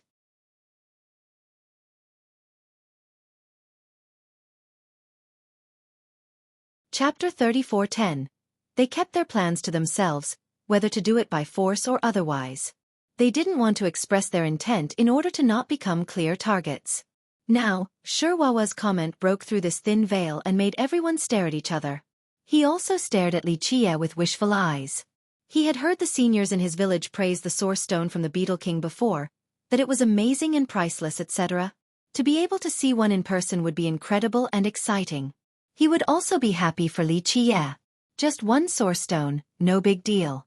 I'll do it if I feel like it then. Li Qie smiled at the youth and casually told the truth. However, others found this grating and became uncomfortable after listening. A few older cultivators had a frown on their face. Dealing with the Beetle King was difficult due to its immense power. This was akin to taking food from a tiger's mouth. Moreover, other cultivators were waiting too.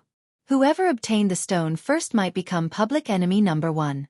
Therefore, seizing this source stone required ample planning even for the strongest ones here. Now, Li Qie spoke as if he could grab one akin to bending down and picking up a random pebble on the street. They felt as if he was being too haughty and contemptuous. Humph, quite a confident fella. One expert here scowled. Just wait and see, it's too early to talk big and declare victory. Another sneered. No, the source stone of the Beetle King will be mine. A cold and arrogant voice suddenly interrupted the crowd. Everyone looked over and saw a youth standing on a peak outside of the valley. 5 old men stood behind him, looking extremely powerful due to their bright eyes. Certainly experts among experts. The youth looked like a crane among a flock of chickens. He wore an embroidered robe with a 4-claw true dragon. His nobility was oppressive and in full display. A prince from Wu. Someone quietly said. The audience started pointing and gossiping. A few experts had apprehension on their face while looking at this prince. A branch of Yin Gate. Some have heard of this country before. This was a large and mighty country in the northern West King, a branch of Yin Gate. It always had the support of this behemoth, so it became quite influential. So overbearing. Most were annoyed at the prince. To declare this in front of those who covet it was quite a disdainful action, a challenge to the crowd.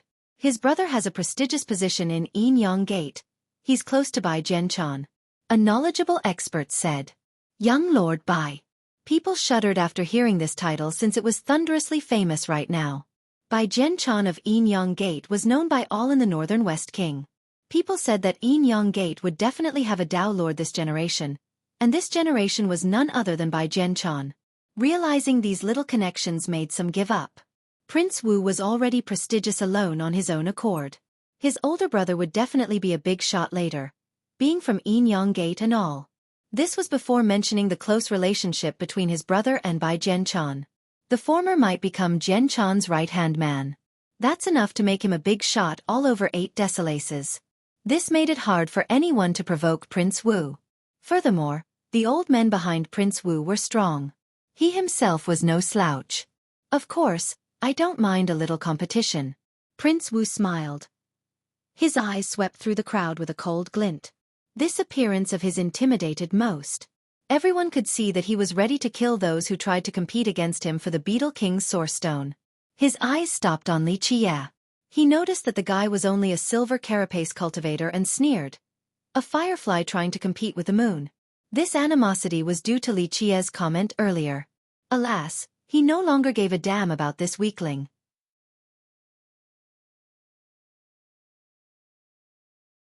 Just one finger would be enough to kill him. Li Qie only chuckled in response. You better watch it. You're the first on his list once the action starts. A kind youth nearby warned Li Qie. Li Qie glanced at him. He looked around 18 years of age. An ordinary appearance but also scholarly and clean, relatively average in terms of cultivation. I got it. Li Qie smiled. My name is Qing Shi. May I have yours? The youth was quite enthusiastic and introduced himself. Li Qie. Li Qie replied without looking. I see, it's been a while. The youth pondered for a bit before responding. We've never met before, so it can't be a while. Li Qie broke the small talks. You're right. The youth turned red, not expecting to be called out for making pleasantries. Li Qie only smiled in response. Someone like Qing Shi didn't attract any attention. No one else gave him a second glance. It's about time. An experienced expert from the last generation stared at the sky and noticed the time. Buzz. Small noises came from the ground. Pop, pop, boom. Next, holes suddenly appeared on the rocky ground in the valley. Little insect feelers dug out of the tiny holes. This numbered in the several 100,000. The feelers moved back and forth, enough to creep the crowd out. The stone beetles finally came out of the holes, completely filling the valley. Those who have never seen this before became afraid with chills coursing down their spine. These beetles had powerful claws and legs with a pair of blade-like horns. They had a gray color. If they were to stay on the ground without moving, people might mistake them for being stones.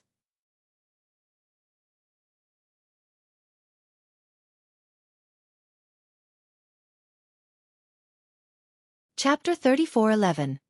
Some spectators' legs were trembling from the sheer number of beetles. Damn, I've never seen so many before. A pale one murmured. This was the first time for Xueqi as well.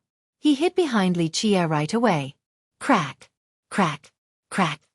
The beetles then used their horns to widen the hole that they were peeking out of. It didn't take long before the entire valley was filled with larger holes, no longer looking like before. What are they doing? A first-timer asked. Stuffing in the source stone. An older cultivator didn't find this surprising. They can really find or pull the source stones out? The first-timer asked again because the beetles looked so tiny. After all, these stones were heavy. Even a fist-sized one had some weight to it, more than enough to crush these beetles. Throw one and see. Someone nearby instigated. The first-timer actually took out a source stone from his pouch, one the size of a bowl without any carving and uncut. He briefly estimated the throw before actually tossing it towards the beetles. Buzz! One of them flew up right away. People realized that they actually had wings. It's just that the wings were hidden beneath their carapace. The beetle easily caught the heavy stone despite being 1/10 the size. The stone felt as light as a flower. Crack! It cut the source stone into something smaller with a thin outer layer. One could faintly see a jade light within. Next, the beetle rolled this stone towards its hole. My stone! This cultivator shouted, moved forward, and reached for it. Buzz! Unfortunately for him, the beetle used its wings. After a flash, blood started splattering everywhere. Ah! His hand was severed by the little creature. Run already! An expert warned. The shocked cultivator started running, but the beetle didn't let him go. He couldn't scream this time because it decapitated him. His eyes were still wide open, not expecting to meet his end here. Once people calmed down, the beetle was already back near its hole, not stained by a single drop of blood. The newcomers couldn't believe it. These beetles were far stronger than expected. How are we going to get the source stones? A young one turned pale and said, Not all of them are so aggressive. Be lucky and pick the right one. Plus, they're not that fast either. You just need to be quick enough to take the stone and run. An elder imparted some experience to his juniors. Nonetheless, some started giving up. They only wanted to watch now since they didn't have a death wish. Click, click, click. The beetle finally rolled the stone into its hole. Suddenly, the gap became filled perfectly without a single crack left behind. What is it doing, hiding the stone? A youth wondered. They eat the treasures inside the stones, whether it be refined jade or something else. It's enough to fill them for a long time. An older cultivator answered. The young ones finally understood why the beetles would come out for stones. More sound waves still came from the deep cave in the valley. It sounded like a flowing river of stones. It's about to start. The veterans stared at the cave after hearing this. Zzz. Fog came out from the cave, still with a petrification power. The walls of the cave had another layer added. Isn't this the dangerous fog? Some became startled and retreated. Fortunately, the fog only covered the cave and didn't spread any further. The crowd heaved a sigh of relief. They also realized why there was a belief stating the power of petrification came from this cave. There seemed to be more mysteries down there. Since the beetles could get stones out of the cave, there might be a rich mine beneath. Alas, the presence of the fog stopped anyone from trying. This was the reason why the cave remained untouched for millions of years. Crack! A hole appeared on the side of a cliff. The beetle coming out was special. It had a blinding golden radiance.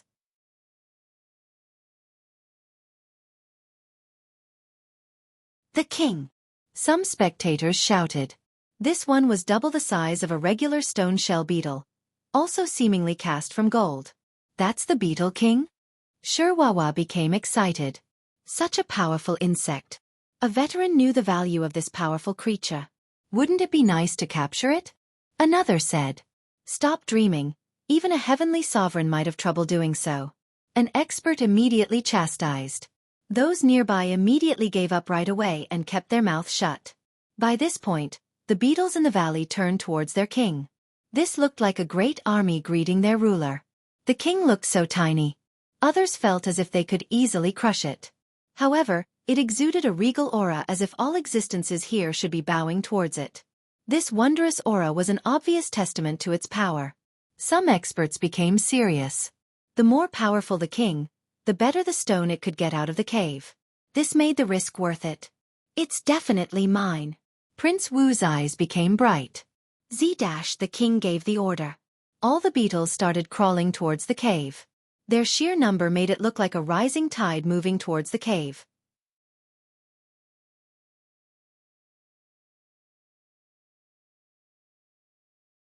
Chapter 34:12. The waves of stone shell beetles surged into the cave to the astonishment of the spectators. What an incredible insect army. Just imagine being able to control them. One elder shuddered. This definitely gave people some idea. They all saw the power of these beetles and the sheer number. If someone could actually control this army, they would gain immense power. This group is enough to flatten an entire sect. One expert commented. It was apparent that controlling this army would result in an insane battle potential, enough to take on anyone. However, no one should be able to do so or someone would have done it long ago. Buzz. The petrification power also invaded the beetles. Alas, it seemed ineffective and the army moved into the cave. Everyone watched with bated breath, waiting for them to bring out the source stones. Get ready. An experienced cultivator whispered to his friends. They have made preparation to seize the source stones the moment these beetles came back out. In fact, this was the case for the majority of groups present.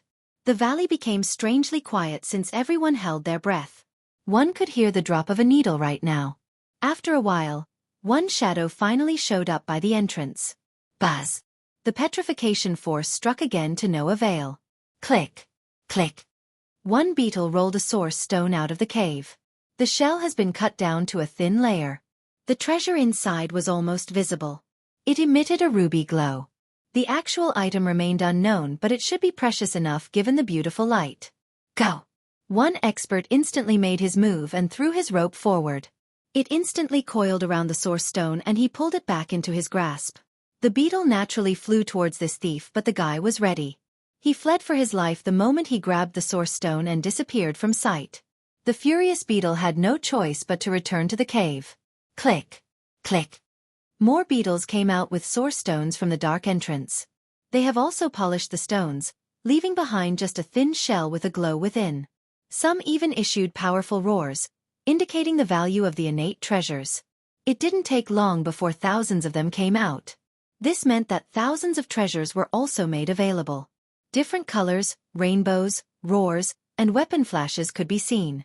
A great treasury had just opened and started rolling out of the cave. Some spectators salivated, their eyes reddened with greed. Now! They all made their moves with haste.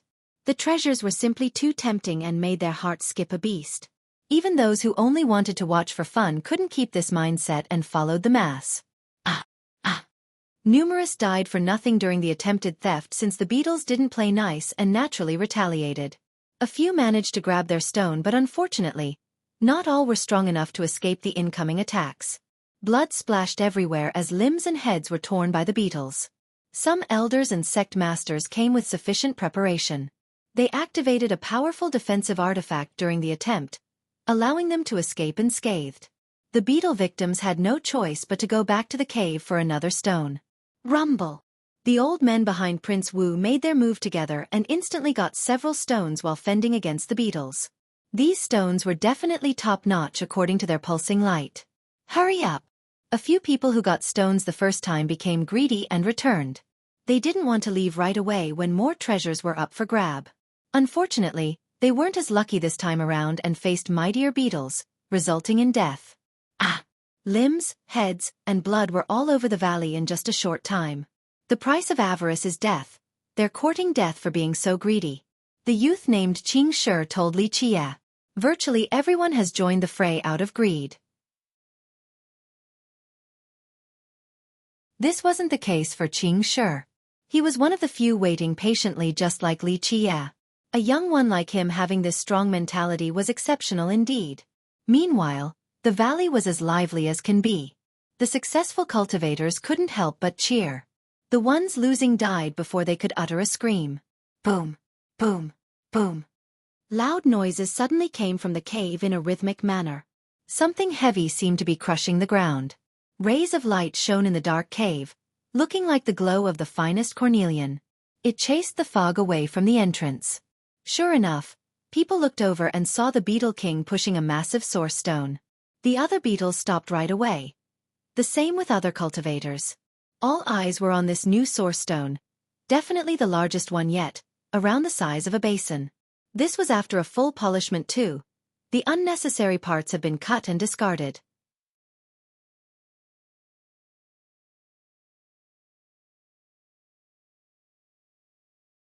Chapter 34:13. The large source stone of the Beetle King issued resplendent rays capable of sealing space itself. The cornelian glow came from within the thin shell in a blinding manner, akin to the sun itself. People couldn't stare straight at it, rendering it impossible to predict the treasure within. They could actually sense a blazing flame surrounded by the shell, on the verge of incinerating and breaking out. Everyone could sense the impressive power in there, stopping in their track and staring at the stone in awe. Gulp.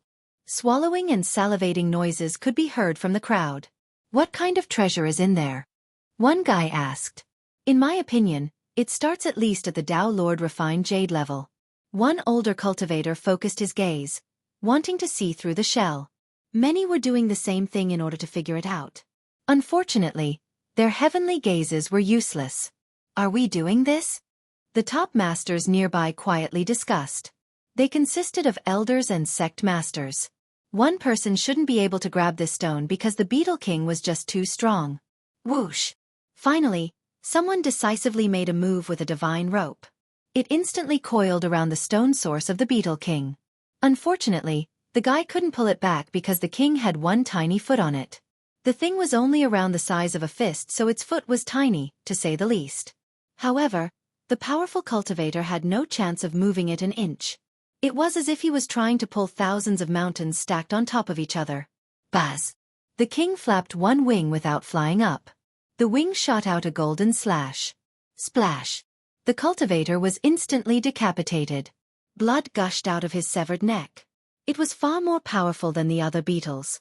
Just one wing flap was enough to kill a top expert. Suppress it! 3 famous old cultivators made their move in the next second. One of them used a treasure seal with immense suppressive pressure. Another roared and spread out his hand like the claw of a true dragon. It cut through space as he tried to grab the source stone. The final old man summoned a shield to deal with the king. The 3 of them planned this beforehand. One focused on offense, another defense, and the last grabbing the stone. Unfortunately, they still underestimated the Beetle King. It used its horns and easily pierced through the seal. Its wings flashed again and cut the shield in half. Finally, it slightly moved its foot and reduced the dragon claw into a bloody mist. The 3 actions flowed beautifully like water. This king was as powerful as the top human cultivators. Ah, ah, ah. 3 screams came out, signaling the end of the trio. Don't let it get back inside its hole. More cultivators jumped forward to stop the king. They knew the danger, but the temptation of the precious source stone was worth the fatal risk. In just a short time, numerous employed different methods and schemes for the sake of winning the stone. The king still had one foot on the stone and fought against the mass. Screams and blood engulfed the valley as many combatants were being killed. At the same time, Xueqi watched with both hands behind his back. He stared at the source stone with no intention of joining. That beetle is so strong. Xueqi couldn't believe it while watching the massacre. Qing Shi nearby was only interested in the source stone, not the Beetle King. He asked Xueqi, "Brother, what do you think that treasure is?" "A decent weapon." Xueqi glanced at him. "You can see it?" Qing Shi only asked for fun, not expecting to hear an actual answer. After all, the shell barrier prevented others from seeing it. Xueqi smiled and didn't answer. "You must be a mason master." Qing Shi stared curiously at Xueqi. These mason masters were best at understanding source stones. Our young master is amazing like that. He can pick any stone without making a single mistake. Wawa jumped in, having experienced Liqia's ability. Qing Shi's curiosity grew, wondering who Liqia was. Alas, he couldn't figure anything out. Ultimately, the strongest elder in the first wave fell to the Beetle King. The thing still stood in the same spot, looking like a prideful ruler. Countless corpses piled around it. The remaining experts took a deep breath. They exchanged glances, not daring to give it a shot. This wasn't the case for Prince Wu's party. 6 old men behind him summoned 6 bronze treasures. They descended and surrounded the Beetle King. Prior to this, these men have been watching carefully to look for the king's weak points. Boom! The 6 pieces started shrinking towards the center. They wanted to trap the king and the source stone, then take both with them. So ambitious, they want the king too. The spectators became surprised. Well, they're big shots from Wu. Another said. Boom, boom, boom. Loud blasts came from the center of the 6 treasures. Big indentations appeared on their other side. Boom! Finally, all 6 were blown away, unable to contain the Beetle King. Again. The 6 worked together by combining their vitality in order to summon a different treasure. A golden bell emerged with the aura of a heavenly sovereign. It was as if one was sitting up in the clouds, ready to suppress the firmaments. A heavenly sovereign treasure. The crowd blurted out in astonishment and fear due to the invincible aura stemming from it. That's Wu for you, living up to its reputation. Another commented. Poof! The bell poured down a torrent of flame, fully surrounding the Beetle King. This flame could incinerate heaven and earth with its might.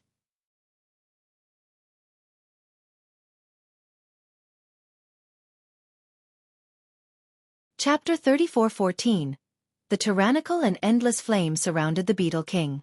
The cultivators present exchanged glances, impressed by the power of a heavenly sovereign artifact. This golden bell could easily refine any of them. The king will die at this rate. One cultivator murmured. Not necessarily, it is quite strong. An older cultivator raised his brows.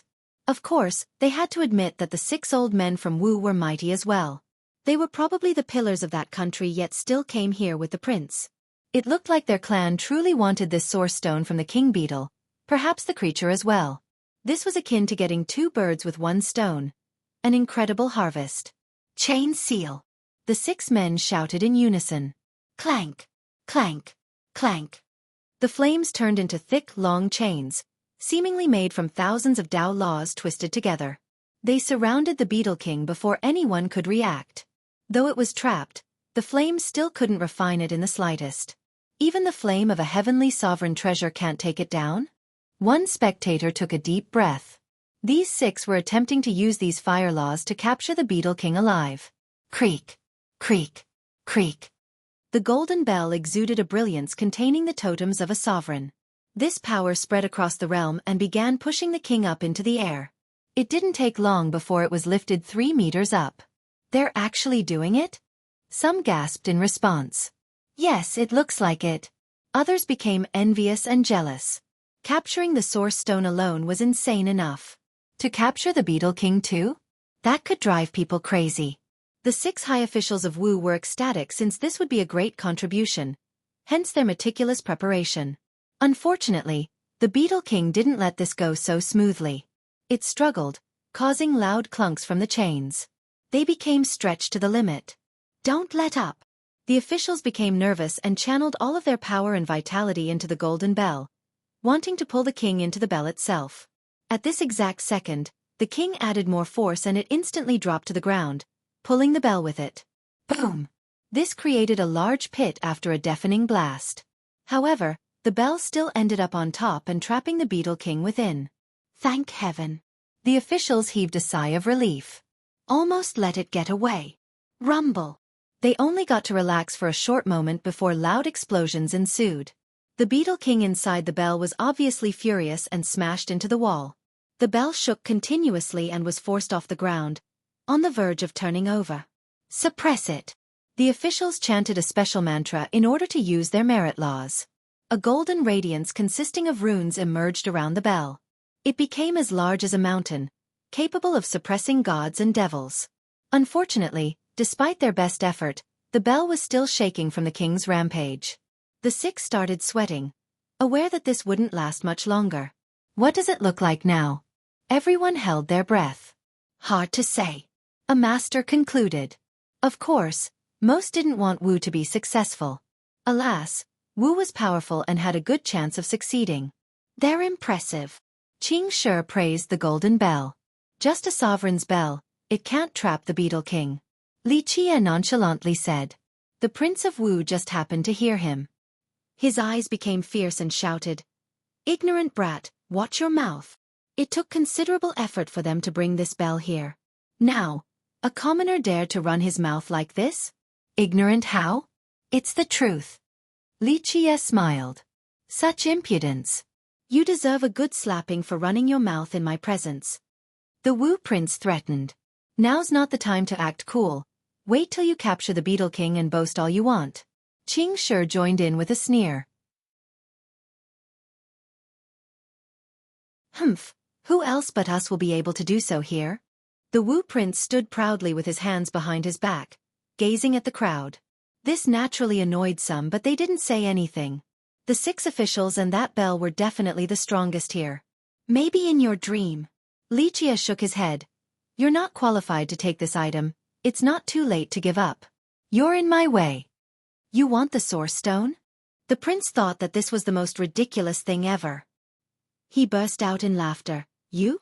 Haha, a frog wanting to eat swan meat. Ha ha ha ha, fool. Others stared at Li Qie. Most scoffed in response.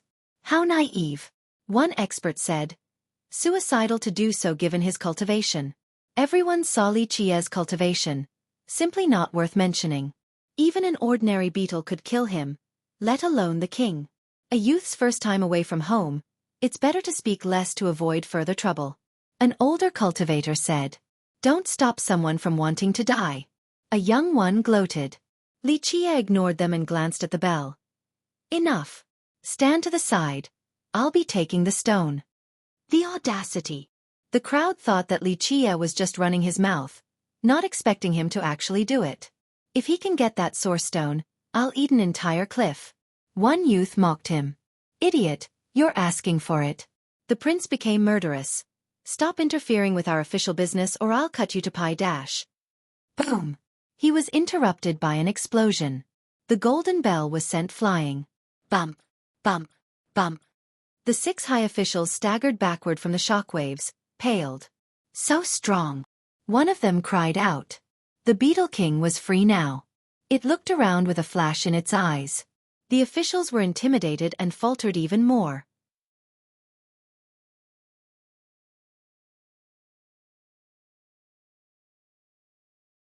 Chapter 34:15.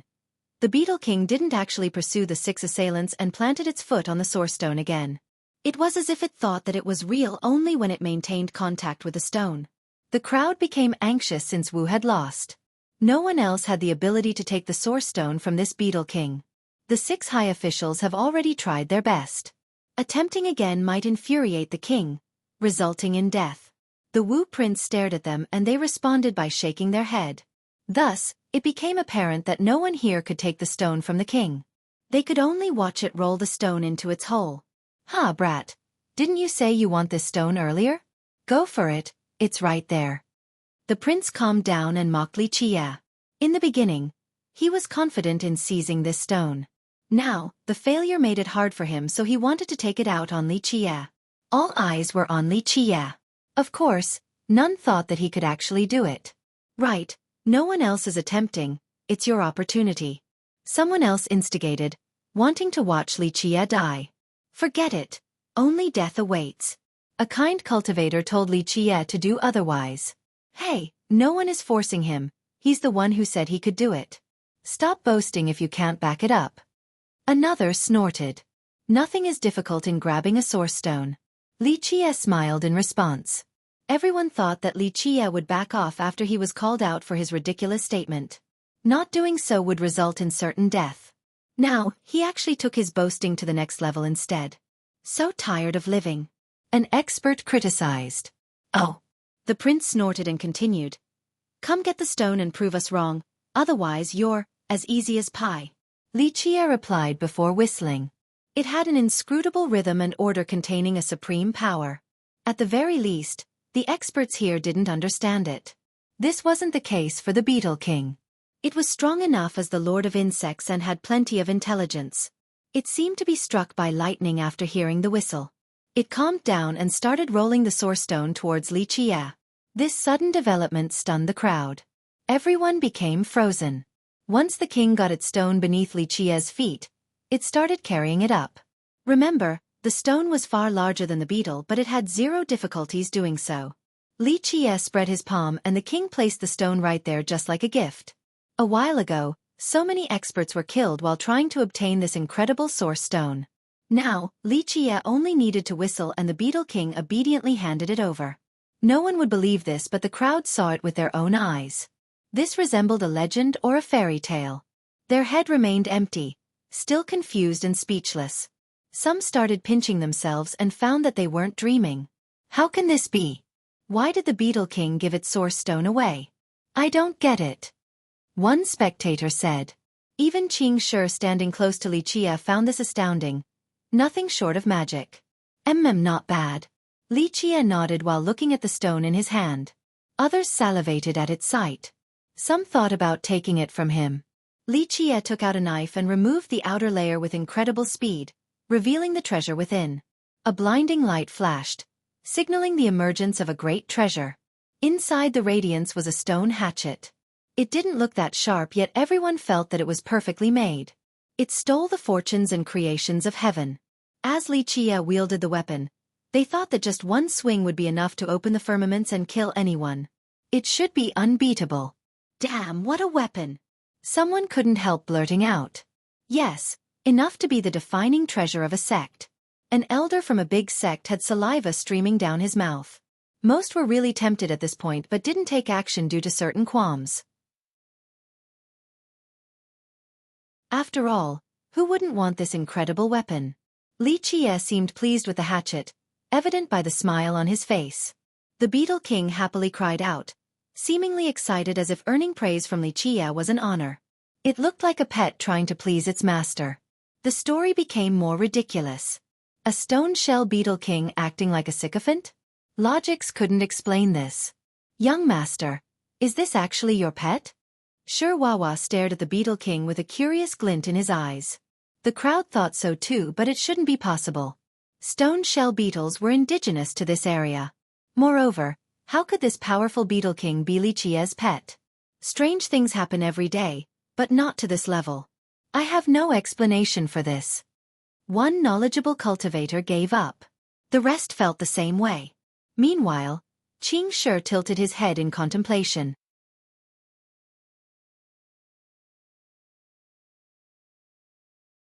Chapter 34:16. The Wu Prince winked at one of the high officials. This person came over to Li Qie and cupped his fist. Greetings, fellow Taoist. The sudden conversational prompt in such a polite manner naturally interested the crowd. This was as obvious as can be. The atmosphere became different right away. What? Li Qie said flatly. I see that you're a man with a great ability. Perhaps you can communicate with insects? The high official seemed like he did Li Qie a favor by addressing him as an equal despite the status disparity. Some nodded in agreement after hearing him. Earlier, Li Qie whistled and managed to get the Beetle King to give him its source stone. Being able to communicate with insects was one plausible explanation. Perhaps. Li Qie said. The high official maintained the respectful tone and continued. Fellow Taoist, the truth is that our kingdom always searches for talents and we truly appreciate them. Are you interested in? Most have expected this recruiting process from Wu. After all, Li Qie has shown his worth just now if he could actually communicate with insects. Not interested. Li Qie didn't wait for the guy to finish. The high official didn't become dejected at all and went on. Don't be so hasty, fellow Taoist. Wu is a great country in the northern region. We have a wise ruler and many capable officials. If you were to join us, you will receive the respect you deserve from our ruler. You'll be an esteemed guest. He was certainly being persuasive, seemingly desperate for talents. Hearts started beating faster among the audience. After all, Wu was mighty on top of being a branch of Yin Yang Gate. To be an esteemed guest there was a great honor. This is a case of the weasel offering a New Year gift to the chicken. Nothing good will come from this. The older generation remained clear-headed and snorted. Those nearby immediately became startled and carefully thought about something else. Remember, Li Qie had just gotten the Source Stone of the Beetle King. If he were to accept the invitation to the royal palace of Wu, he would instantly lose his advantages and value.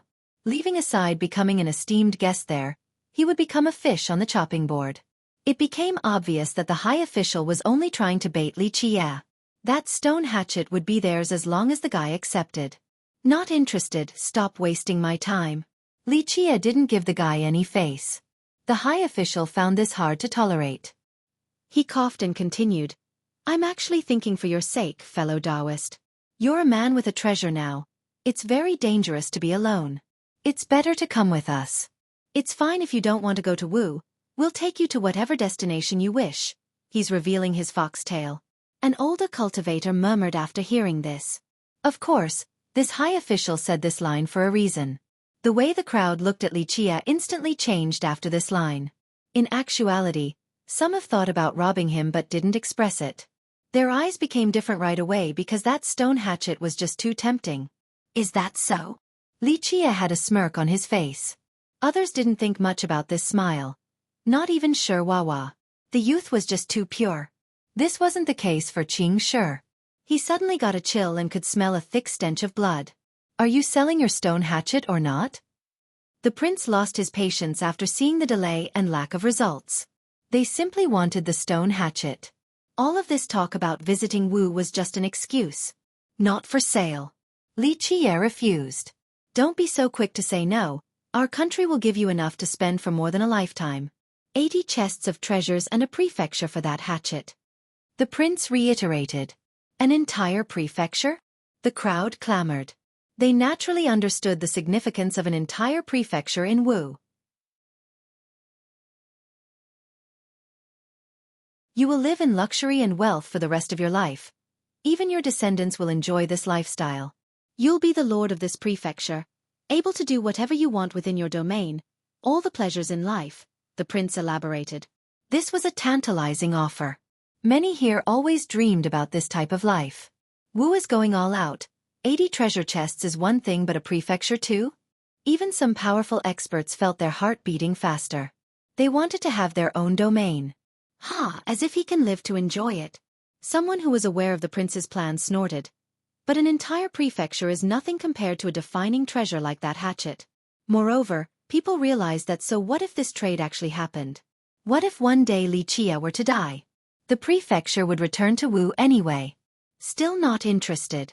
Li Qie didn't let the prince finish. The prince's expression turned ugly after the lack of reciprocation. He scowled and coldly uttered. You'll die for sure without protectors. So soft doesn't work. You want to do it the hard way now? Thinking about robbing me? Li Qie smiled and said. Wu's scheme was as obvious as can be. Of course, they wouldn't dare to blatantly do it in public. This wouldn't be the case once they were in another location. We won't take your treasure, but someone else will push you to death. You're better off selling it to us. I don't mind people trying in the slightest. Feel free to come now since it doesn't matter. A bunch of rabbles can't do anything anyway. Li Qie smiled. What are you trying to say? The prince's expression soured. I'm trying to do you a favor. Come get this stone hatchet that you want so much. Unfortunately, your country, Wu or whatever, doesn't have the power to take it. The same with this crowd. Li Qie chuckled. So confident, aren't you? A crowd member shouted back. They cared about face earlier and couldn't blatantly rob him. Now, he had offended everyone here. You think we're nobody? Another shouted. Most were livid and red, feeling tempted to jump at any opportunity shown in order to grab that stone hatchet.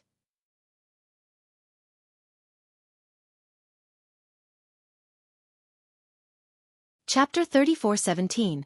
The atmosphere in the valley became quite strange, the same as the greedy eyes on Li Qie. Everyone could see that Li Qie was weak. His biggest fault was having a treasure, looking just like a fat sheep among wolves and tigers.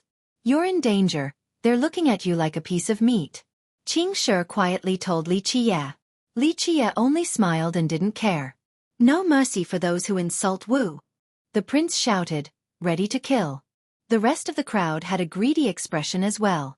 The prince needed to take the initiative now because it would be more problematic if someone else were to get the hatchet first.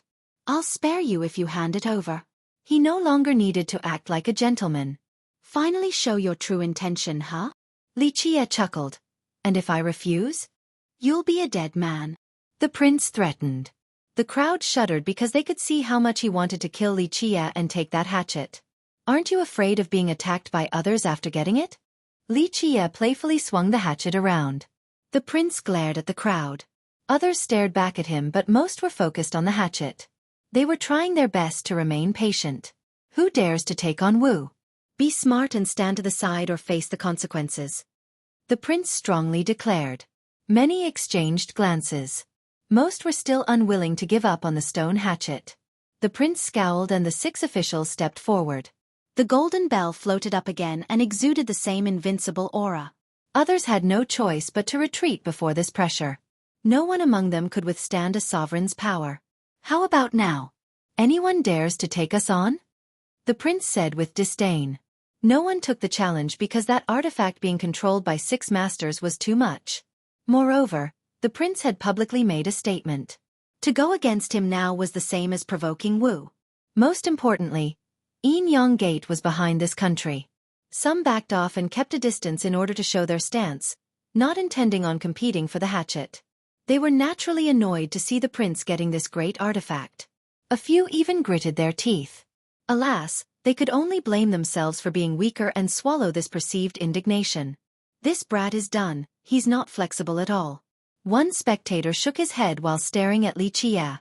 The prince felt amazing as the crowd backed off after his threat. Brat. Hand it over. Not only will we spare you, but we'll also even guarantee that you'll leave this place alive. The prince looked down at Li Qie and laughed. In my opinion, you should kneel and beg for forgiveness or your death will be very, very gruesome. Li Qie smirked and casually commented. Idiot. And I actually thought about sparing you earlier. Seems like I'll have to take your hatchet and torture you too. That's what you deserve for insulting me. The prince's eyes became fierce. Can't wait to see you try. Li Qie smiled. Go capture him. Break his limbs and tear out his tendons. The prince told the high officials in the back. Junior, don't blame us for doing this since you asked for it. One of them stepped up. That's my line. Li Qie smiled then whistled. The sound was inscrutable with a strange rhythm striking at the heart. Buzz. The stone shell beetle king flew up. Shit. Everyone became alarmed, including the prince's group. They were too focused on the treasure earlier and forgot about the beetles. The king gave the order to all the beetles present. The sky turned dark right away in the next second because the beetles flew up into the air. This looked like a terrible locust swarm. Nothing would be left in an area ravaged by them. Retreat! The 6 high officials immediately ran while using the golden bell and its Tao laws for protection. Buzz! The beetles swept over this group like a tsunami, instantly drowning them. An ocean of insects. The faraway spectators trembled with fear, unable to stand straight. Rumble! The beetles smashed the bell repeatedly. One must admit that this artifact was amazing. The 6 officials did their best and managed to stop waves of attack. Keep on trying. They shouted, completely aghast. The bell was the last line of defense, the only thing saving them from being buried by the beetles. Unfortunately for them, the Beetle King didn't join until now. Shit! They saw the king in action and became pale. Boom! A golden light engulfed the area before the first move of this wondrous beetle. The bell instantly got blown away. The group became exposed. The result was obvious. The swarm of beetles instantly drowned them. Ah! No! Screams echoed across the valley. Blood splashed everywhere. The 6 high officials were devoured. Only their skeletons were left behind. The inexperienced cultivators vomited after seeing the horrifying event. Don't! A shriek could be heard. They noticed that the prince was still alive. The swarm of beetles brought him before Li Qie. Meanwhile, the king circled around Li Qie, wanting to curry favor. By this point, everyone finally realized that Li Qie had complete control of the beetles in the valley. The prince couldn't move at all and shouted, Don't come over here. He soiled his pants from fear. Li Qie squashed down and stared at the prince with a smirk. What's going on? Not acting cool anymore? Now, this smirk of his frightened everyone.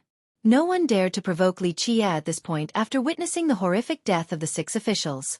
They thought that he really told the truth, that the people from Wu were the suicidal ones. Alas, it was too late for regrets.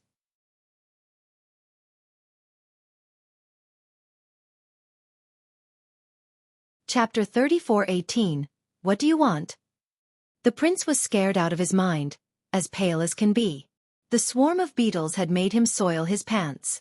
The 6 high officials of Wu were alive and well a moment ago. Now, nothing was left of them outside of white bones. The prince saw the entire thing since he was the closest to them. In fact, the cultivators here didn't know that these beetles would eat flesh. Thus, the swarm became increasingly terrifying. Tell me, what should I do to you? Li Qie smirked, causing others to see him as a smiling devil. Young master. Please forgive this insignificant one. The prince calmed down and started smiling. Of course, this forced smile was as unsightly as can be. He still tried to smile sincerely and continued, I'm but an ant compared to you, a frog under the well. I have eyes but couldn't see Mount Tai. That's why I offended you, a crime deserving of death. Please, be benevolent and forgive this dog. He immediately apologized and no longer looked imperious like before. He threw his face away in order to beg for forgiveness. For a noble used to luxury and wealth like him, nothing was more important than staying alive. That's why he threw away his reputation and honor. These things weren't worth a coin in comparison. A few spectators naturally snorted with disdain after seeing the quick shift in attitude. He brought this upon himself. A knowledgeable cultivator saw this coming from a mile away and shook his head. Of course, most found this to be understandable. Very few heroes would fight to the death against a mightier foe. Most would just ask for mercy and forgiveness. Li Qie still had the same smile on. Young master, Wu will handsomely pay you for sparing my insignificant life, whether it be treasures or women. Just say the words and we'll satisfy your demands. The prince continued begging. How shameless! Qing Shi nearby commented. Others shared the same sentiment. Of course, a few thought that he was smart and flexible for doing so. Unfortunately, I'm not interested in those things. Li Qie said. Then what would you like, young master? We can definitely get you whatever you want. The prince hurriedly said. I'm only interested in your dog life. Li Qie smirked. You. The prince froze for a second but tried his best to maintain the forced smile. You're kidding, young master. My dog life means nothing, not worthy of your attention. Many have been in this situation with Li Qie before, but only a selected few were as shameless as this prince. Sorry to say that it is indeed the truth. Where should I start? Li Qie looked at the prince from top to bottom. The prince was furious and afraid since his shamelessness didn't work. Young master, what's the point in killing me? Spare me and all will be well. You're actually quite smart, able to change your tune at a moment's notice. It's too bad that this isn't enough to save you today. Li Qie said. A few in the audience actually felt bad for the prince. The guy begged like a dog yet nothing came of it. What a waste of effort. The prince turned white then red, falling into a daze. He eventually shouted. You can't kill me. I am a prince of Wu, I'll be in charge of it later. And? Li Qie smiled. Our army consists of 1 million elites. Then we have the ancestors of Yin Yang backing us up. My older brother is young Lord Bai's confidant. Kill me and suffer their wrath. There will be no place for you to go in all of 8 desolaces. Begging didn't work so the prince turned to threats instead. He wanted Li Qie to know how strong his backers were. The crowd exchanged glances. This was definitely more effective than the subservient act earlier. He was indeed telling the truth. Wu wouldn't let their prince be killed without trying to exact revenge. This was akin to poking a bee's nest. It's better to be careful, the older members of the audience thought. No one liked being threatened like this, but prudence should be the top priority. Unfortunately, the prince was threatening the wrong person. Really now? My interest is growing more and more. Li Qie said. We'll see how strong your country is. I wouldn't mind a little exercise. Having said that, he kicked the prince forward. No. The prince screamed after being kicked into the swarm. You can't do this. You can't dash. The beetles immediately crawled all over his body. Ah! Only a skeleton was left behind in no time at all. Li Qie didn't bother looking at him and turned towards the crowd. Anyone else wants this stone hatchet? Feel free to come. He started waving it back and forth. No, no, of course not. Virtually everyone retreated far away from him like the receding tide. No one dared to stay close because if he were to misunderstand their intention, that swarm of beetles would drown them. The prince was the best example. In that case, get the hell out of my sight. He stopped smiling and glared at them. They trembled in fear and ran away in droves. Their greed disappeared quickly seeing the swarm of beetles. It didn't take long before no one was left in the valley outside of Li Qie, Xueqi, and wait, Qing Shi. What about you? Li Qie stared at him. I have no intention of taking your hatchet, young master. A good guy like me doesn't need to run. I'm sure you don't mind me being around. Qing Shi smiled. Li Qie ignored him and handed the stone hatchet to Xueqi. This will be relatively useful for you before atavism.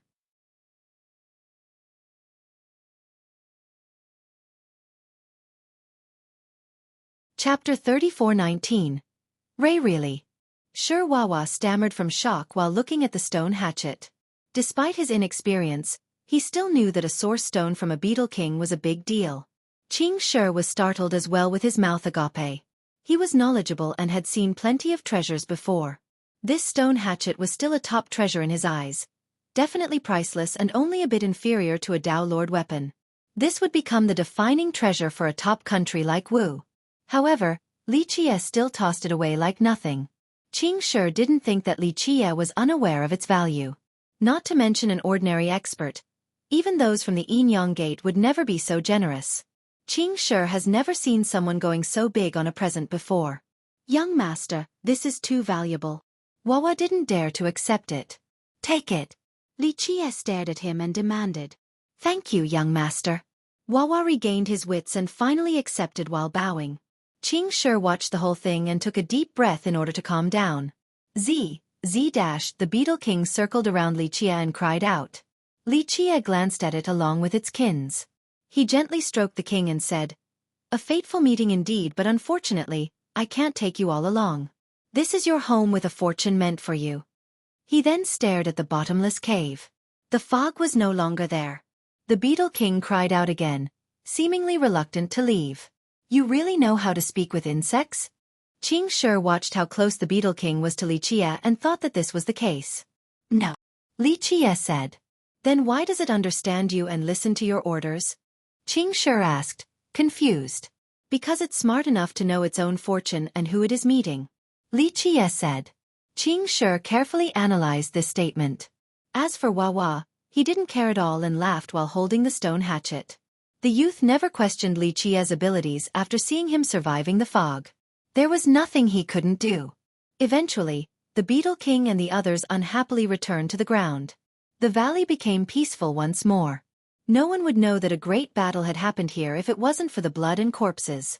Okay, let's go to Ancestral City. Li Qie told Xueqi and moved on. They didn't get far before Li Qie stopped and stared at Qing Shi. Why are you following us? I'm actually heading there too, so why not travel together, hee. Qing Shi responded. Why are you going there? Wawa became skeptical. What about you?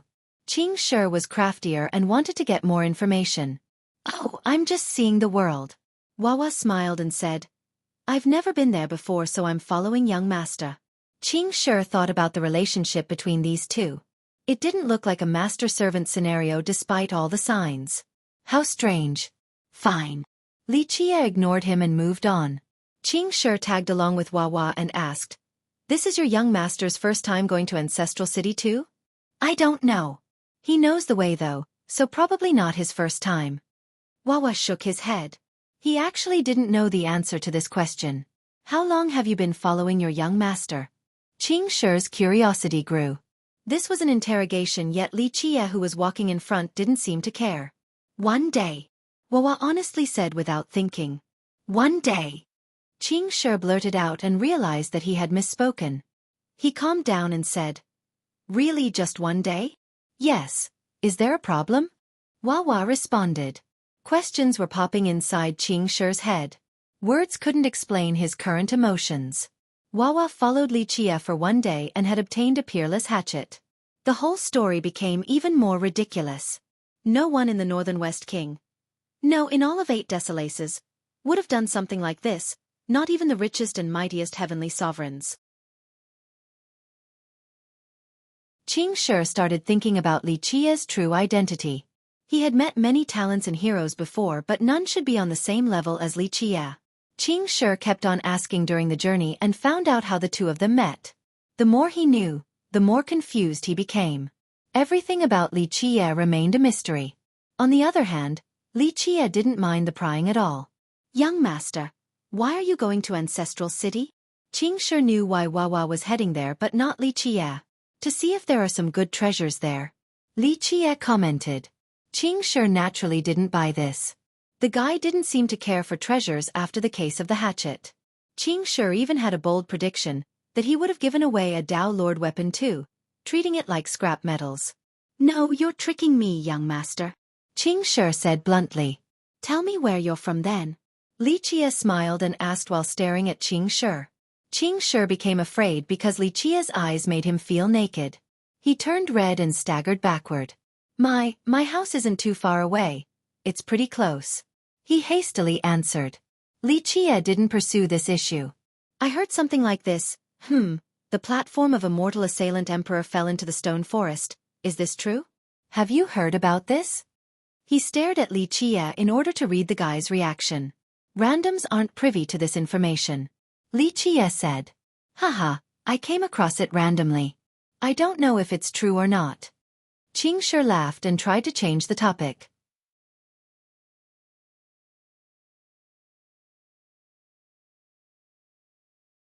Chapter 34:20. Ancestral City was the center of Stone Plateau, the symbol of the golems. Some believed that this city itself was this race's ancestral ground. This wasn't too much of an exaggeration because it had the highest population of golems currently. However, the majority were mixed-blood golems. They weren't as pure as the ones living in Stone Wind Canyon. This made it harder for them to reach pseudo or actual atavism under normal circumstances. Nonetheless, Ancestral City still had the highest number of pseudo-atavistic golems in the world. In reality, the place wasn't a city in the conventional sense despite its name. There were no walls and fences, rendering it difficult to distinguish its actual boundary line. Mountains could be seen, some in a group while others all alone. Rivers were a common sight along with waterfalls flowing from the firmament. Plenty of lakes scattered around the land like pearls. Thus, it was more accurate to consider Ancestral City a great continent. The majority of people in the plateau gathered here, resulting in prosperity. One could see the palaces built next to each other on the mountain ranges or a lonely hall at the top of a peak. Some jade pavilions were floating on the lakes. More architectures could be found in the valleys too. The noticeable absences were walls and streets. Nonetheless, this didn't deter people from living here. Statues stood tall among these places. They had varying height and shape. These were the pseudo-atavistic golems. It remained difficult to get an exact count of this cultivator type. Some haven't woken up for millions of years. This made them as big as a mountain. Some were pushed lower to the ground. Because of this, the place was considered one of the strongest areas in 8 Desolaces. If all these pseudo-atavistic golems were to wake up, they would definitely be able to sweep through the world uncontested. That's why no one or any single race dared to look down on the golems. These slumbering cultivators were just too strong. There was one special sect at Ancestral City with the same name. It served as the core of the city and the symbol of the golems. This branch belonged to the golem ancestor, or Black Duck. He himself didn't personally create it but rather, his disciple with the title of Golem Monarch Dao Lord. Nonetheless, Golem Ancestor used to stay here to train and left behind his scriptures. This was a sect with 2 Dao Lords. Golems from all of 8 Desolaces would make pilgrimages to this wondrous holy land. Li Chia's group finally made it to the outskirts of the city. They saw the amazing atmosphere permeating across the land along with the colorful and diverse landscapes. The peaks looked cool all alone while the brilliant reflections from the lakes were beautiful, to say the least. This place was worthy of being the jewel in the eyes of the golems. That's Ancestral City, right in front of us. Xueqi shouted excitedly. They saw people flying in the air. Some preferred treasures. Others flying beasts. All races were present: golems, demons, humans. Xueqi lived all alone and rarely saw strangers.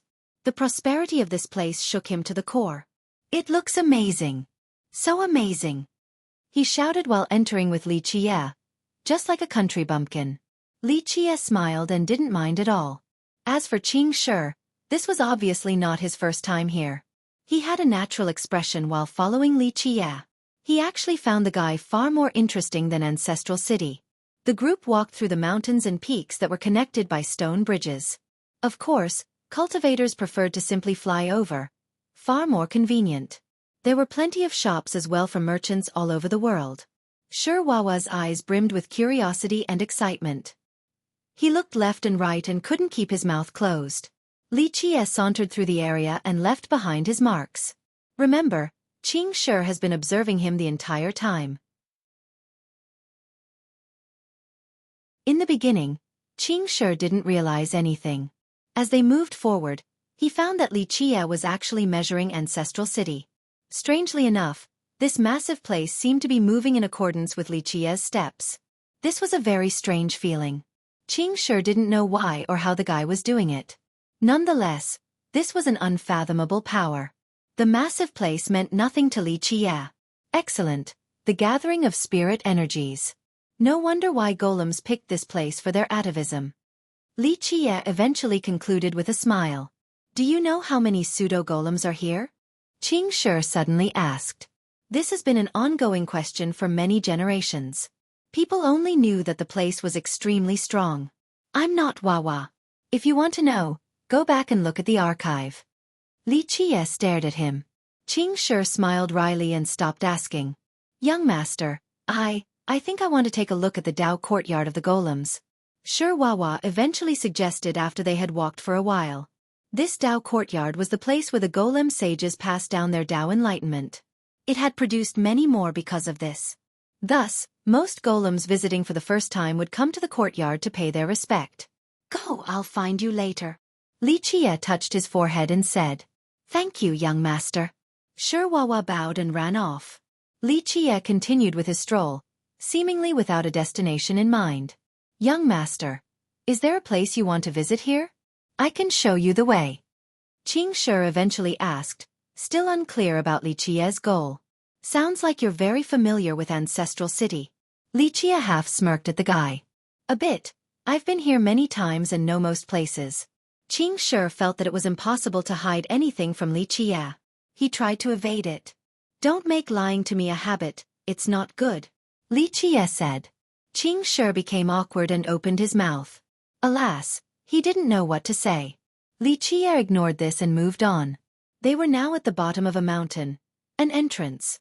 There were more mountain ranges afterward with magnificent buildings. This place certainly belonged to an influential clan. Numerous guests were visiting judging by the entrance. The majority consisted of lords and famous cultivators. Within the clan were smokes and a deep medicinal fragrance. Anyone would realize that these came from alchemy refinement. 1.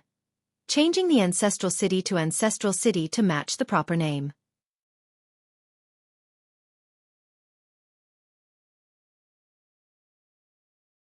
Chapter 34:21. There was a plaque hung up high by the entrance with one ancient character, Shi. It has been there for so many years, seemingly stained by the alchemy smoke. "The Shi." Li Qie smiled then glanced at the clan in the mountain range. The Shi is the biggest alchemy clan of the golems, the oldest too.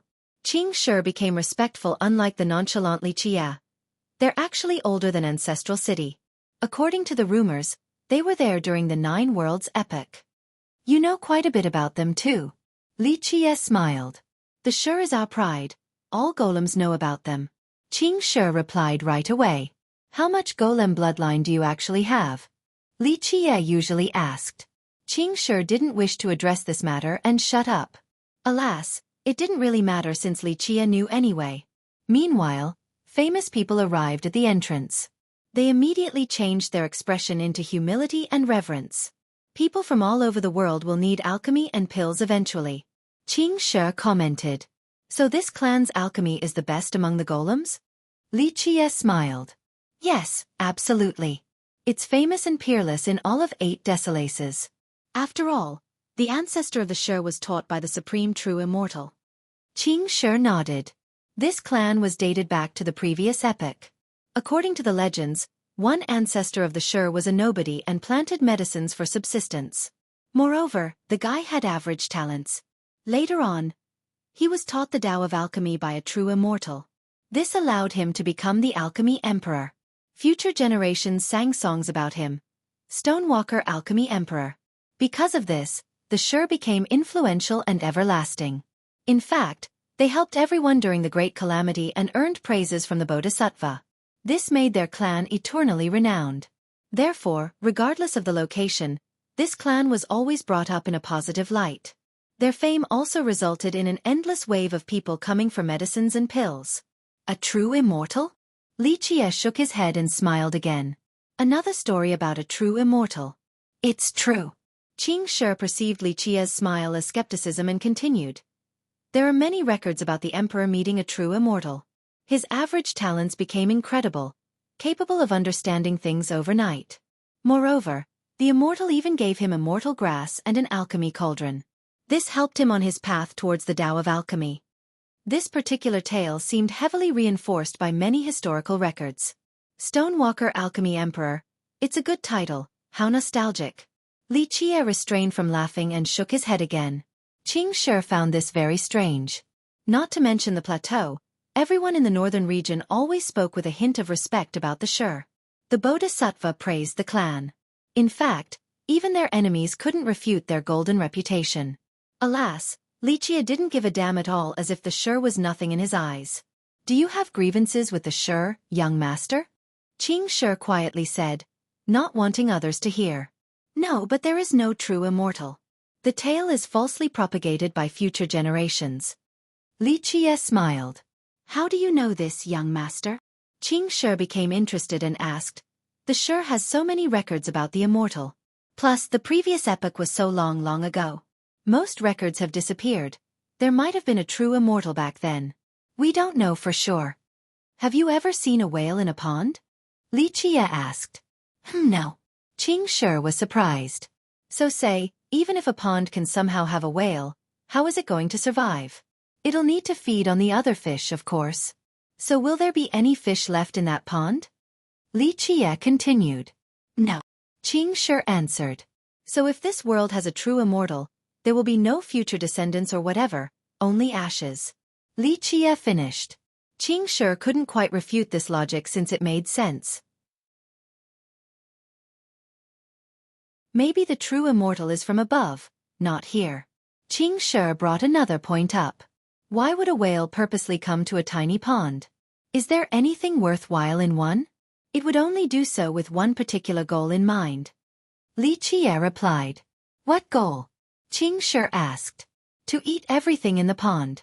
Also, this means that the food outside has run out, so it has no choice but to pick this pond. Li Qie answered. Qing Shi stood there in a daze. For most people, a true immortal was a magnificent and supreme existence. Now, Li Qie made one sound like the devil. Quite a stark contrast. Are you sure you're talking about a true immortal instead of a devil or fiend, young master? Qing Shi quietly said. Is there a difference? Only the title. Li Qie said.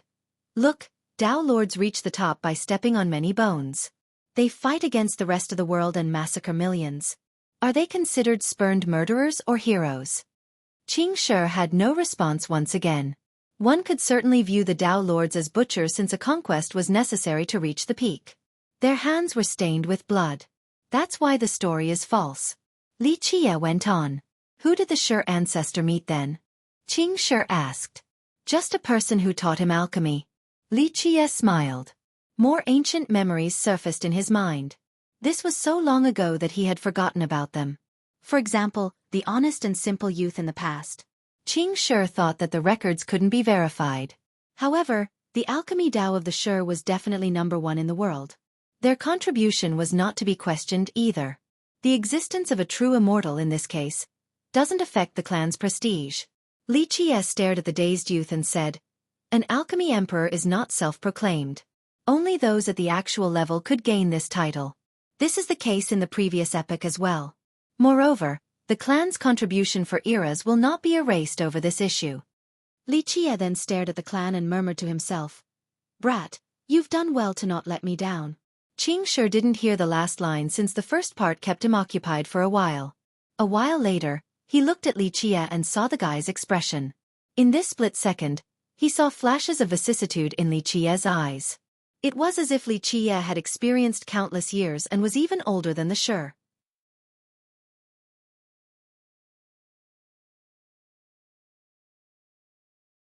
Chapter 34-22. Creak.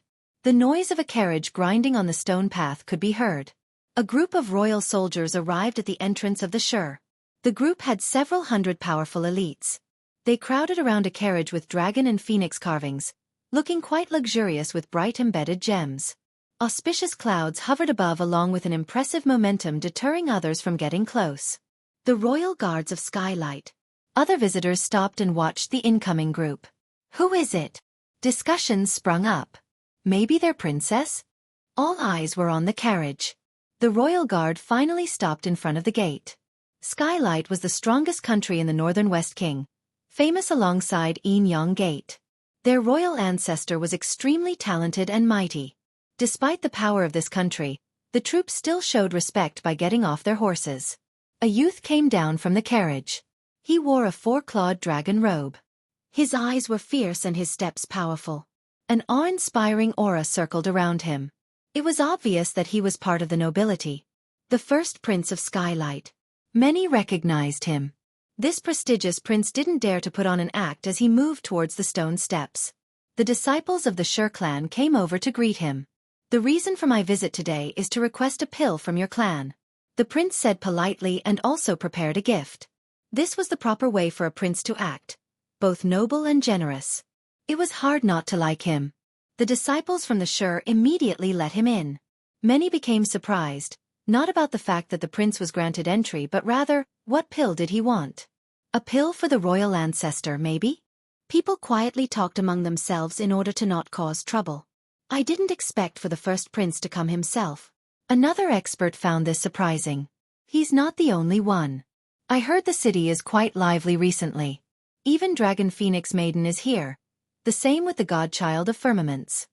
A knowledgeable cultivator revealed. "You're talking about the maiden, famous alongside Pullstone Saintess and Skylight Princess?" Another immediately asked. Many didn't care about the godchild, only the maiden. After all, she was one of the 3 top beauties in the northern region. Who else can it be? The initial speaker glanced at the guy as if he was stupid. "All these big shots are here. Is something about to happen?" One soul became curious. However, those privy to this information chose against divulging it. Li Qie had no interest in the gossip. He smiled and continued onward. Qing Shi gave chase and smiled. "There's a place here that might interest you, young master." Li Qie stopped and Qing Shi was smart enough to not waste time. "The ancestral tablet left behind by our golem ancestor, how about it?" "Why not?" Li Qie let the guy lead the way. The two of them made numerous turns and twists before reaching this tablet. It was located in a large field covered with stones and rocks. It lacked any decoration and exquisite carvings.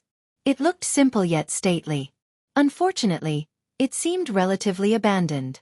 Weeds were growing from the cracks between the rocks. No one was here today with the exception of Qing Shi and Li Qie. The tablet was erected in the middle, large and majestic. It had numerous words and ancient runes, virtually impossible to understand from the distance. Normally, such a tablet should be revered by all. In this case, once someone got a closer look at the runes, they would find them quite strange. They looked like the scribbles of a child, drawing worms and such. All in all, they could be described with one word: ugly, extremely ugly. A new cultivator could do a better job drawing these runes. Thus, carving them on a tablet was ridiculous and invited jeers. Of course, no one would dare to laugh after hearing about the originator of these runes. "This is personally written by our golem ancestor," Qing Shi said with respect. "Unfortunately, no one has been able to understand their meanings.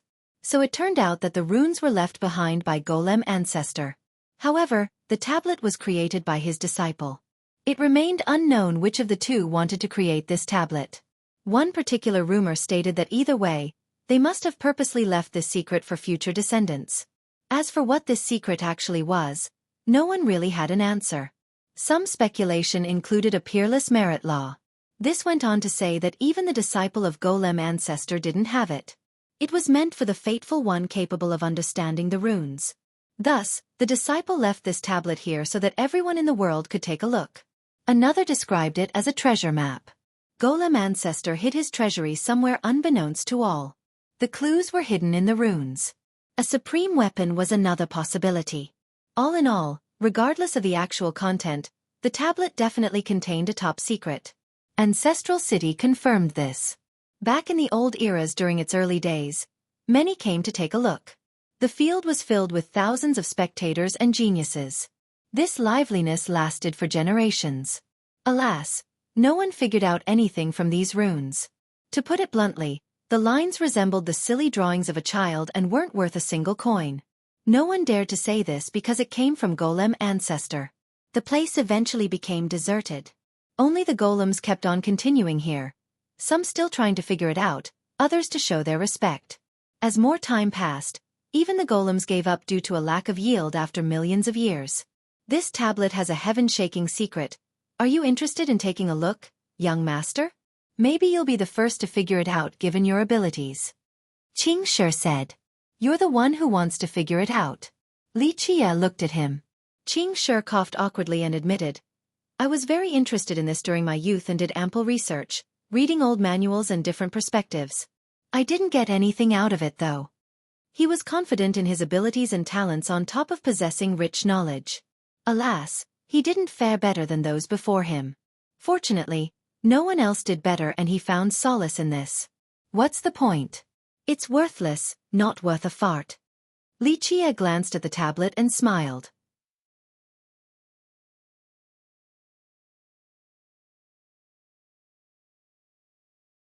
Chapter 34-23. Many have come to understand it, including brilliant heavenly sovereigns. Qingshi was surprised to hear Li Qie. Dog fart, that's all. Li Qie continued. The future descendants aren't that much better, so foolish. Qingshi didn't expect this response before no one else would dare to say this. Golem ancestor let this behind. He lowered his voice, afraid of others listening. After all, Golem ancestor had a supreme status in their race. Other golems would try to fight Li Qie after hearing this. So what? Do you think your golem ancestor's fart smells good? Li Qie said. Qingshi couldn't say anything. The comment was logical despite the vulgarity. So what is the meaning of this tablet? He asked. Only to trick fools like you. Li Qie smiled.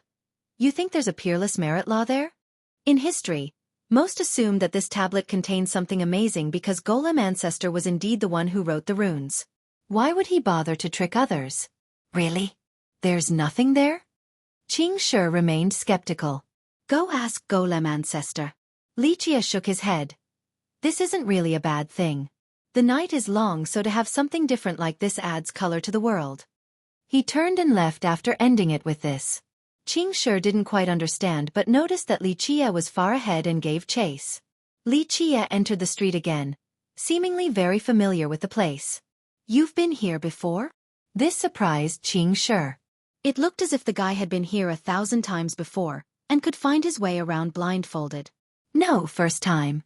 Li Qie said.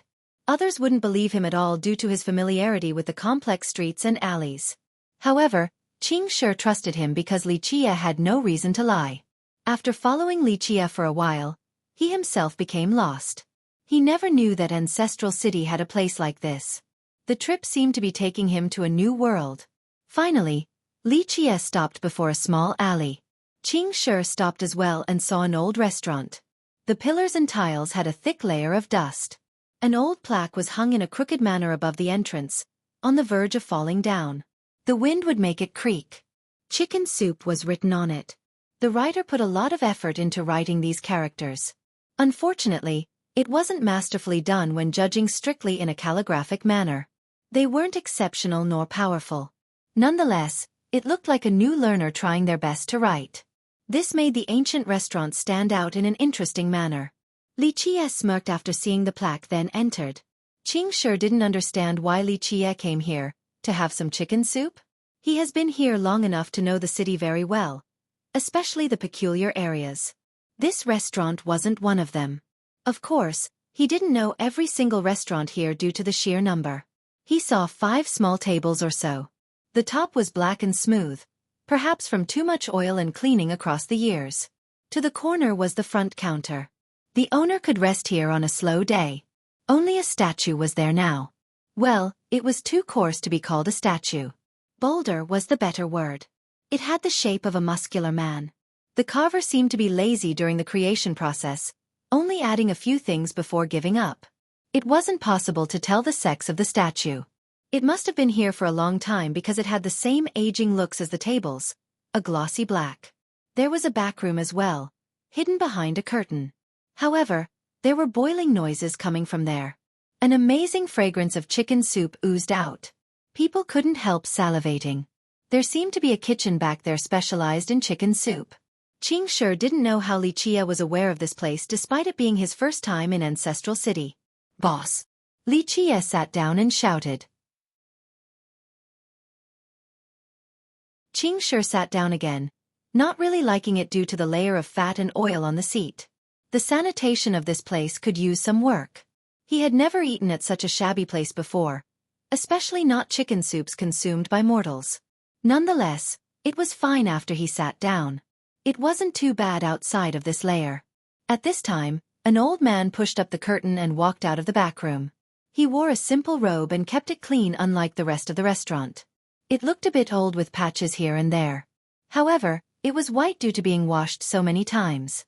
His hands were clean as well. No dirt could be seen in his fingertips. It had plenty of calluses. The contrast between his cleanliness and the shop made people think of a lotus flower growing in the mud. This wasn't a perfect analogy, but people certainly got this impression. The old man only glanced at Qing sure for a second and stopped on Li Qie.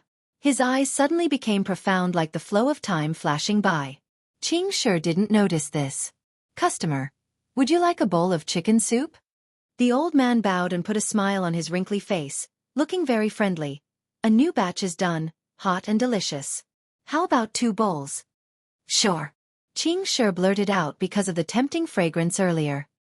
He found it strange that he was interested in the food of mortals. "No, I only want duck soup," Li Qie said. Qing sure didn't expect this. He quietly reminded Li Qie, "This place is for chicken soup, I don't think they have duck soup." Li Qie didn't seem to care. "I'm sorry to say that we only have chicken soup here."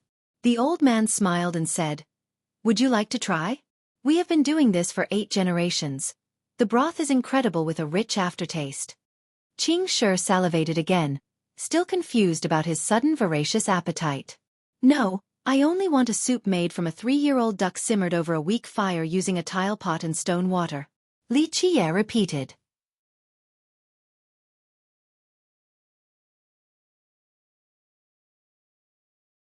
Chapter 34-24. Qing sure felt that Li Qie was being out of line. The old man had a restaurant specialized in chicken soup. Why would Li Qie demand duck soup made in such a strange manner? How utterly ridiculous. "Customer, just try our chicken soup. It has been passed down for generations and the taste won't let you down." The old man laughed. Li Qie grabbed a pair of bamboo chopsticks and stared at the old man. "Duck soup only." Qing sure was at a loss for words. Was Li Qie only here to cause trouble? "How about we go to another restaurant?" Qing sure kindly suggested, feeling bad for the owner. The old man didn't become angry and repeated, "Customer, we really don't have duck soup here. Just try our chicken soup once, the broth will. I don't want chicken soup, duck only. Hurry up and bring me a bowl." Li Qie suddenly placed the chopsticks on the table again. The old man looked down and noticed the natural manner of the placement. They suddenly became a unique diagram, ready to leap up. His expression changed as he staggered backward and became frozen. He hurriedly took a deep breath and composed himself. He then picked up the chopsticks and placed them back into the container. He bowed and smiled. "Okay, duck soup it is, coming right up. 3-year-old duck, gentle fire, tile pot, and stone water," Li Qie reminded. "For sure, I'll get it done right away." The jovial old man returned to the kitchen. The sudden change in attitude took Qing Shi off guard. He didn't know why the owner changed his mind. This was clearly a place for chicken soup, yet Li Qie came asking for duck soup. Clearly the plot of a troublemaker. Of course, Qing Shi didn't notice the diagram earlier since the old men took them away with haste. "Young master, why do you want some duck soup so bad?" Qing Shi asked while the kitchen sounded busy. The circumstances showed that Li Qie came with a purpose, albeit a confusing one. Li Qie only smiled and closed his eyes, seemingly resting. Qing Shi had no choice but to think about it himself with a focus on the old man and the restaurant. A restaurant like this was common in Ancestral City. After all, the city has been around for millions of years. A generational place like this wasn't out of place. The issue was, what was in this place that warranted Li Qie's attention and time? It would be reasonable if Li Qie came for the chicken soup of this place. However, he wanted duck soup. This issue remained inscrutable for Qing Shi. They were the only guests currently present in this restaurant. This particular alley was rather crowded with plenty of people coming and going. Qing Shi watched them walking by, but no one came in despite the incredible aroma coming from the kitchen. It was as if they couldn't see the restaurant at all. Truly a bizarre feeling. He shuddered, thinking that they might have entered a haunted restaurant only visible to them. He didn't believe in ghosts, but just the thought still frightened him. He couldn't help staring at Li Qie. Unfortunately, the guy didn't look worried at all. His eyes were still shut. After a while, a stronger aroma came. Qing Shi immediately knew that it was duck-based since it was different from the prior one. He couldn't quite pinpoint the fine details. Nonetheless, he gulped several times because of overflowing saliva. He thought that it was strange for a chicken soup place to be so good at making duck soup as well. The aroma was definitely on the same level. "Here, here." The old man brought out a pot of hot soup and laughed. "As fresh as can be, made exactly as you ordered, customer. Please try." He then poured 2 bowls for the customers. Qing Shi couldn't hold back and immediately drank the bowl without caring about his image. The aroma was simply irresistible. He drank several bowls in the blink of an eye, and looked up to see that Li Qie was taking his time with elegant sips. This embarrassed Qing Shi, so he also slowed down. Meanwhile, the old man stood to the side with a smile. Of course, his focus was on Li Qie, not Qing Shi. It seemed that Li Qie's enjoyment was the highest praise for his cooking skills. "May I have another?" Qing Shi had no idea how many bowls he had drunk and still wanted more despite his belly being filled. This was definitely the best duck soup he had ever drunk in his life. No, the best dish he ever had the pleasure of tasting. In the past, he had tried countless exotic delicacies. Alas, the dragon liver and phoenix bladder paled in comparison. He actually needed to slow down because Li Qie was taking his time. Meanwhile, the old man patiently watched with a smile. "Customer, what do you think about this soup?" He finally asked after Li Qie was nearly finished. "Not bad. You made chicken soup your whole life, but your duck soup is good too," Li Qie said. "Haha, thank you. I had no choice but to do my best to fulfill your request." The old man laughed. "This duck isn't bad either. In the past, I knew this dead duck that lived for a long time. It's very skinny and its bones are probably tough, but I'm sure it'll make an amazing duck soup too." Li Qie smiled. Qing Shi had no idea what the hell Li Qie was talking about. "Haha, sir, I don't know which duck you're referring to." The old man smiled wryly. "Understandable since you haven't actually seen the real thing." Li Qie smiled. "I've been wanting to catch it since the older the duck, the better the broth, right?" "I don't know much about this," the old man responded. "It's okay, I won't make it difficult for you." Li Qie shook his head. "Telling you to find a living dead duck is too tough given the circumstances. The duck soup today was perfectly fine." "Yes, thank you for your benevolence. I'm truly blessed." The old man heaved a sigh of relief. Meanwhile, Qing Shi's confusion only grew.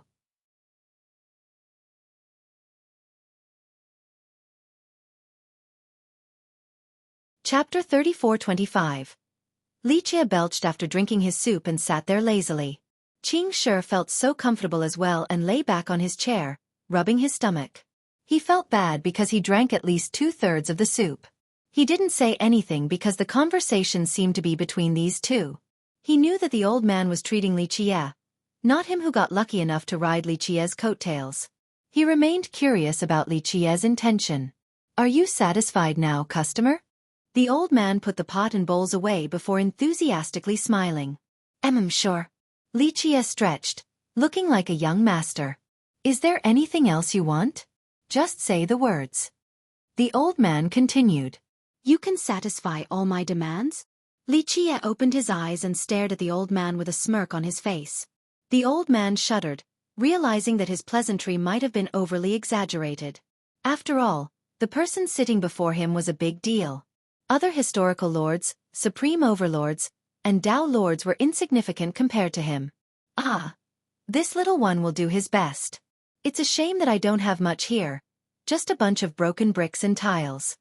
The old man responded. Sometimes those are valuable too. Li Qie stared at the old man. The latter became afraid because he didn't know why Li Qie was here. Someone like Li Qie would definitely want something incredible. Very few things were worthy of his attention and time. Dao Lord weapons and artifacts weren't on this list. You're playing with me, customer. My broken items can't enter your sight. The old man became awkward.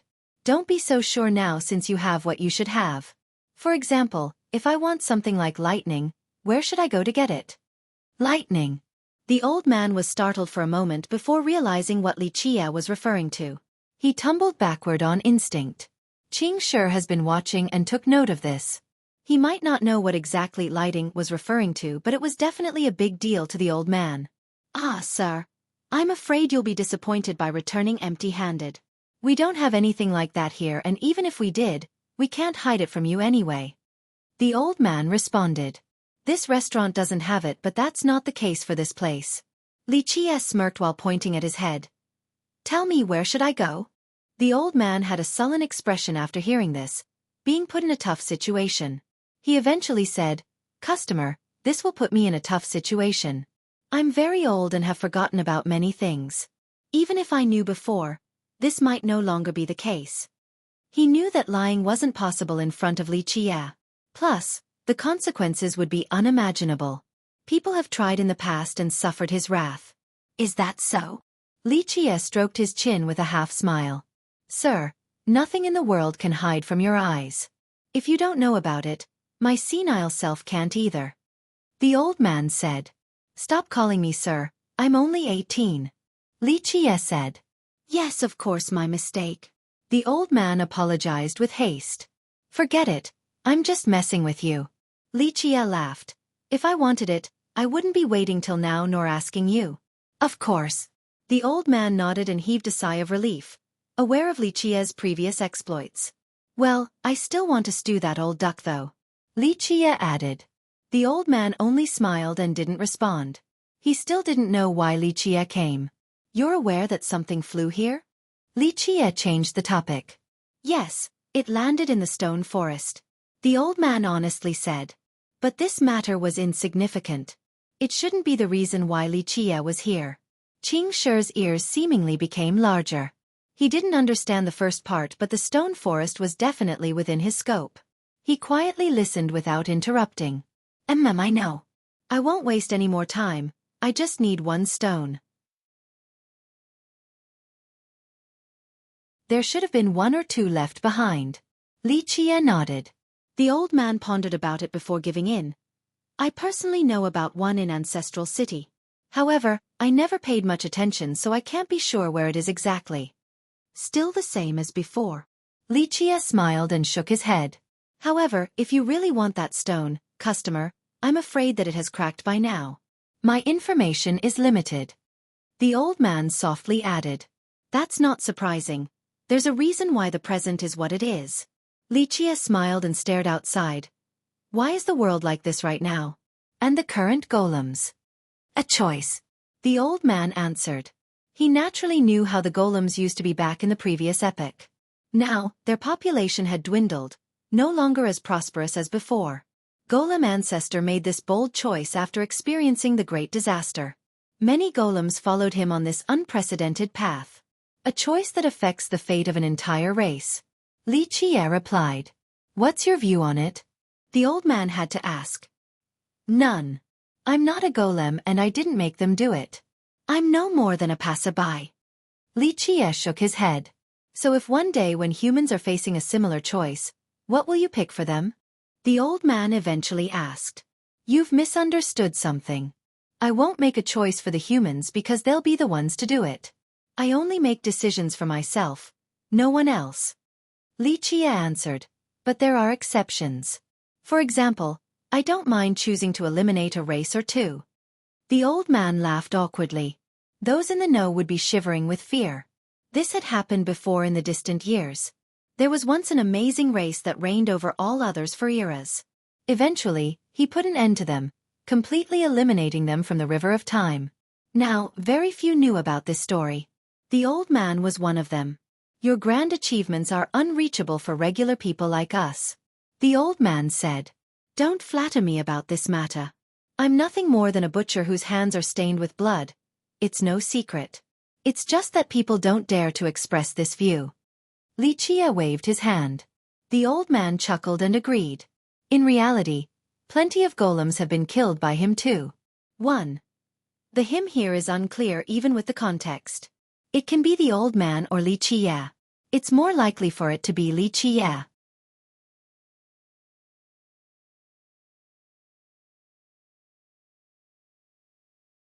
Chapter 34-26. The air became a bit awkward after Li Qie's self-critique. For millions of years, people had a different perspective on Li Qie. Some considered him the savior, others thought that he was the dark hand behind the curtain, some also thought that he was a butcher. The old man didn't expect to be lucky enough to witness this mythical character. Only two outcomes would be the result of such a meeting. Either extreme fortune or untold misfortune. It seemed that he wasn't part of the latter today. It is an honor to have you visiting our humble abode, a blessing accumulated from 3 lifetimes. The old man bowed towards Li Qie to show respect. I'm only here to drink duck soup. It's a shame that I couldn't get the real old one. Li Qie smiled. The old man chuckled, naturally aware of Li Qie's joke. If he actually wanted it, he wouldn't be sitting here right now. I've never expected you to show up again, customer. The old man said with reverence. The words came from the heart because Li Qie has been gone for too long. He disappeared during the previous epoch. Some said that he came to a different world, one that was far stronger. Others believed that he had ascended and became a true immortal. A few said that he died to the heavenly execution. Only those who knew him thought that he was definitely alive, just not in this world. The most shocking thing was his ability to return to the 9 worlds. Now, the old man was lucky enough to see him. His life wasn't wasted after witnessing this miracle. In history, many characters have left without returning. For example, the emperors and Dao lords. None could travel freely like this existence, leaving and returning, then repeating this unbelievable process. It's an unlucky life. Struggling to reach the top only to fall back down, half-death. There's no choice but to try again. Li Qie smiled. You're the only one who can even climb it. The old man praised. Li Qie's comments sounded as if he lived a tough and unsuccessful life. Alas, the old man knew that the mountain here was accessible only to the Dark Crow. The other top supremes might not be eligible to embark on this path. Such praises make me feel as if I'm walking on air. Li Qie joked. This little one has a few questions. May I ask you about them? The old man didn't want to waste this opportunity. He didn't want treasures and miracles either. Only some answers. Li Qie glanced at him and waved his hand. Qing sure didn't know what they wanted to talk about, but Li Qie's intention was clear, for him to leave. Though he really wanted to stay despite being confused, he didn't dare to go against Li Qie and left the restaurant. Your golem race has a few talents, Li Qie said. The old man glanced towards the door and said, to earn your good graces is her fortune, a lifetime of benefits. It's nothing like that, just a coincidence. Li Qie smiled. Of course the old man didn't think so. Those able to stay near Li Qie all enjoyed a great fortune. He has heard plenty of legends like this. For example, the ancestor of the Shi. That's why he thought that Qing Shi was very lucky to follow Li Qie. Ask your questions. I might not be able to answer though. Li Qie said. The old man took a deep breath and carefully took his time. Getting an answer from Li Qie would be extremely beneficial. They could seek this for a lifetime and get nothing out of it. Are the great disasters real? When is the next one coming? He asked. A bit crafty, that's multiple questions in one. Lichia smiled and turned towards the statue behind the counter. Why are you living in this manner? For the golems or yourself? The old man sighed and said, I'm doing my best so that I don't let myself down and have peace of mind. A noble goal. The world needs sages like you. Lichia tapped his thigh and laughed. Thank you, sir. The old man bowed without feeling conceited. Lichia stared outside and didn't answer. The old man stood with both hands straight down, waiting patiently. They're real, 100%. Lichia answered after a while. The old man became startled despite mentally preparing himself long ago. This answer confirmed it. Previously, whenever he got the same answer, he would still question it because they were speculations or just hearsay. Now, he got one from the most credible source. It wouldn't be an exaggeration to say that Lichia's answer was equal to a mantra from the high heaven, as accurate as could be. He took a deep breath and needed a little bit to calm down. From a certain angle, your race chose the right choice. This is not a bad idea for avoidance, worthy of further research. Lichia added. So there is still hope in the future? The old man became happy. None. Lichia replied with absolute certainty. None? The old man was shaken. Well, as I said, this is a decent idea when dealing with a lower level of disaster. When the real thing comes, nothing will be effective. A toppled nest will not have any whole egg. Lichia smiled. In older epochs were majestic and brilliant beings. Some races could be considered heaven's favorites and divine at birth, but none of them were lucky enough to escape. One person might be able to fend for themselves, but there's no chance for an entire race. Lichia added. There was no questioning Lichia's authority on this topic since he had gone further than anyone. Other emperors and Dao lords were just taking the first step. There's no chance for you either. Lichia finished with this in a nonchalant tone. The old man smiled wryly and nodded. I know, I've lived long enough anyway. Any extra day is good enough. No point in regretting. Satisfaction is happiness.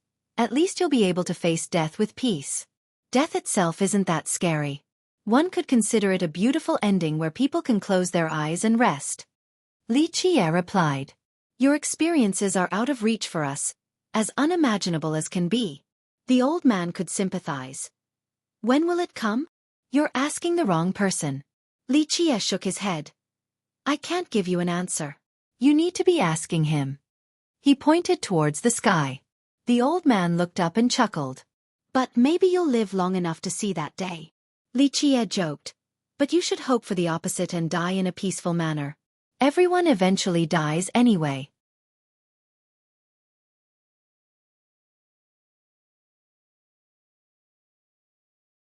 Chapter 34-27. Qing Shi patiently waited outside, aware that the old man wasn't a restaurant owner at all but rather a hidden master. He knew Ancestral City like the palm of his hand, yet he had no info on this master. He was certain that this old man was extremely powerful, just not entirely sure on the ceiling. Perhaps the ancestors he met in his sect weren't as strong. This confused him even more. How could his sect not know anything about this master when he was located in this city? He became awfully curious about the old man's background. Why did he choose Ancestral City as his base? He racked his brains and couldn't come up with a particular character. He looked up at the plaque again to carefully look at the words while pondering. He then memorized the location of this restaurant. At the same time, he also cared about the ongoing conversation between those two. However, he obediently stayed outside. During his previous listen, he didn't understand the majority of the content. Nonetheless, he still memorized each word. Eventually, Lichia and the old man came out of the place. The latter looked rather subservient, just like a servant. Let's go. Lichia ordered casually and moved on. Serve the young master well. It is your responsibility. Do not make a mistake. The old man said sternly as Qing Shi was leaving. Qing Shi was caught off guard. After all, he had no relationship with the old man, but the latter gave an order as if he was a senior. This was truly strange. Okay. Qing Shi still responded as if he couldn't resist the old man's command. Once he regained his wits, Li Qie was already far away. He hurriedly caught up then looked back at the restaurant. He only saw the long alley. The old man and the restaurant were no longer there. He rubbed his eyes in disbelief and looked again. The somber alley was still there, just not the restaurant. It felt as if he had just met a ghost. "Young master, that place isn't there anymore," Qing Shi told Li Qie, startled. Li Qie only smiled and continued forward. "Where are we going now?" Qing Shi dropped the issue. "The Stone Park," Li Qie said. Qing Shi became interested right away after hearing this. In recent days, Ancestral City became very lively with more visitors. Of course, as the largest city in the plateau, the place was always packed with people from all over the world. Merchants, travelers, Tao seekers. However, many big shots have arrived recently, including the slumbering ancestors and high elders. They appeared all of a sudden without warning. The natives started feeling that something was amiss. Next, people from Divine Stone Ridge, Firmament's Gate, Skylight Country, and Ingyang Gate started showing up. The top geniuses also came one after another. Among them was the first prince of Skylight. He immediately went to the Shi right after. This caused quite a stir. Some said that he was asking for a longevity pill because his country's heaven-defying ancestor wanted to come out. This ancestor has been sealed for many years, so he required a powerful pill in order to return. Another said that the prince came for personal reasons, that he wanted the right pill to break through to the next realm. This would make him one of the strongest geniuses in the northern region. The godchild of firmaments was present as well. Everyone knew about his arrival because visual phenomena filled the sky. The myriad Tao became resplendent and served as a golden passage in a magnificent manner. Initially, people thought that it was a big shot from firmaments. They later found out that it was the godchild of that sect. People became surprised after finding out due to the type of phenomena. One commented, "He has successfully trained the arts of firmaments?" The person from Divine Stone Ridge garnered a similar level of attention. The ridge is normally reclusive, so why is a big shot from there here? Something big must be happening. Discussions sprung up. "I heard a treasury is emerging." They asked around and eventually found some useful clues. "Really?" Excitement naturally came next. "All the old geezers from the big sects are here. How can it be fake?" One cultivator uttered coldly. The skeptics nearby became emotional. Yes, a treasury would indeed make these big shots come out. "Where in Ancestral City?" One of their eyes lit up. Unfortunately, he didn't get a response. Even those aware of this answer kept their mouth shut. Nonetheless, most decided to follow the big shots when the time was right. These big shots certainly knew the location of the treasury. "Did you guys know that Dragon Phoenix Maiden is coming too?" Another shocking news reverberated across the area. "She's coming, really?" The younger ones were ecstatic. They immediately asked around for more information. "You're late, she's already here," one cultivator revealed. One of the three beauties of the Northern West King. This news traveled across Ancestral. She was famous for having perfect features on top of an impeccably noble bloodline. This made it hard for people to chase after her. Both Skylight Princess and Pullstone Saintess are engaged. The only one available is the maiden. Yes, maybe there's a chance. Some started fantasizing. "In your dream." One guy shook his head and sneered. "Dragon Phoenix Valley refused a marriage pact with Ingyang Gate back then. You have no chance in hell." All in all, the younger ones looked forward to actually seeing the maiden.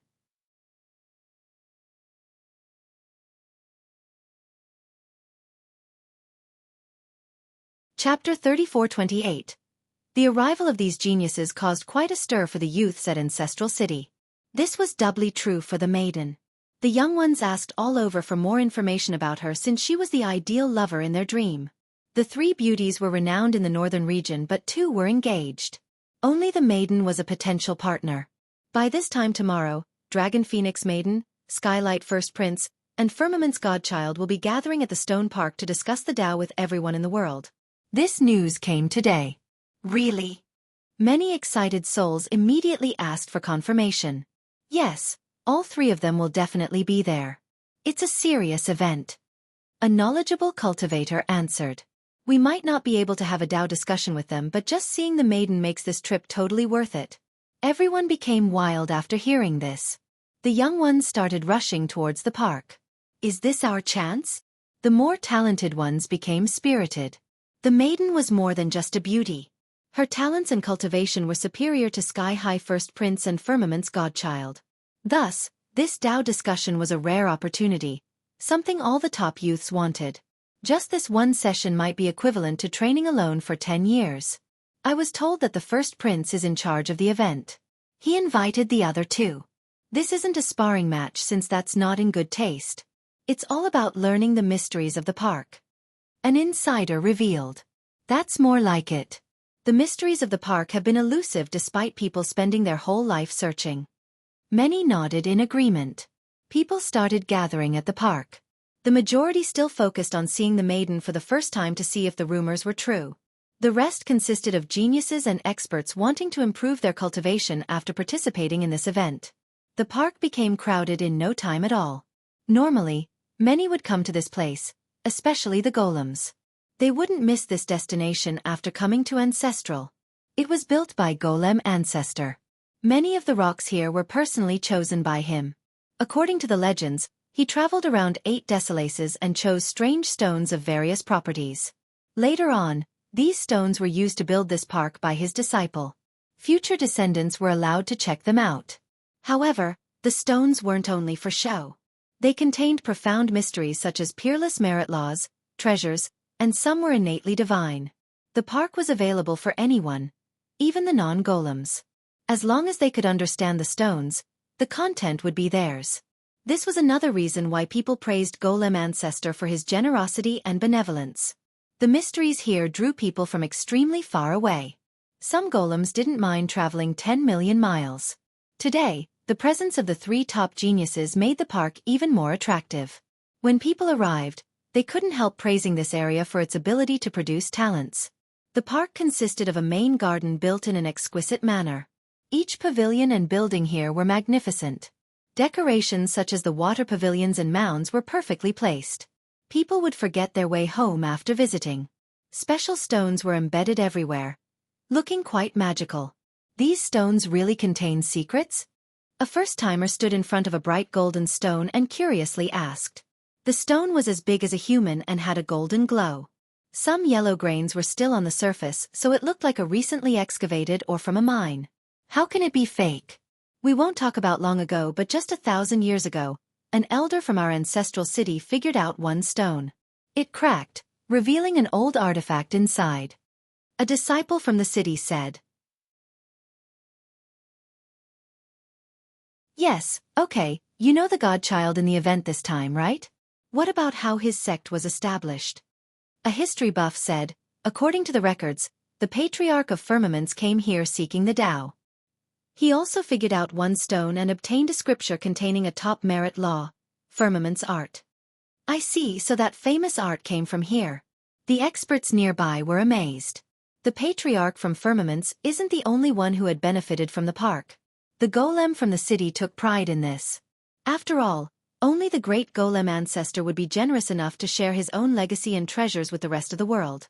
We should give it a shot. Another first-timer became excited. Feel free to try, we don't want to waste our time. Yes, this place has many mysteries, but only the top geniuses in each generation are eligible. No, the greatest ones. Dragon Phoenix Maiden or the first prince might have a shot. Forget it. An experienced cultivator shook his head and smiled. Yes, countless have tried in history, but few actually gained anything. The others smiled. Most of them have tried before to no avail. Some of the first-timers didn't buy this. They sat next to the stones and released their divine intents for comprehension's sake. However, after half a day, they still couldn't figure out anything. Most eventually gave up after realizing the futility. No one made fun of them either because very few in history have been able to do it. Perhaps only someone like young Lord Bai can comprehend these stones. A spectator commented and earned many nods in the process. Bai Jianchan was the most likely to do so in the current generation. The first prince prepared the banquet at a waterside pavilion surrounded by mountains and gurgling streams with reflections all around. The mountains had plenty of embedded stones, looking just like a stone forest. There were no seating arrangements, but the visitors were smart enough to find the right spot to sit down based on cultivation level. The powerful and talented cultivators sat near the center. The ones closest to the main trio were the best of the best. There was a clear separation of class, but no one uttered any grievance.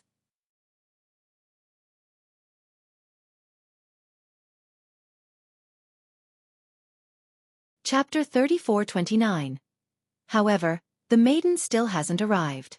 The disciples from Skylight have been busy preparing a feast for everyone else, ranging from fruits to rare delicacies. This allowed everyone to relax and feel like they were home.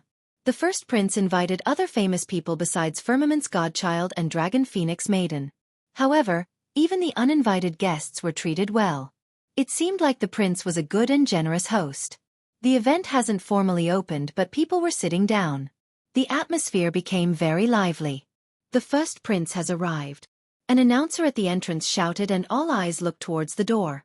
A youth with a dragon robe walked in with powerful momentum. He looked quite impressive, clearly part of the nobility. He was none other than Skylight First Prince. The guests immediately stood up to greet him. "Your Highness, it has been a while. Your cultivation soared once more." An acquaintance came over with a big smile. Those who didn't know him took advantage of this opportunity to build a relationship, hoping to climb up the ladder. Skylight was one of the largest countries in the north, a lineage with 2 Dao lords. Very few could match it in strength. One could compare it to Ancestral City. As the successor of Skylight, the first prince had plenty of authority and a great future ahead of him. Being friends with him was absolutely an honor on top of gaining immense benefits. In fact, just one meeting could end up being a defining moment in someone's life, especially the unknown members in the audience. Despite his status, the prince seemed cordial and amiable. He didn't mind the crowd of people coming to greet him. Quite a charismatic showing. His attitude earned him more love and praise from the rest. Skylight will prosper even more because of the virtuous first prince. The sky's the limit. One youth commented after meeting him. "You're right. He's talented and powerful on top of being wise enough to recruit followers. These are the traits of a capable ruler. Skylight will only rise from now on with this peerless king." More praises came non-stop. Many here thought that he would be able to take his country to the next height. His influence among the young generation increased as a result. "Friends, it is an honor to have you here despite the long travel." The prince thanked them first before sitting down, earning loud applause. Firmament's godchild has arrived. The announcer outside shouted again. Auspicious clouds emerged above along with beautiful phenomena shrouding the air. People couldn't help but gasp in awe. A young man appeared within the bright lights and walked into the hall. He wore a blue armor resembling the sky, reflecting magical images. He possessed a cold and majestic aura resembling an unsurpassable mountain. His steps didn't make noise, but people could still feel his immensity, almost resembling an earthquake. He instilled great pressure with each step. Godchild. Many guests also came to greet him. He wasn't as amicable as the prince, but he still nodded as a greeting. An inborn Dao physique on top of a golem physique. He's indeed the heaven's favorite. One praised. At first glance, most would think that he was wearing a blue armor. This wasn't actually the case. It was his physique and advantage. He had the powerful bloodline of the golems on top of an inborn Dao talent. Thus, his physical form was especially mighty, the same with his vitality. This allowed him to control weapons above his realm. Firmament's Gate didn't have a Dao lord, but during its golden age, it had no lack of heavenly sovereigns. It reigned over the north for a period, even pressuring Yin-Yang Gate. Thus, this sect remained influential in the region. Everyone thought that the godchild also had plenty of potential due to his innate advantages and his role as the successor of Firmaments. That inborn Dao physique is incredible.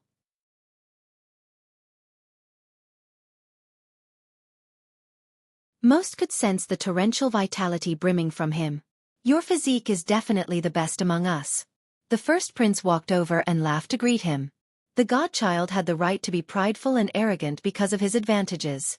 However, he acted humbly before the first prince. He shook his head in response. "I'm no match for your highness. Your regal draconic secret is brilliant and unbeatable. I still can't forget it since the previous meeting." Regal draconic secret? The listeners were moved. This art was famous as one of the strongest techniques of Skylight. It was passed down to males only. "You're too kind, godchild." The prince shook his head as well. I've only learned the very surface of it, far inferior compared to your firmament's art. You have reached grand completion with it, so I can't take you on anymore. No, I've only reached the elementary level. The art is too profound and I'm far from mastering it. The godchild smiled. The crowd was stirred again after hearing this.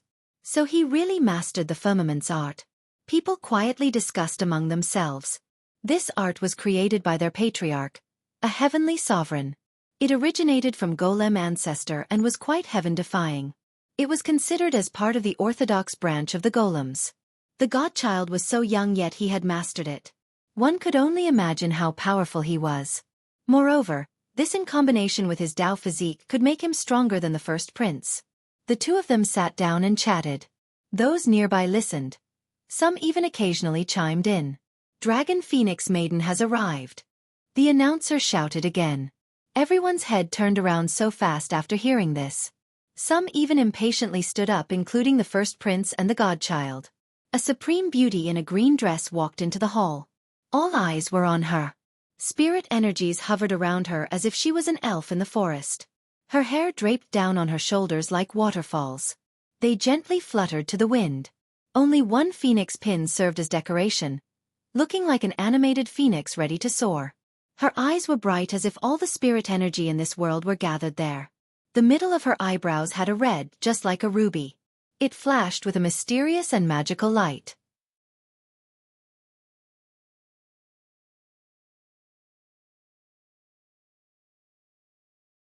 Chapter 34:30. The maiden's arrival firmly stole everyone's attention. Maiden. The youths came to greet her. Some even started introducing themselves without prompt. Those who knew her beforehand tried to start a conversation in order to create a good impression.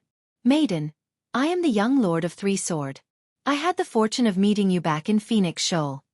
One prodigy came closer and said. Since he had met her before, he felt that he was a crane standing among a flock of chickens, feeling quite complacent. Miss Yi, I am the young Lord of Unicorn Mountain. Father is a close friend with the Valley Lord. They play chess quite often. Another genius went over. They started with their sex or seniors connection in order to talk with her. It became a contest of displaying their abilities and background, hoping to show her their best side. She nodded while casually responding with a natural expression with a hint of indifference. Each of her gestures and movements contained nobility and charm, more than enough to swoon the young ones. A few of them, weak with a humble background, felt inferior and quietly watched from a distance, completely mesmerized by her beauty. The maiden lives up to her fame. One of them said. Yes, she's a golden jewel that is unreachable by all. Another said. Though he has always fantasized about this, a harsh reality still struck him. A supreme beauty like her was far above their station. To elaborate on her excellence, she was rumored to have 4 great bloodlines of the demon race. Moreover, one of them was the legendary Phoenix bloodline. Firmament's godchild also had a good bloodline of the golems and an inborn Tao physique. However, he paled in comparison. In fact, even Bai Jianchan thought that he couldn't match up to this bloodline.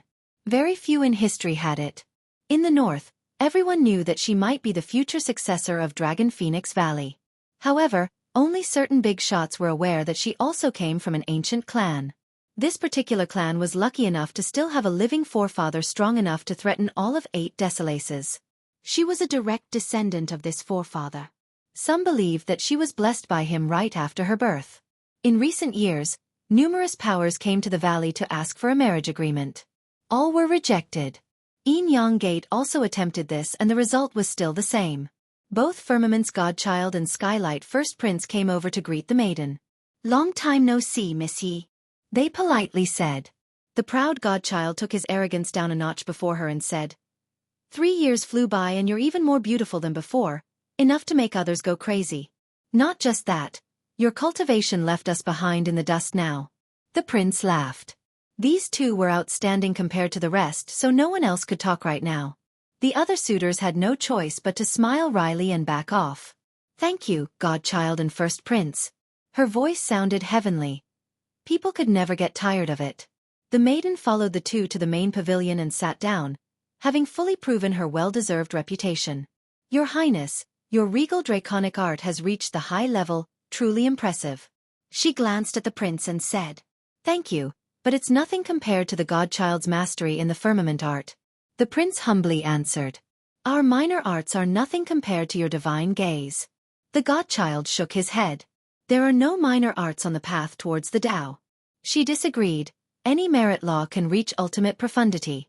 It depends on the user, not the arts themselves." Truly enlightening, Miss Yi. Many experts agreed with this. The feast then began without needing an order from the prince. The main trio began talking about the Tao. Their conversations actually heralded visual phenomena in the area. Meanwhile, the listeners were as attentive as can be. Some were confused. Others nodded or even blurted out words of agreement. A few even commented and asked questions. As the event was reaching its climax, a small problem occurred. Two uninvited intruders were stopped by the disciples of Skylight. The event took place at the Stone Park, an area open to everyone. However, these two wanted to visit the park and were stopped. There existed an unspoken qualification for the event. The famous and powerful prodigies sat to the front while the unknown ones needed to be in the back, far away from the trio. The addition of two more participants shouldn't have mattered. Nonetheless, they weren't allowed entry. One looked average while the other could be considered scholarly. People immediately knew that they weren't from a big sect at all. That's why they were immediately dismissed. "Since when is the park not available for view?" The scholarly youth glared at those stopping him. It was none other than Li Qie and Qing Shi. They weren't here for the event. Li Qie simply needed to take something here. The event simply took place along the way. "Our prince and others are having a Tao discussion here today.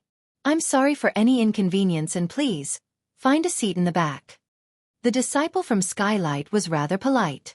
"Who says we want to participate in your event?" Qing Shi was angry while Li Qie seemed fine. The disciple slightly frowned. All cultivators in the north would give their country some face. The attitude of this youth was rather provocative. "If you're not here for the event, please take the long way around." "I apologize again." The disciple became less friendly with his tone. "Why should we?" Qing Shi retorted. "The park was created by the great golem ancestor.